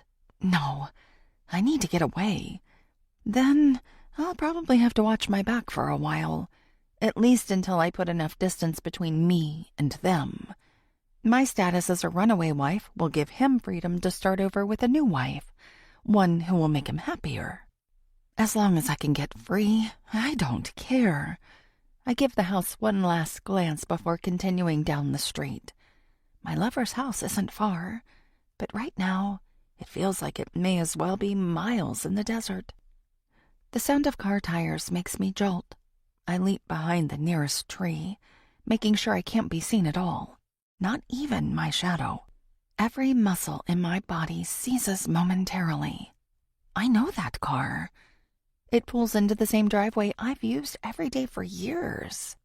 My mouth dries and my hands shake. Things are really serious now. I wait, unable to move as the expensive vehicle parks next to Shane's. Omega steps from the driver's side and Alpha from the passenger side. My stomach lurches, even though I know I'm breaking free from this life, and these people will have no power over me. Seeing them is like when I was a kid and got sent to the principal's office. Only this is much, much worse. Now I have to be even more careful if they get a hold of me. I shudder at the thought. I can't even let my mind go there. It won't happen. I'm going to find a way out of the reach of the Beacon of Truth Fellowship. Get far from where they hold so much power, where I can't go anywhere without running into someone from the large group. They will all be on the lookout for me. I wait for the leaders to go inside after Shane opens the door and welcomes them. The door closes, giving more space between them and me. Still, I don't budge. Terror grips me. If they see me, it's over. I'm done for. I'm almost tempted to give myself over to them so I don't have to keep running. It would be easier that way. No, I can't do that. I'm so close to escape. It's dark, cold, and most people are inside staying warm. Not many will be looking outside for someone running for her life. Except my husband and Alpha and Omega could be. My stomach lurches again. This time, I'm not sure I can keep it under control. Somehow, I manage to keep what small amount of food is in my stomach down. I wait, watching the house for what feels like hours, but is probably only a minute or two, until I'm sure they aren't going to jump out and grab me. Not that I think I'll ever be safe from that. Even if I move across the country, there's always the risk of one of them finding me. Finally, I get my feet to move. I glance all around, not seeing anyone anywhere. Thunder rumbles in the distance. Good. That makes it even more likely people will stay inside. It takes at least twice as long as it normally would to make the trek. I pass Darby's house, a wave of regret washing through me. If only I hadn't pulled away from her after she got pregnant the first time. I'd thought it was painful seeing my friend living the dream I wanted. Not only expecting a baby, but also having a doting husband who actually wanted kids with her. But barely having her in my life hurt even more. When I reach my destination, I stare at the house, unable to move. I've never actually been inside. We just talk like normal neighbors when people are around, and we meet up in other places like the hotel. He isn't expecting me. What if he has company? What if someone from the church is there?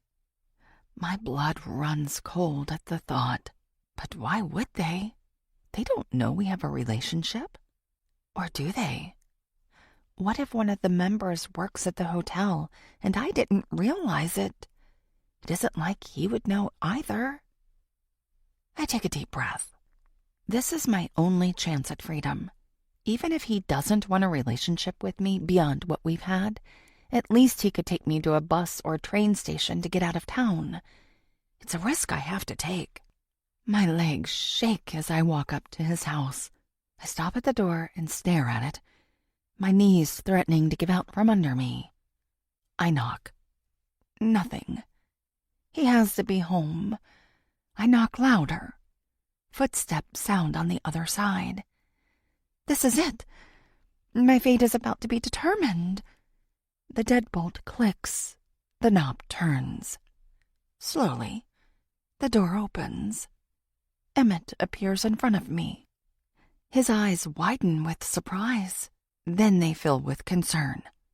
"Are you okay, Caroline?" I shake my head, tears blurring my vision. He pulls me inside, then locks the door behind us. 33. Fleur. Friday, late afternoon. I press publish on my latest podcast episode. Not that I have much of an update. Mostly I talk about my experience going through the items in the house, and I make a few minor things sound more interesting than they are. It'll be enough to satisfy the curiosity of my listeners for now, and also build interest for future episodes. If I don't make any progress trying to get inside the cult, not something I can broadcast to the public, for obvious reasons, then I might have to bring to light the fact that Caroline and Shane were expecting a baby. That has to drum up more interest in the case. The police might be more than happy to ignore that fact, but not my listeners. This will bring more attention to Caroline from the general public. Aside from a missing or murdered child, little else will stir ire in people than a dead pregnant woman, for good reason. It's sickening that murder is such a high cause of death for pregnant women. I'm tempted to check my stats on the episode, but it's best I put it out of my mind for now. What I need to do is convince Darby that I want to join their cult. I've only been back in town for less than a week, so they could be suspicious. It wouldn't surprise me if they were, but hopefully I've shown Darby I'm genuine. She must have some faith in me since I'm trying to solve her friend's murder. A murder which has been ignored for 2 years. I send her a quick text to see if she's home. She replies, saying that her girls should be sleeping for another hour. Perfect. Maybe this is my lucky day. I tell her I'll be right over. Then I let Zorro out to relieve himself before heading to Darby's. With any luck, her husband won't be working remotely today. Regardless, I'm going to express interest in the Beacon of Truth Fellowship. What could go wrong? Plenty, I'm sure. If things get weird again, I'll leave and find someone else to talk about joining the group. If they've infiltrated the town, it should be easy to find other members. I grew up here, so people should trust me. Although it's pretty obvious everyone thinks of me as an outsider now, especially with my sister missing and both my parents dead. That doesn't even take into consideration the fact that I'm drawing worldwide attention to a case they seem to want hidden, or at least certain members of the group want to keep under wraps. If I'm successful, my infiltration will be a balancing act. They might even try to stop me from posting episodes about Caroline, but I'll deal with that when I get to it, if it becomes an issue. Darby opens her front door before I have a chance to knock. She must be afraid I'll accidentally ring the doorbell again, or maybe she doesn't want Troy knowing that I'm here. I'm all for that option. She gives me a wide smile as she ushers me in. How are you, Fleur? Not bad. You? Tired, but that's what happens when I chase 2 small girls all morning. She closes and locks the door. While pregnant? Her eyes widen for a moment. Oh, right. I forgot you knew. Yes, that certainly adds to it. Are you hungry? We still have some of your donuts left. Troy doesn't want the girls eating them, but I've let them have a bite here and there. I'm glad they can enjoy them, but no, I don't need any food. I had a big lunch. Did you have a good conversation with Emmett? I hesitate. Did I mention that to her? Darby smiles again. I saw him outside earlier, and he mentioned it.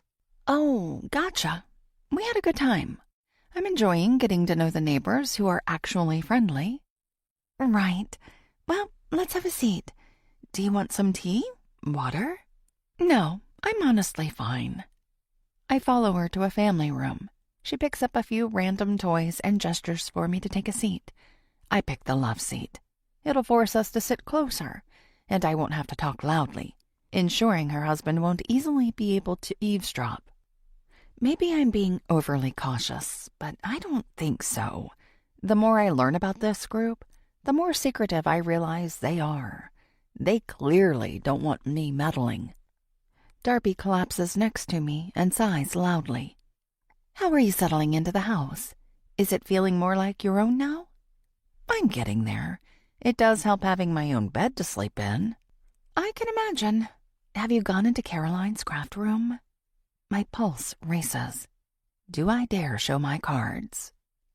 It might be worth it to see her reaction. Not only that, but it'll show her that I'm opening up to her.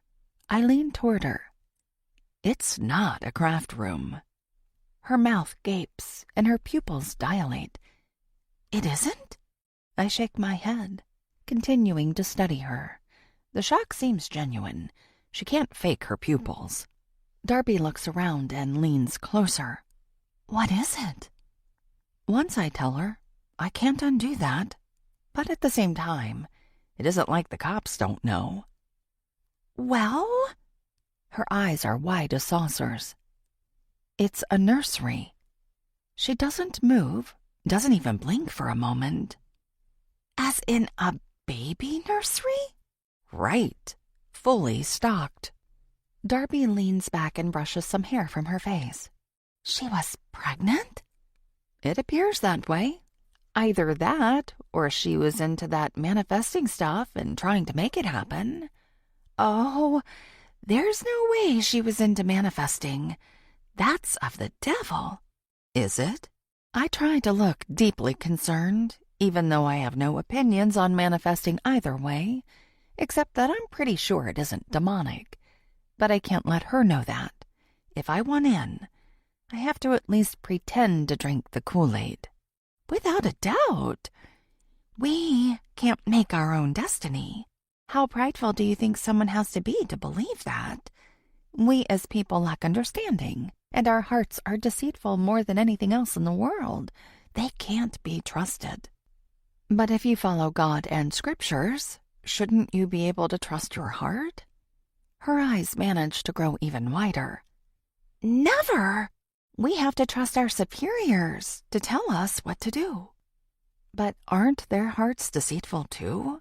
They're only people, after all. They have divine wisdom for people below them. My mind spins, trying to keep up with the mental gymnastics. Always? Of course. But what about the highest person? Who do they turn to? God. But his or her heart would also be deceived. Darby shakes her head. What's with all the questions? I take a deep breath and look around the room like I'm deep in thought. I suppose it's due to being back in my hometown. It reminds me that not only is Lourdes still missing, but now my parents are dead too. It's hard not to think about the meaning of life. She squeezes my hand. That must be so hard. Do you have any family? My Mimi Pearl is about an hour away. I've been thinking I should swing by and see how she's doing. I'm not even sure if she knows I'm back. You should definitely connect with her. I'm sure that would help a lot. What about your church? Darby flinches. What do you mean? Surely it provides comfort and answers to the grieving. Oh, it isn't really an outreach kind of church. We aren't trying to save the world or anything like that. I thought that's what churches did. Probably some do, but not this one. Why not? Isn't that the point? She squirms. We're trying to help each other get to heaven. But not other people? I guess.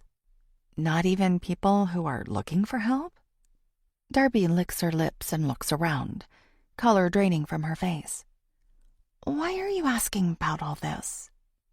I told you, I need answers. My life doesn't make sense. How can so much bad exist in a world if there's a good creator? That's more than I have time for before Ashley and Emma wake up from their nap. But we could start. She sighs. I hold her gaze. What's wrong? I'm not really qualified for this. For discussing your own religion's beliefs? My heart is the most deceitful thing on earth. But if I'm not even part of your group, wouldn't that put you above me? Darby clears her throat. I think I should see you out. I'm going to have to get snacks ready for my girls before they wake up. If you can't tell me anything, is there someone else who can? She leaps to her feet. You're already friends with Emmett. Ask him. Emmett? He's... I stumble over my words. He's part of everything? Yeah. Emmett's practically besties with the top leaders. Let me see you out. Okay. I can barely stand on my own 2 feet. Emmett didn't give me any indication of being involved, much less being close to the leaders. Is there anyone I can trust? One thing is clear. I need to tell all on my podcast, no more holding back, regardless of the backlash I receive. 34. Chasing the Forgotten Ones. Murder House Series, Part 4, Fleur Bardot, Podcaster. Now that you're all caught up on the background of the case, I have some big news as promised in the subject line of the episode notes. It's hard to know where to begin. I've learned a lot, and I've debated how much to release and what I should keep to myself, while I continue to look into things. But you all are my people, and you're as invested in this as I am. It's hard to fathom a case where a wife is murdered and her husband is missing, and there has hardly been anything mentioned in the media. That's why I'm here, and some of the things I'm uncovering make this case even more compelling than I ever imagined. Once you hear what I have to say, you're going to demand justice for Caroline Porter, just as I am. So many details of this case have been completely left out of the minuscule information released. Those particulars are what makes this case more concerning than ever before. I know. You want me to get to the point. I'm trying to get there, really, I am. Like I said, it's hard to know where to start. I suppose I should begin with the murder itself. The cause of death is still a mystery, even after I've gone into the murder room. I didn't find any obvious signs. There was no blood, no signs of struggle, hardly anything out of place. However, there was one thing about the room that shocked me to my core. Are you ready for this? First, I need to preface this by saying that a neighbor told me the room was Caroline's craft room.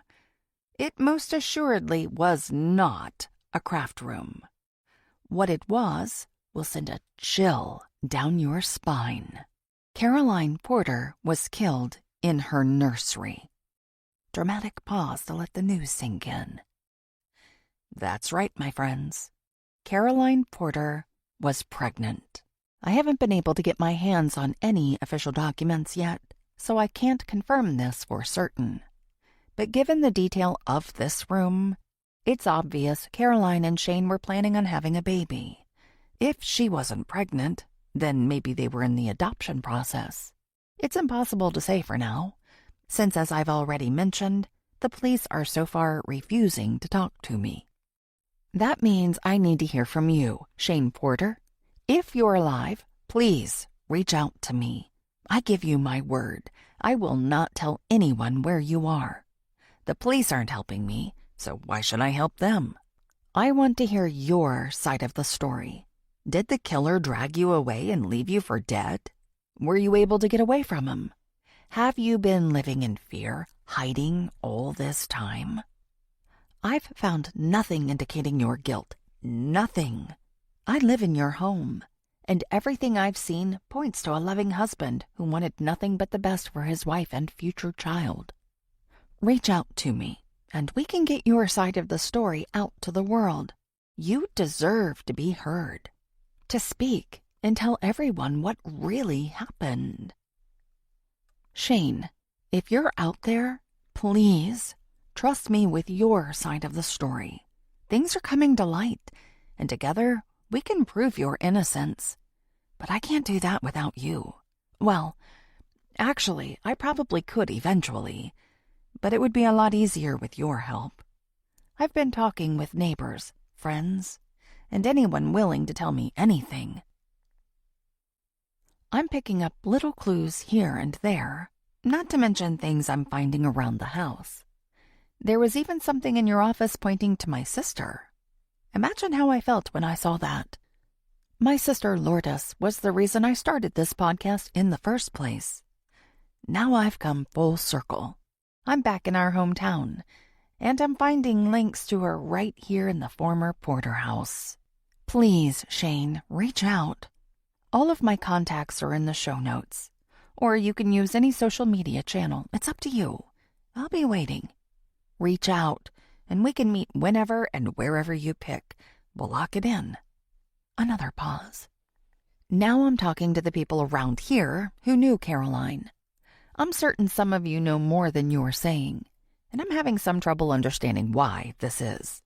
If you're afraid of someone, I'll help protect you. There are ways to go about that outside of the town boundaries. I'm not afraid of anyone or anything. especially not in the same way many locals are. I was gone for over a decade and got used to the big city. These small-town issues don't ruffle my feathers. Let's work together. Caroline deserves justice. She and her baby deserve justice. She was a young mother-to-be with dreams and hopes. The fact that the nursery was put together with such care tells me as much. She wanted this baby, and she should be here right now with her toddler. Maybe with another baby, too. Instead, now both Caroline and her child are gone. We are the only ones who can do anything for her. I'm not entirely sure why her case has been shoved under the rug and ignored for so long, though I do have my thoughts, and it involves a certain religious organization. But that stops now. Caroline, we will get you and your baby justice. And for the rest of you, stay safe and hug your loved ones tightly. You never know when one of you might go missing. 35. Fleur, Saturday, late morning. It's taken every ounce of my self-control not to obsessively check all of my social media, refreshing messages every minute. I have alerts set up. If Shane reaches out, I'll know. Ever since I published the latest podcast last night, the comments on my online posts have blown up.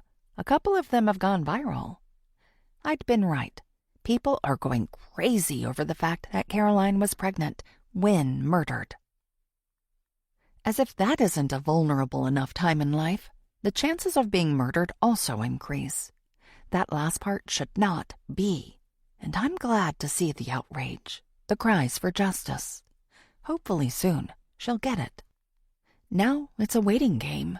If Shane is alive and following along, my latest episode has to have caught his attention, with the mention of the picture I found of him and Lourdes kissing. Obviously, I didn't mention that they were kissing, but Shane will know. He's the one who kept the photo and went to the lengths of hiding it. Part of me questions the wisdom of mentioning the cult. Surely people around town are listening to the podcast. I can't imagine them not, since a true crime podcaster has moved from New York into the murder house to solve the crime. They must be dying of curiosity. Since I released the episode, I've jumped at every little sound. In the wee hours, I swore I heard something outside. I couldn't find anything. I also can't believe I've been back for a week. On one hand, time has flown, and it seems like I just arrived. But on the other hand, it also feels like I never left and have been here all my life. Time is weird like that, passing in ways that don't make sense. I can't imagine how those closest to Caroline feel. Likely, not much different from how I felt about Lourdes these last 15 years. I still have moments when I expect to see her or hear from her, especially now that I'm back. She never fully left me, but her presence is much stronger here, where she lived, walked, and ruled, where she should still be, assuming she didn't also want to flee. But nobody will ever know. There are too many cold cases here, too many missing women. 2 is too many, my sister and Caroline, and somehow they're connected. If it was just the photo, I could pass it off as nothing, but not with the locket that now lives around my neck. It's back with our family as it belongs, but who put it there? That's what worries me. It wasn't inside the house like the picture. Anyone could have placed it on the windowsill outside. I make my way to the front of the house and peek outside. Every time I look, I expect to see someone messing around, letting the air out of my tires again or some such nonsense. So far, nothing. That worries me. Is whoever did that not listening to the podcast? At least I don't have to worry about trying to break into the cult anymore. There's no way they'd let me in now. The best I can hope for is that some of them will come to me to give me their side, that they'll want to clear their name and get the word out there. Zorro sits, leaning against my leg. I pet him, and he whines. Time to go outside again? I peek out front and not seeing anything, take him out there. He loves running around the front yard, and I'm curious to see if any neighbors I can't see from inside are watching the house. He zips around the grass, as usual. I pretend to be super interested in a shrub, but I'm really casing the street, looking for people who are spying on me. One dad plays ball with his kids. Another mows his lawn, even though it's supposed to rain soon. Nobody's glancing my way. If they are, they're discreet. I'm about ready to call Zorro when the van catches my attention. The tires are flat again, but not because the air was let out. Each piece of rubber has multiple gashes. It looks like streamers in places. Everything disappears around me as I struggle to breathe normally. This can't be happening, but it is. Once I regain my bearings, I turn to get my pup's attention. My voice catches in my throat. The words, "Go away," are scrawled across the garage door in red paint. A mix of anger and humiliation surge through me. I find my voice and order Zorro inside. His eyes widen and his tail droops. He can tell from my tone something is wrong. Good. We hurry inside, much to the pleasure of my vandal, I'm sure. I slam and lock the door, and even push a chair under the knob for good measure. I struggle to breathe and can't stop shaking. Zorro nudges my leg, trying to comfort me. Animals are so much better than people. You'd never see a dog destroy property like that, even if they were capable of such violence. I stumble over to the couch and collapse onto it. Zorro snuggles me, halfway lying on my lap. He licks my hand as I mindlessly stroke his fur. It isn't like I didn't think something like this could happen. I just wasn't prepared for how violated it made me feel. One thing is certain. I'm getting close to the truth. Somebody doesn't want the truth about Caroline's murder coming out, and I'm stepping on that person's toes. That is good news, even if it sucks for my tires and garage. It isn't like they burned my house down or did anything permanent. Tires and paint are easy enough to buy, though a little more challenging without a car to drive. This will just push me to sell the van like I'd planned, so I can get something more my style. While I certainly don't appreciate the extra work, I choose to consider this a good thing. It's helping me focus in the right direction. And I think I'll leave the paint up for a while, so everyone can see how petty the person is who did it. The truth will come out, sooner than later, if I have my way. I rub Zorro's ears. Thanks for the pep talk. I needed that. He licks my face. Now that I'm feeling better, I check my phone's notifications. Can hardly believe my eyes. I have a direct message from Shane Porter. My hand shakes so hard, I nearly dropped the phone. Is the DM real, or someone playing a crueler joke than the one outside? There's only one way to find out. I press the notification to check the message. 36. Caroline. Before. Emmett's house is nothing like I'd have expected. With all of the doilies and knickknacks showcased on shelves, it looks more like a grandma's home than a bachelor pad. But that's the least of my concerns, considering Alpha and Omega are in my house with Shane. Nothing will ever be the same. And just because Emmett brought me inside doesn't mean he'll help me or want our baby. He pulls me close, and his heartbeat thunders in my ear. What happened? I gasp for air, not knowing where to begin. I can't go back home. What? Why not? Shane is dangerous. Did he threaten you? Emmett growls. I can't go back home, I repeat, not answering his question. Ever. He sighs. You have to be able to get your stuff, at least. I can't. You have rights. Shane's an attorney, remember? Not only is he friends with every other lawyer within 50 miles, but he's on a first-name basis with every judge in this county. I don't stand a chance. Emmett steps back and looks into my eyes. You still have rights. He can't block you from what's yours. You've clearly never dealt with the court system before, or the church leadership, but I don't mention them. There's no point. He frowns. You don't need to make any decisions right now. Come, sit down. Are you hungry or thirsty? Yes, to both. I'll fix that. Emmett heads to the kitchen. I follow, then collapse in a seat at the table.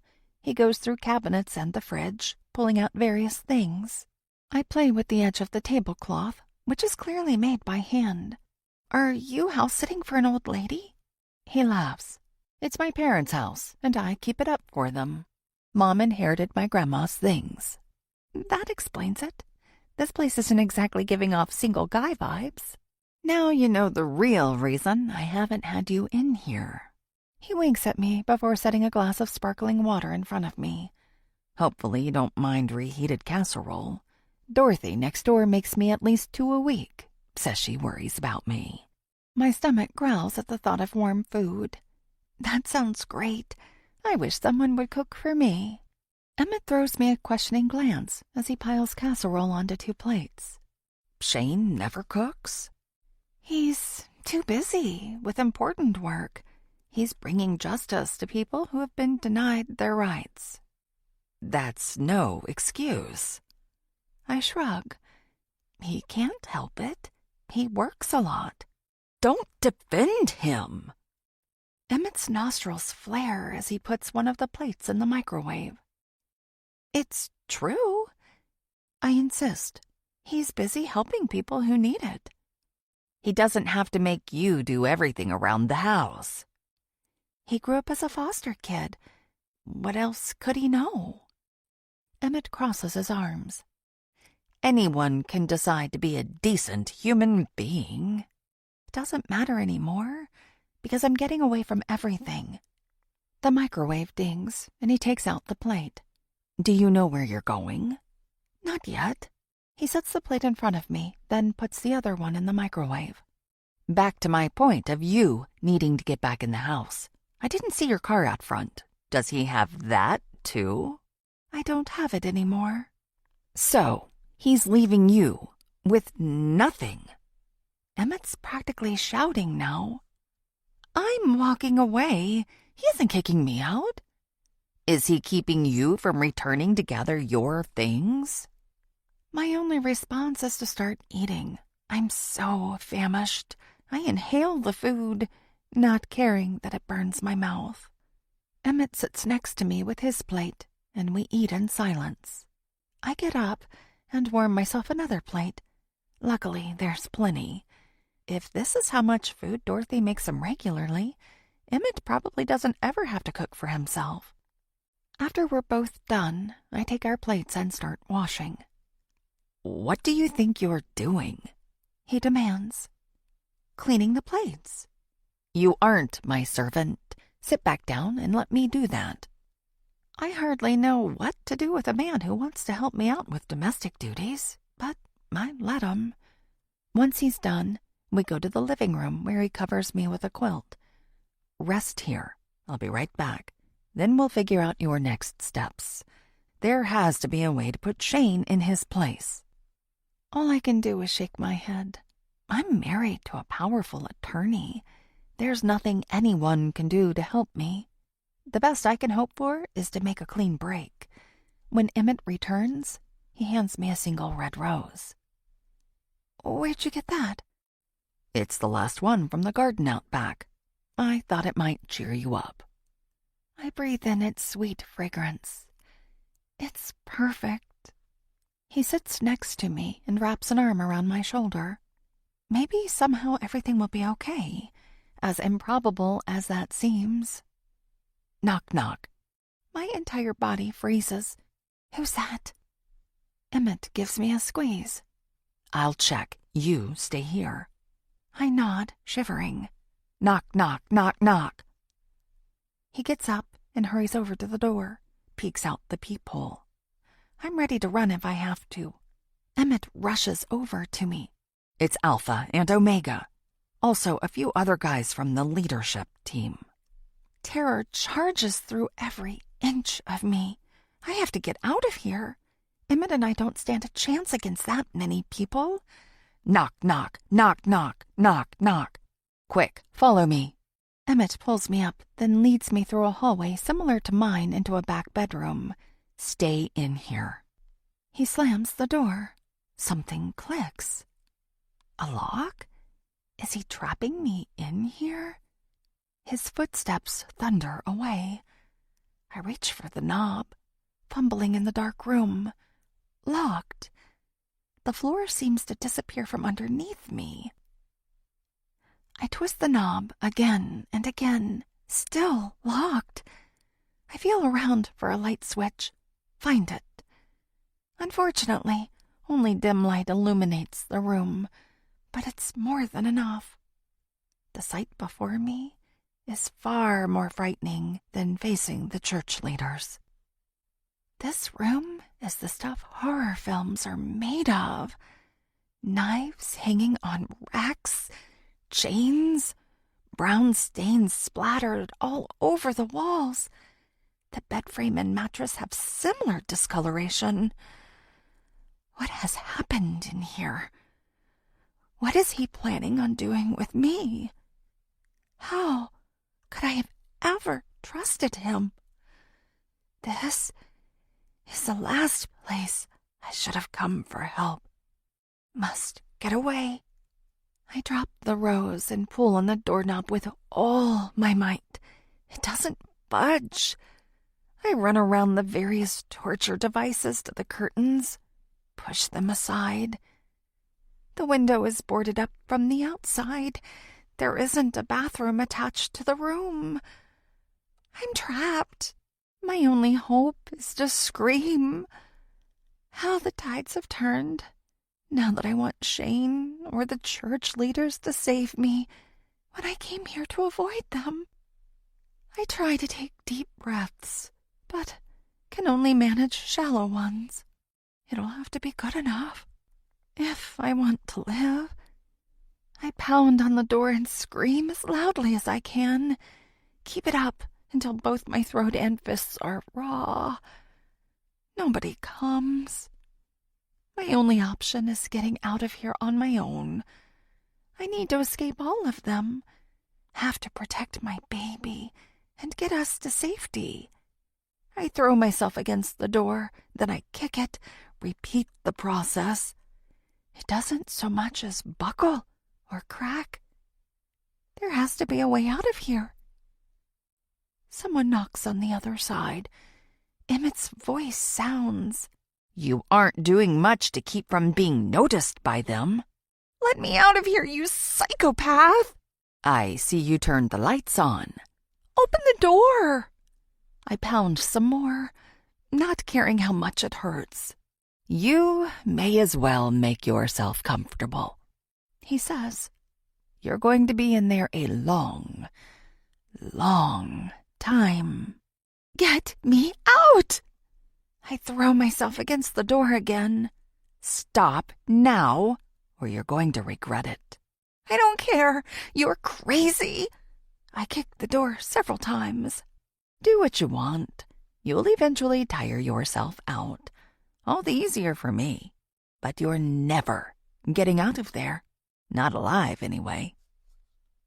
Tears blur my vision. I scream, kick, and punch the door until I collapse. The rose is next to me. I hold on to it, the only other form of life in this room, outside of me. If what Emmett said is true, then it will outlast me and the baby I will now probably never meet. I sob until I fall asleep. 37. Fleur, Saturday, late morning. Just as I'm about to tap the notification to read Shane's message, ding dong. What timing? I grumble as I make my way to the door, Zorro rushing ahead of me, barking and wagging his tail. Hopefully this is just a package I need to sign for.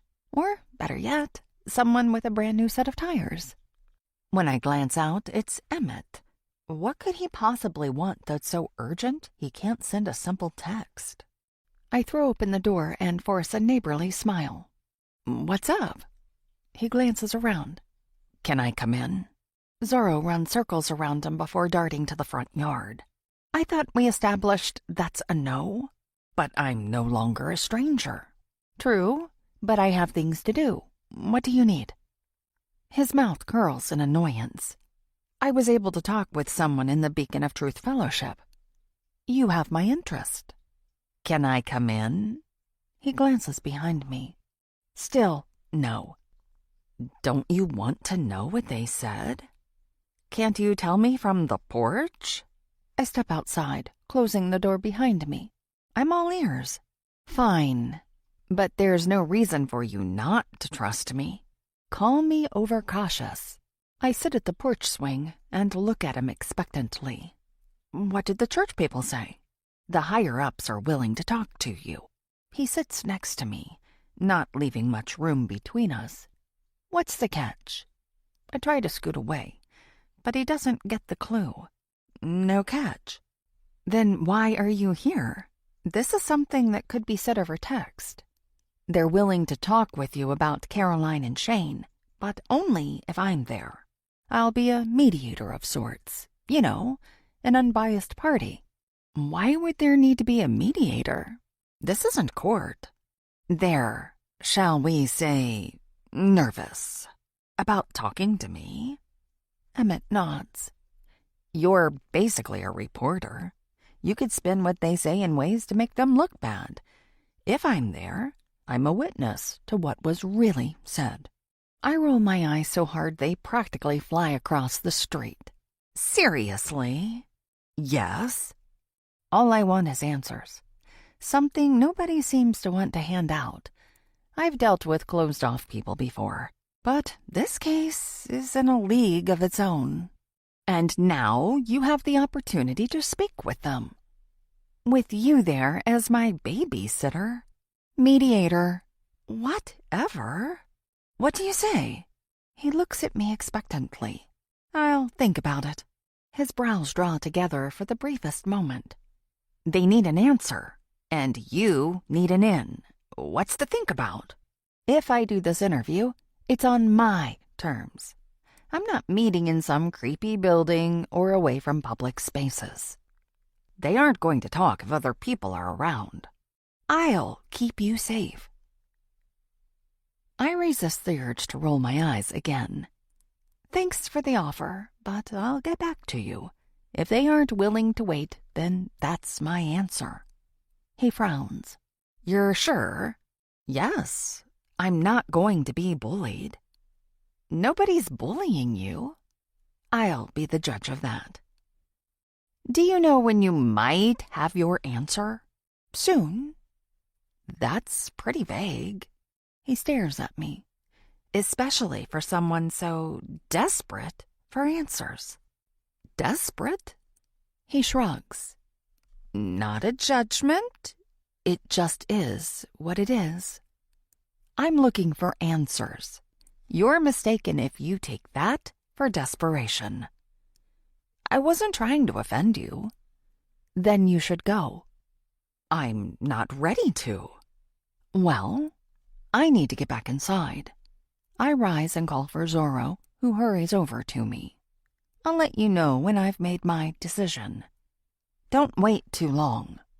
You aren't going to force my hand. I'll decide when I'm ready.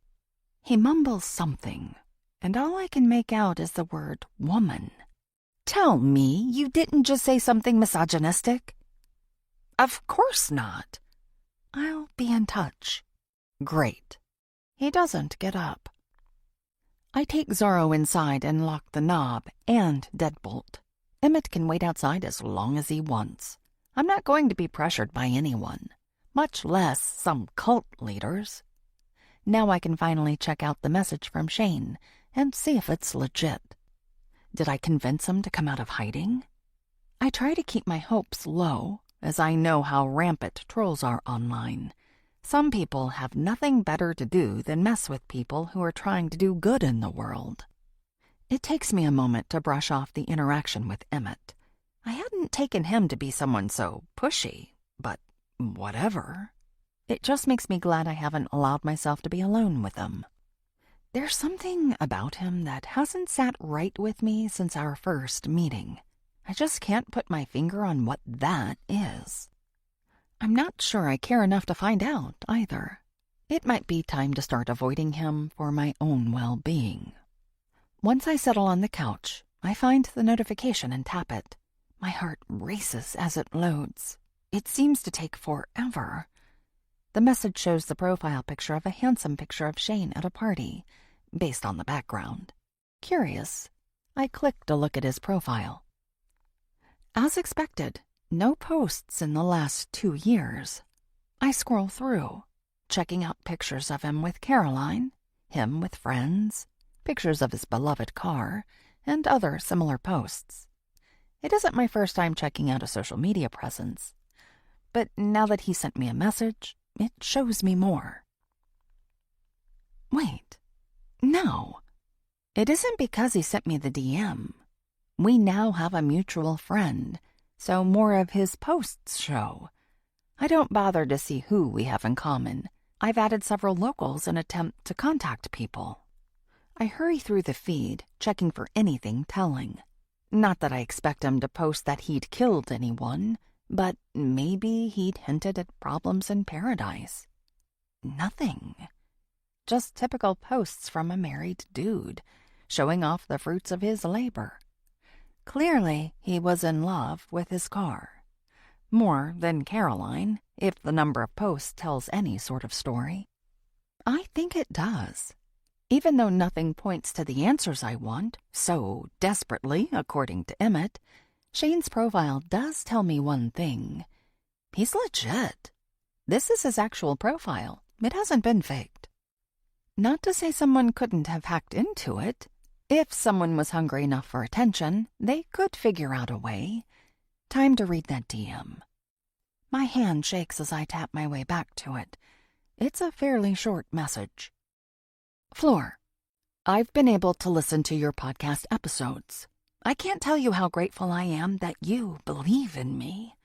All this time, I've been locked away, held captive against my will. But after hearing that jerk play the podcast episode on repeat, I found my lost strength. I managed to get out, and I'm using a library computer to log into my old account. I'm sure those dirty cops are watching and know I'm out. They're involved in this. I hope you're serious about letting me tell my story. The world needs to know the truth. I didn't do that horrible crime, I swear. Whatever you do, don't trust anyone in the Beacon of Truth Fellowship or the cops. Shane. I read it over several times, trying to make sense of it. Who held him captive? Why didn't he tell me their name? Does he not know? Where is he now? These questions fly through my mind faster than I can keep up with. But there's only one way I can get answers. I tap to reply. My fingers shake as I tap out the message. Shane, thank you for reaching out. I would love to meet with you and hear everything.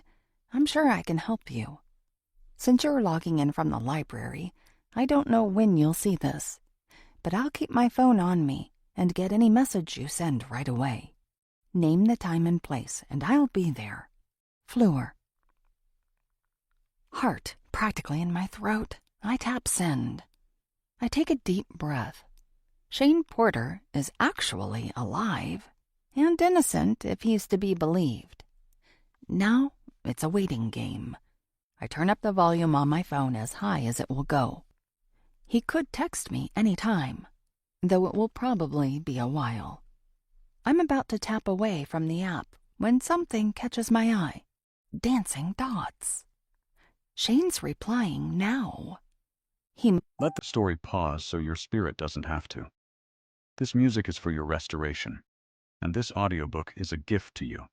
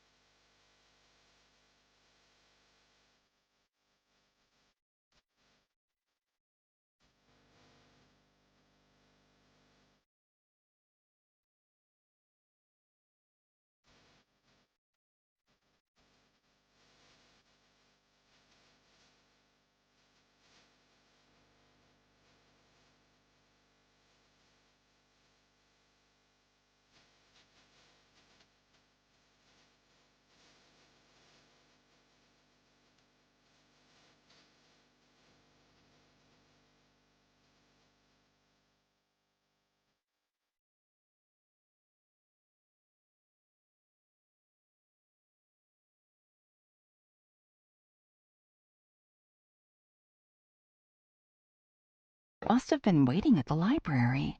Either that, or he's lying about everything and, like me, he's messaging with his phone. Not that it matters. Just like I told Emmett, I'm not meeting anyone alone. Shane's message comes through. He suggests meeting at a park not far away. It has benches spaced far apart and away from the playground. It's public and allows for private conversation. It's perfect. We go back and forth several times, agreeing to meet as soon as we can both get there. 38. Fleur, Saturday, early afternoon. As I fly out of the house, I barely notice Emmett still sitting on the swing as I lock the door. Decide already? He asks. I'm not talking with them. What? His mouth forms a straight line. But you need them if you want answers. Turns out I don't. That's not possible. Actually, it is. I race to the van. It has no usable tires. This can't be happening. Something wrong? Emmett appears at my side. Nope. I hurry down the sidewalk and pull out my phone. Where are you going? I ignore him as I tap what I need to set up a ride. Do you need me to drive you somewhere? He asks. I'd be more than happy to. A cold chill runs down my spine. He wants to give me a ride? Plus, he's so eager to mediate between the cult leaders and me. Emmett must be the one behind my slashed tires. It's the only explanation. I keep my expression steady so as not to alert him to my revelation. Slow down, he calls. Apparently, I've started running and didn't notice. I don't change my pace. Fleur, let me help you. My heart hammers furiously, probably from both the running and being so close to someone dangerous. If there are as many cult members in this neighborhood as I think, I can't call out for help. They haven't trusted me since I moved in, and now I've called them out on my podcast. I'm in this alone until I can get into my ride. The app shows me what car to look for and where. I'll barely make it if I keep this pace. Emmett catches up to me. What are you looking at? Nothing that concerns you. I gasp for air. You can go back to your home. I don't want to. And I don't want you running with me. It's a free country. What's your problem? I don't have one. Liar. I don't respond. Need to conserve my energy. In fact, I slow a little so I can speed up when I get closer to the meeting spot. Are you afraid of me? Emmett asks. I'm not scared of anything. You should be. My blood runs cold. I never should have spoken with him, much less had lunch with him. Too late for that now. I'd like you to leave me alone. This is public ground. At least I'm getting close to the meeting spot, and as he pointed out, this is a public space. He won't be able to do anything without either being seen by someone or caught by a camera somewhere.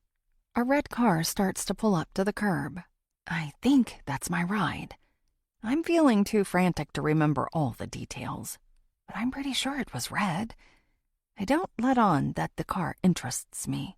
Emmett keeps talking, which is to my advantage.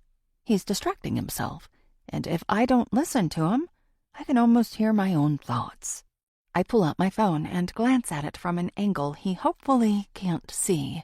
He doesn't seem to notice. The car is a match. Relief washes through me, though I'm not out of the woods yet. When I get to the car, the driver rolls down the window and we both confirm our details. I can't get into the back fast enough. Is that guy with you?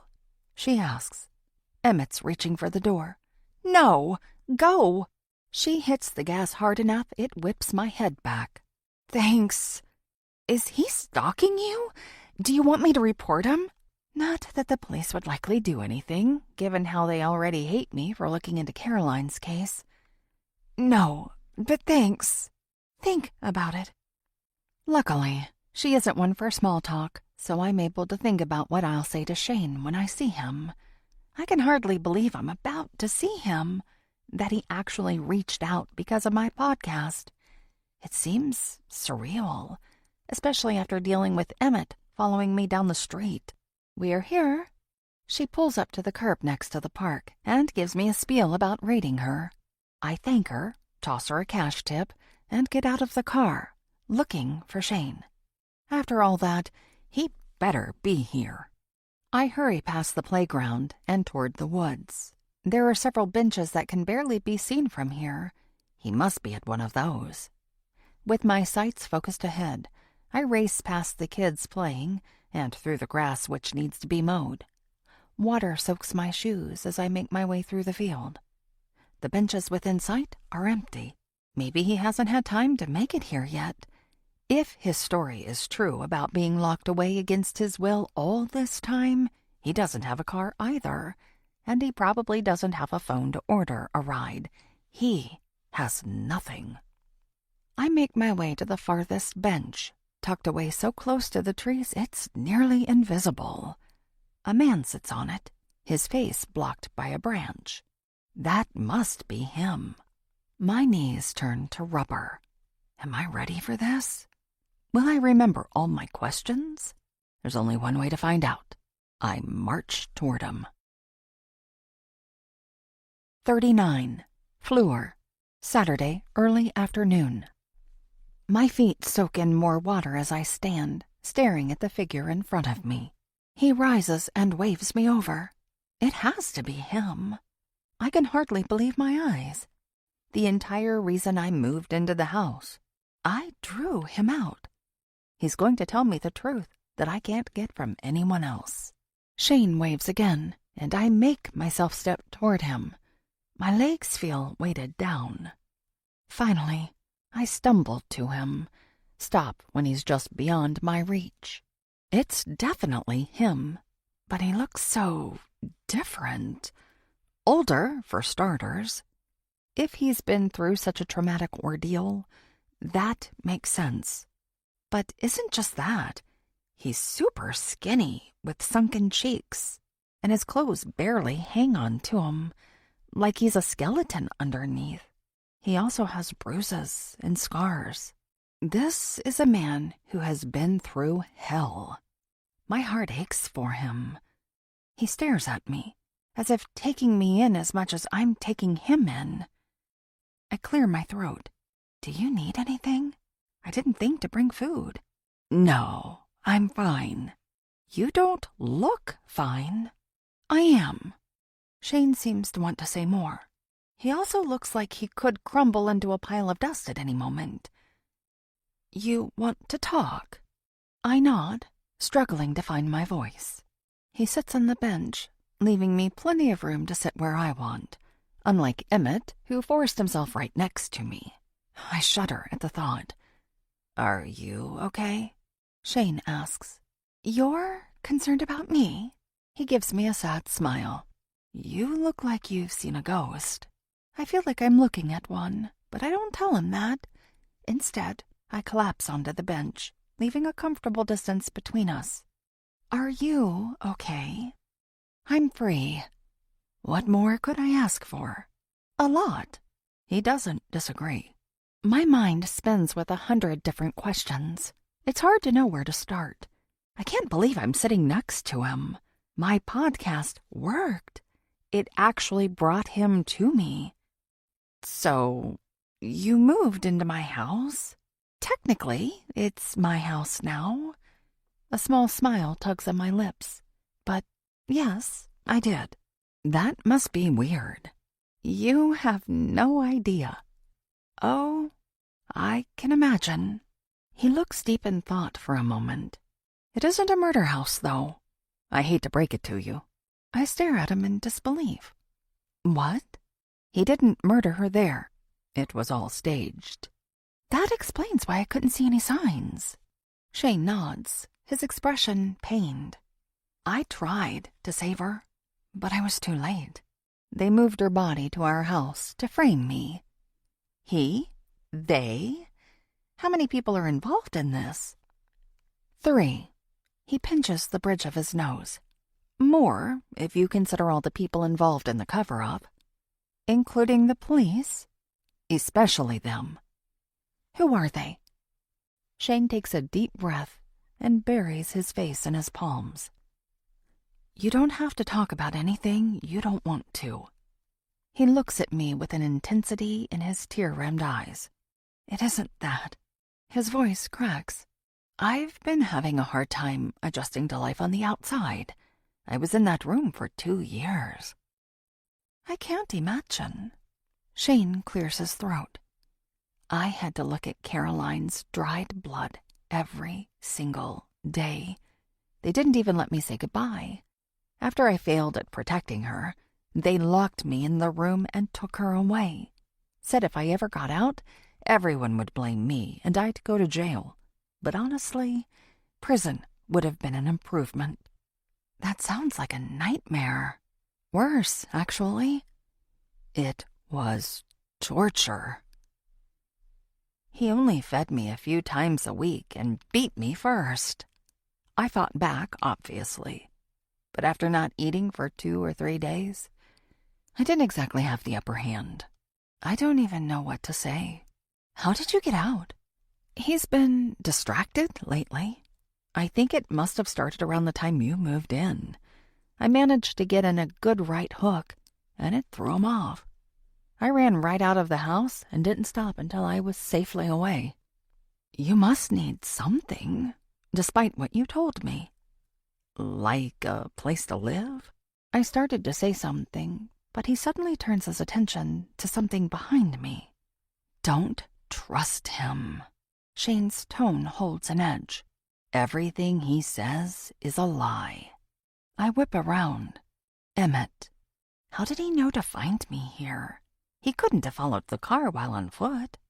My stomach sinks. The cult. They're everywhere in this town.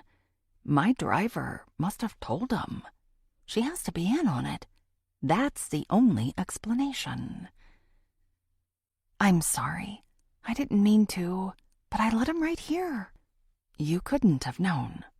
Shane keeps his gaze on Emmett, though talking to me. So much has changed since you left town. Clearly. He rises and stands between me and Emmett, who is rapidly approaching us. If he thinks he can protect me in his condition, he's sadly mistaken. At least it's 2 against 1 if Emmett decides to do something stupid. The look in his eyes tells me he may very well do just that. I step around Shane. What do you want? Don't listen to him. He's delusional, not to mention a wife killer. Shane lunges toward him. I put my hand out. Don't let him get to you. He's accusing me of the murder he committed. I would never hurt Caroline. Then let's do an interview for the podcast. Tell your story that way. Hurting him won't do anything for your cause. The two stare each other down. Emmett steps forward, keeping his attention on Shane. We don't need to involve her. Why don't we step aside and handle this like men? I balk. What is this? The 1800s? You think you're John Wayne or something? He waves me off. Could you be any more misogynistic? Emmett turns to me. Do you think you could stop talking for just 2 seconds? That's cute, coming from the guy who never shuts up. He balls his fist and holds it up. Learn your place. Learn yours. Emmett turns to Shane. Sure you want to work with her? She's about as unsubmissive as they come. Thank you, I quip. Shane turns to me. He's the one who killed Caroline. The top church leaders held me down and tried to make me watch, but I closed my eyes. I fought against them trying to save Caroline, obviously, but Omega gave me this. He points to a scar on the side of his neck. They both walked away with injuries as well. I didn't have a weapon, as I didn't expect them to turn on me. Do yourself a favor and don't trust anyone in the Beacon of Truth Fellowship. My mind reels. Emmett murdered Caroline, and he kept trying to get inside my house. Was he planning on killing me, too? That's the only explanation, since I came specifically to solve the crime. He also said he was going to be a mediator so I could talk to the church leaders. Everything out of his mouth had to have been a lie. He made it sound like he wasn't involved with the group. It's a good thing I've never trusted strangers since Lourdes' disappearance. How tragically ironic that her death very well could have saved my life. Emmett whips out an enormous knife. Its blade is nearly as long as his forearm.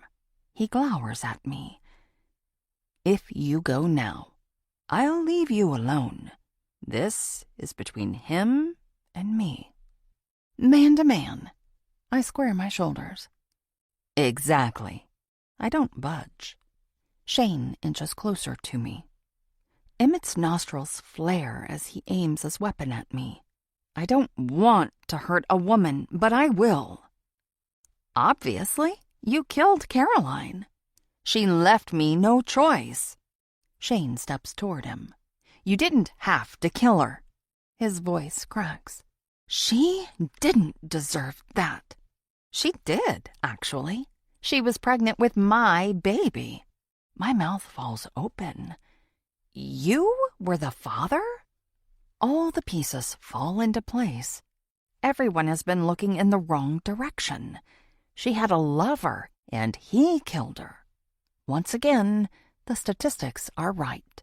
Emmett leaps toward Shane, swinging his knife. 40. Fleur. Saturday, early afternoon. There's no time to think. I only react by slamming myself into Emmett. The blade barely misses, slicing across Shane's face. Emmett drops the knife as he sails sideways and falls. I stumble, nearly crashing onto the ground.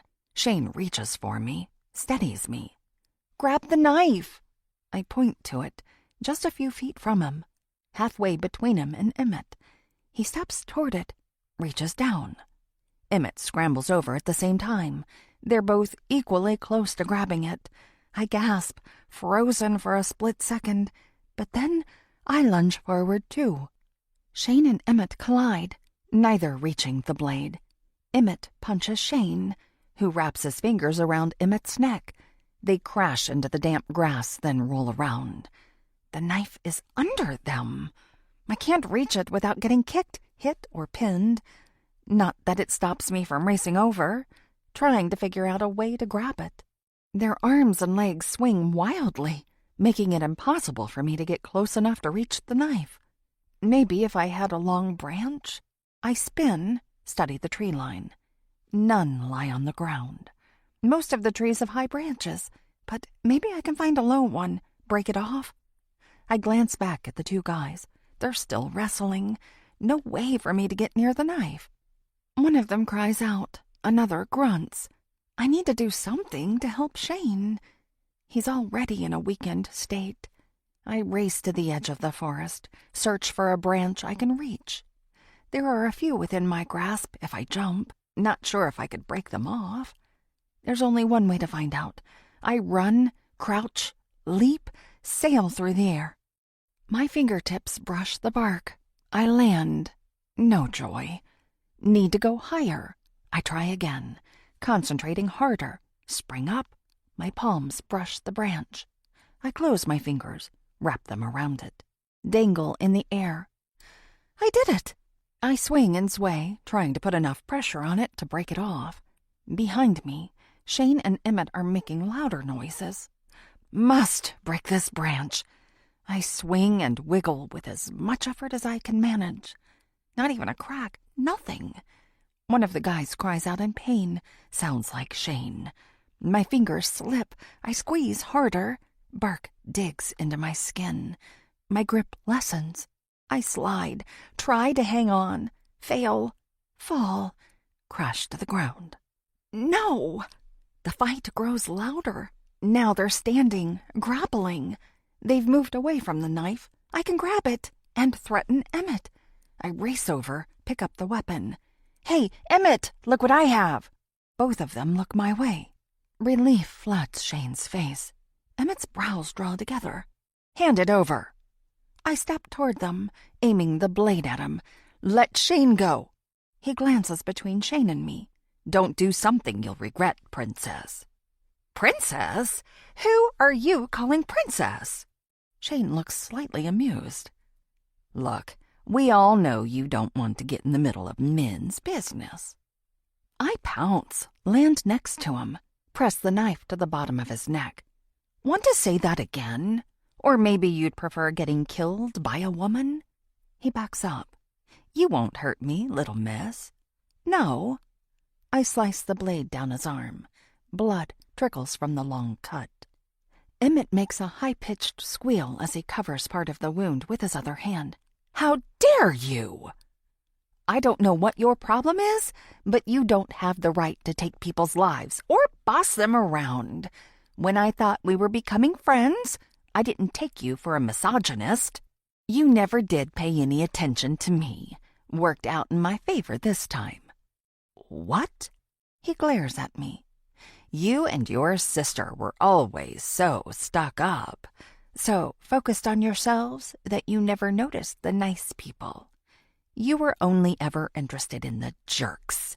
Why do women always want them?" "I seriously have no idea what you're talking about." Emmett's eyes narrow to tiny slits. "You don't even remember me from school, do you?" I study him. "Sorry, no. I was a freshman when you were a senior. You and your snobbish friend Mia thought you were better than literally everyone. I thought now that we're all adults, things would be different." I struggle to remember him, but I can't. What senior girl pays any attention to the freshman boys? Most of us were trying to get the attention of college guys. But it won't do any good to tell him that. Mia isn't a snob, and neither of us had any intention of hurting anyone. I apologize if that's what happened. She would too, if she was here. He snorts. "If that's what happened?" "It took me years to work through the pain of what happened to Lourdes. Any slight I gave you wasn't on purpose. I always tried to be nice to everyone, but it was impossible to give everyone attention, especially a lowly freshman. It wasn't like that." "What was it like then?" He glares at me. Shane steps between us. "As fascinating as this is, what does it have to do with anything? I thought we were here because of Caroline, not Fleur." Emmett scoffs. "You don't know anything, pretty boy. Neither of you do. Both of you skate through life with your good looks. Life is easy for you people. You don't know what it's like for the rest of us, the ones people don't treat like royalty. My life is easy?" Shane yells. "You tortured me for 2 years. Not only did you steal my wife from me, but you took a significant portion of my life from me. Now you're on the same level as the rest of us. Poor baby." He gives me a mocking expression. I hand the knife to Shane. "Take care of him while I call the cops." Something I should have done before trying to break branches, but I can't change that. It's impossible to think straight right now. Emmett leaps back up. "I'm not going to jail." "That's what you think." I dial 911 and press call. "You don't get it. Alpha and Omega own the police department. Everyone in there works for them. They won't let me go down." I shrug. "Then stick around. Prove me wrong." Shane grabs his arm and shoves the knife toward his throat. Emmett punches him, and Shane stumbles back, letting go of Emmett. Someone answers my call. Just as Emmett runs and disappears into the woods, Shane chases after him. I explain the situation, where we are, what happened, and what Emmett looks like and is wearing. It's amazing the clarity of mind I have now compared to a few minutes ago. The operator tries to keep me on the phone, but there's no point. Emmett is gone.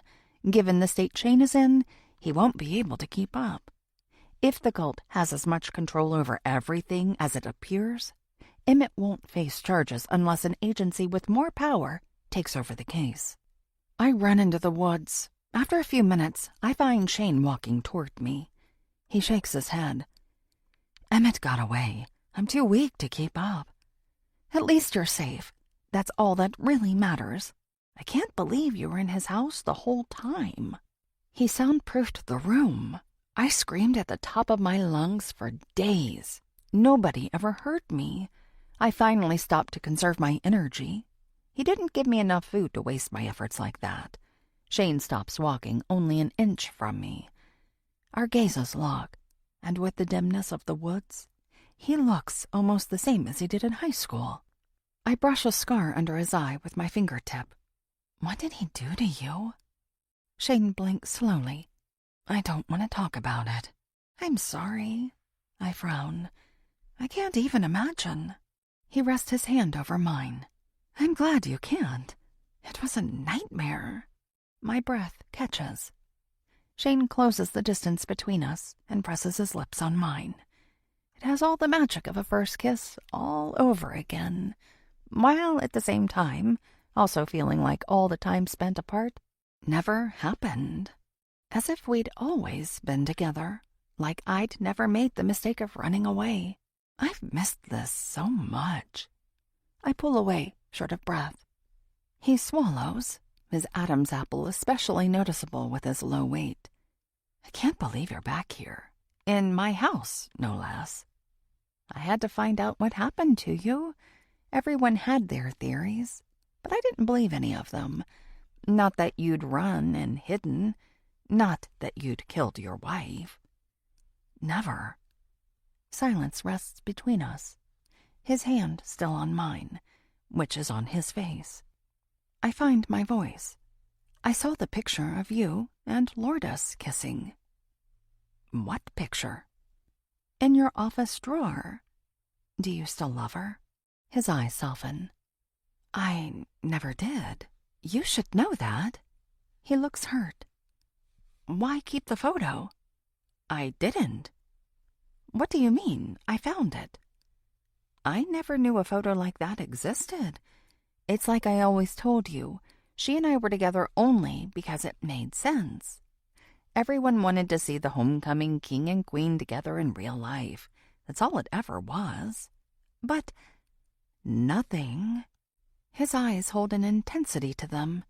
It was always, only, ever you. But Caroline...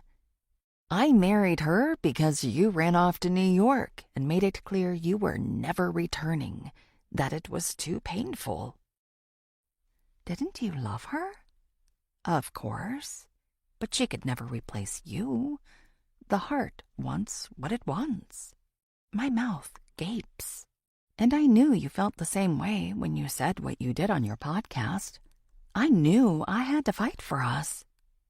When I mentioned the locket, his mouth curves up.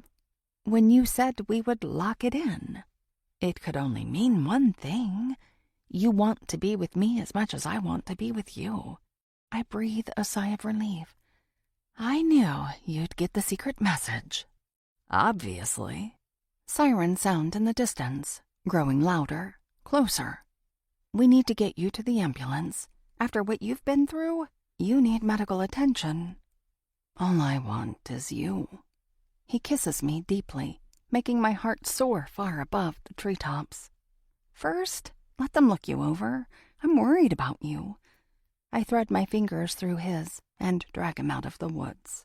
An ambulance sits near the playground. Perfect. Shane and I can fully reconnect once he's recovered from his ordeal. And now that Caroline's murder is solved, I can walk away from all of this, announce Emmett's guilt to my podcast, and move on with my life. But I can't leave it at this. I turn to Shane. You'll help me find Emmett, right? Of course. He needs to pay for what he's done to me and Caroline. And if the police won't do anything, I sure will. 41. Chasing the Forgotten Ones. Murder House Series, Part 7. Fleur Bardot, podcaster. This week has been a whirlwind. As I'm sure you all have noticed, this is my 7th podcast in as many days. The things that have happened today alone would take hours to explain, So this is going to be a highlight reel of sorts to give you an idea of what's coming. I don't have the time to go in depth on anything, and I am sure you'll understand momentarily. It's hard to know where to start with so many revelations. But I'll start with the fact that Shane Porter was not the only man in Caroline's life. Dramatic pause. That's right. Now we have not one, but two men who stand as obvious suspects. I know which of them killed her. Another dramatic pause. How do I know? Because I heard it from his own mouth. You heard me right. A confession. I do have a problem, though.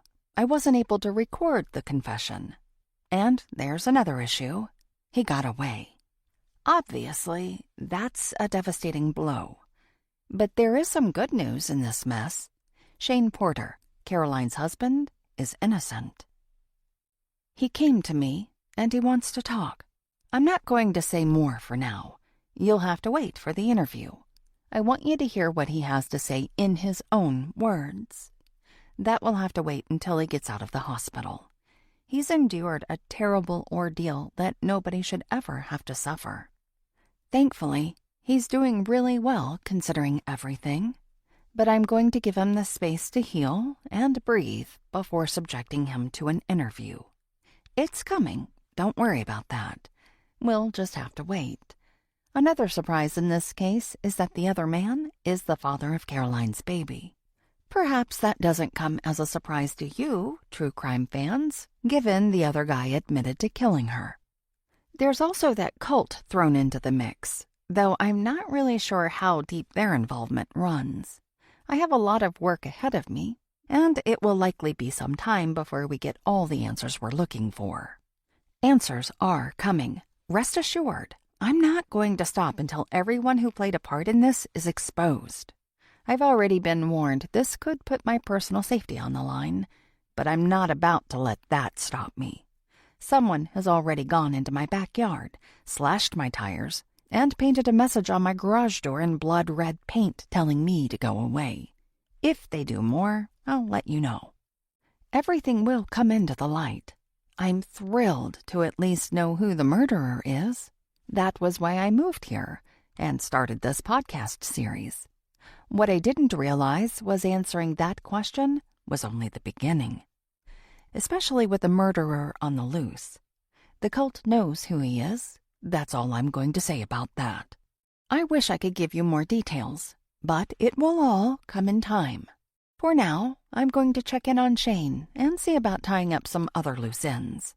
If I don't have a small update for you tomorrow, then expect a big one soon. I can't wait for Shane to be able to share his story with the world. Until next time, stay safe and hug your loved ones tightly. You never know when one of you might go missing.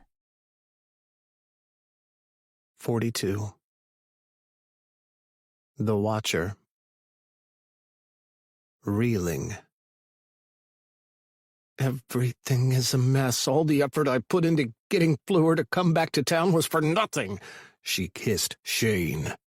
Shane! What does that loser have that I don't?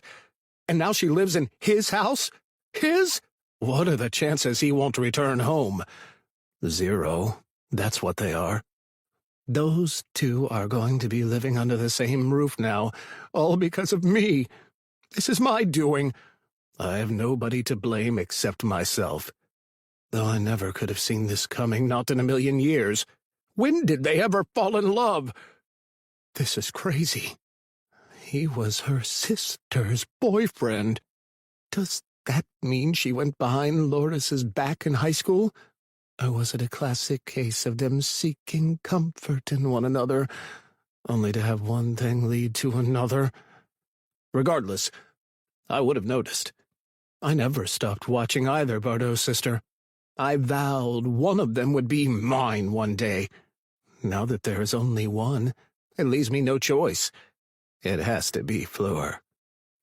She and Shane cannot reconnect. Sure, they already kissed, and watching that was a nightmare and a half. I couldn't tear my gaze from them. It was like staring at an accident on the side of the road. It wasn't because I wanted to witness it, but I couldn't look away. That was one wrench I didn't plan for. How could I have? Does that mean Fleur thought Shane left the locket for her to find? She must have mistakenly thought he had it. He didn't. It was me. Me! I had it. Lourdes was enraged when she realized she'd lost it. She accused all her friends of taking it. If people hadn't been so scared of her, they would have told her how crazy she was acting. I could see it in everyone's eyes. That was exactly what they were thinking. It made me feel so powerful, to have that much control over the queen bee. All I had to do was take a stupid necklace, then she went off the deep end. Apparently it was a family heirloom or some nostalgic garbage like that. Whatever. I could have given it back to her. But then the necklace became a symbol of the strength I had. It was something nobody ever saw in me, but it was there. I knew it, and that stupid little heart locket reminded me every day. It wasn't until I lured Fleur back home that I was willing to part with it. Now, seeing that ugly white minivan parked in her driveway was my new symbol. I'd single-handedly brought her across the country. She left a fiancé and her entire life behind because of me. If that isn't power, I don't know what is. It's glorious.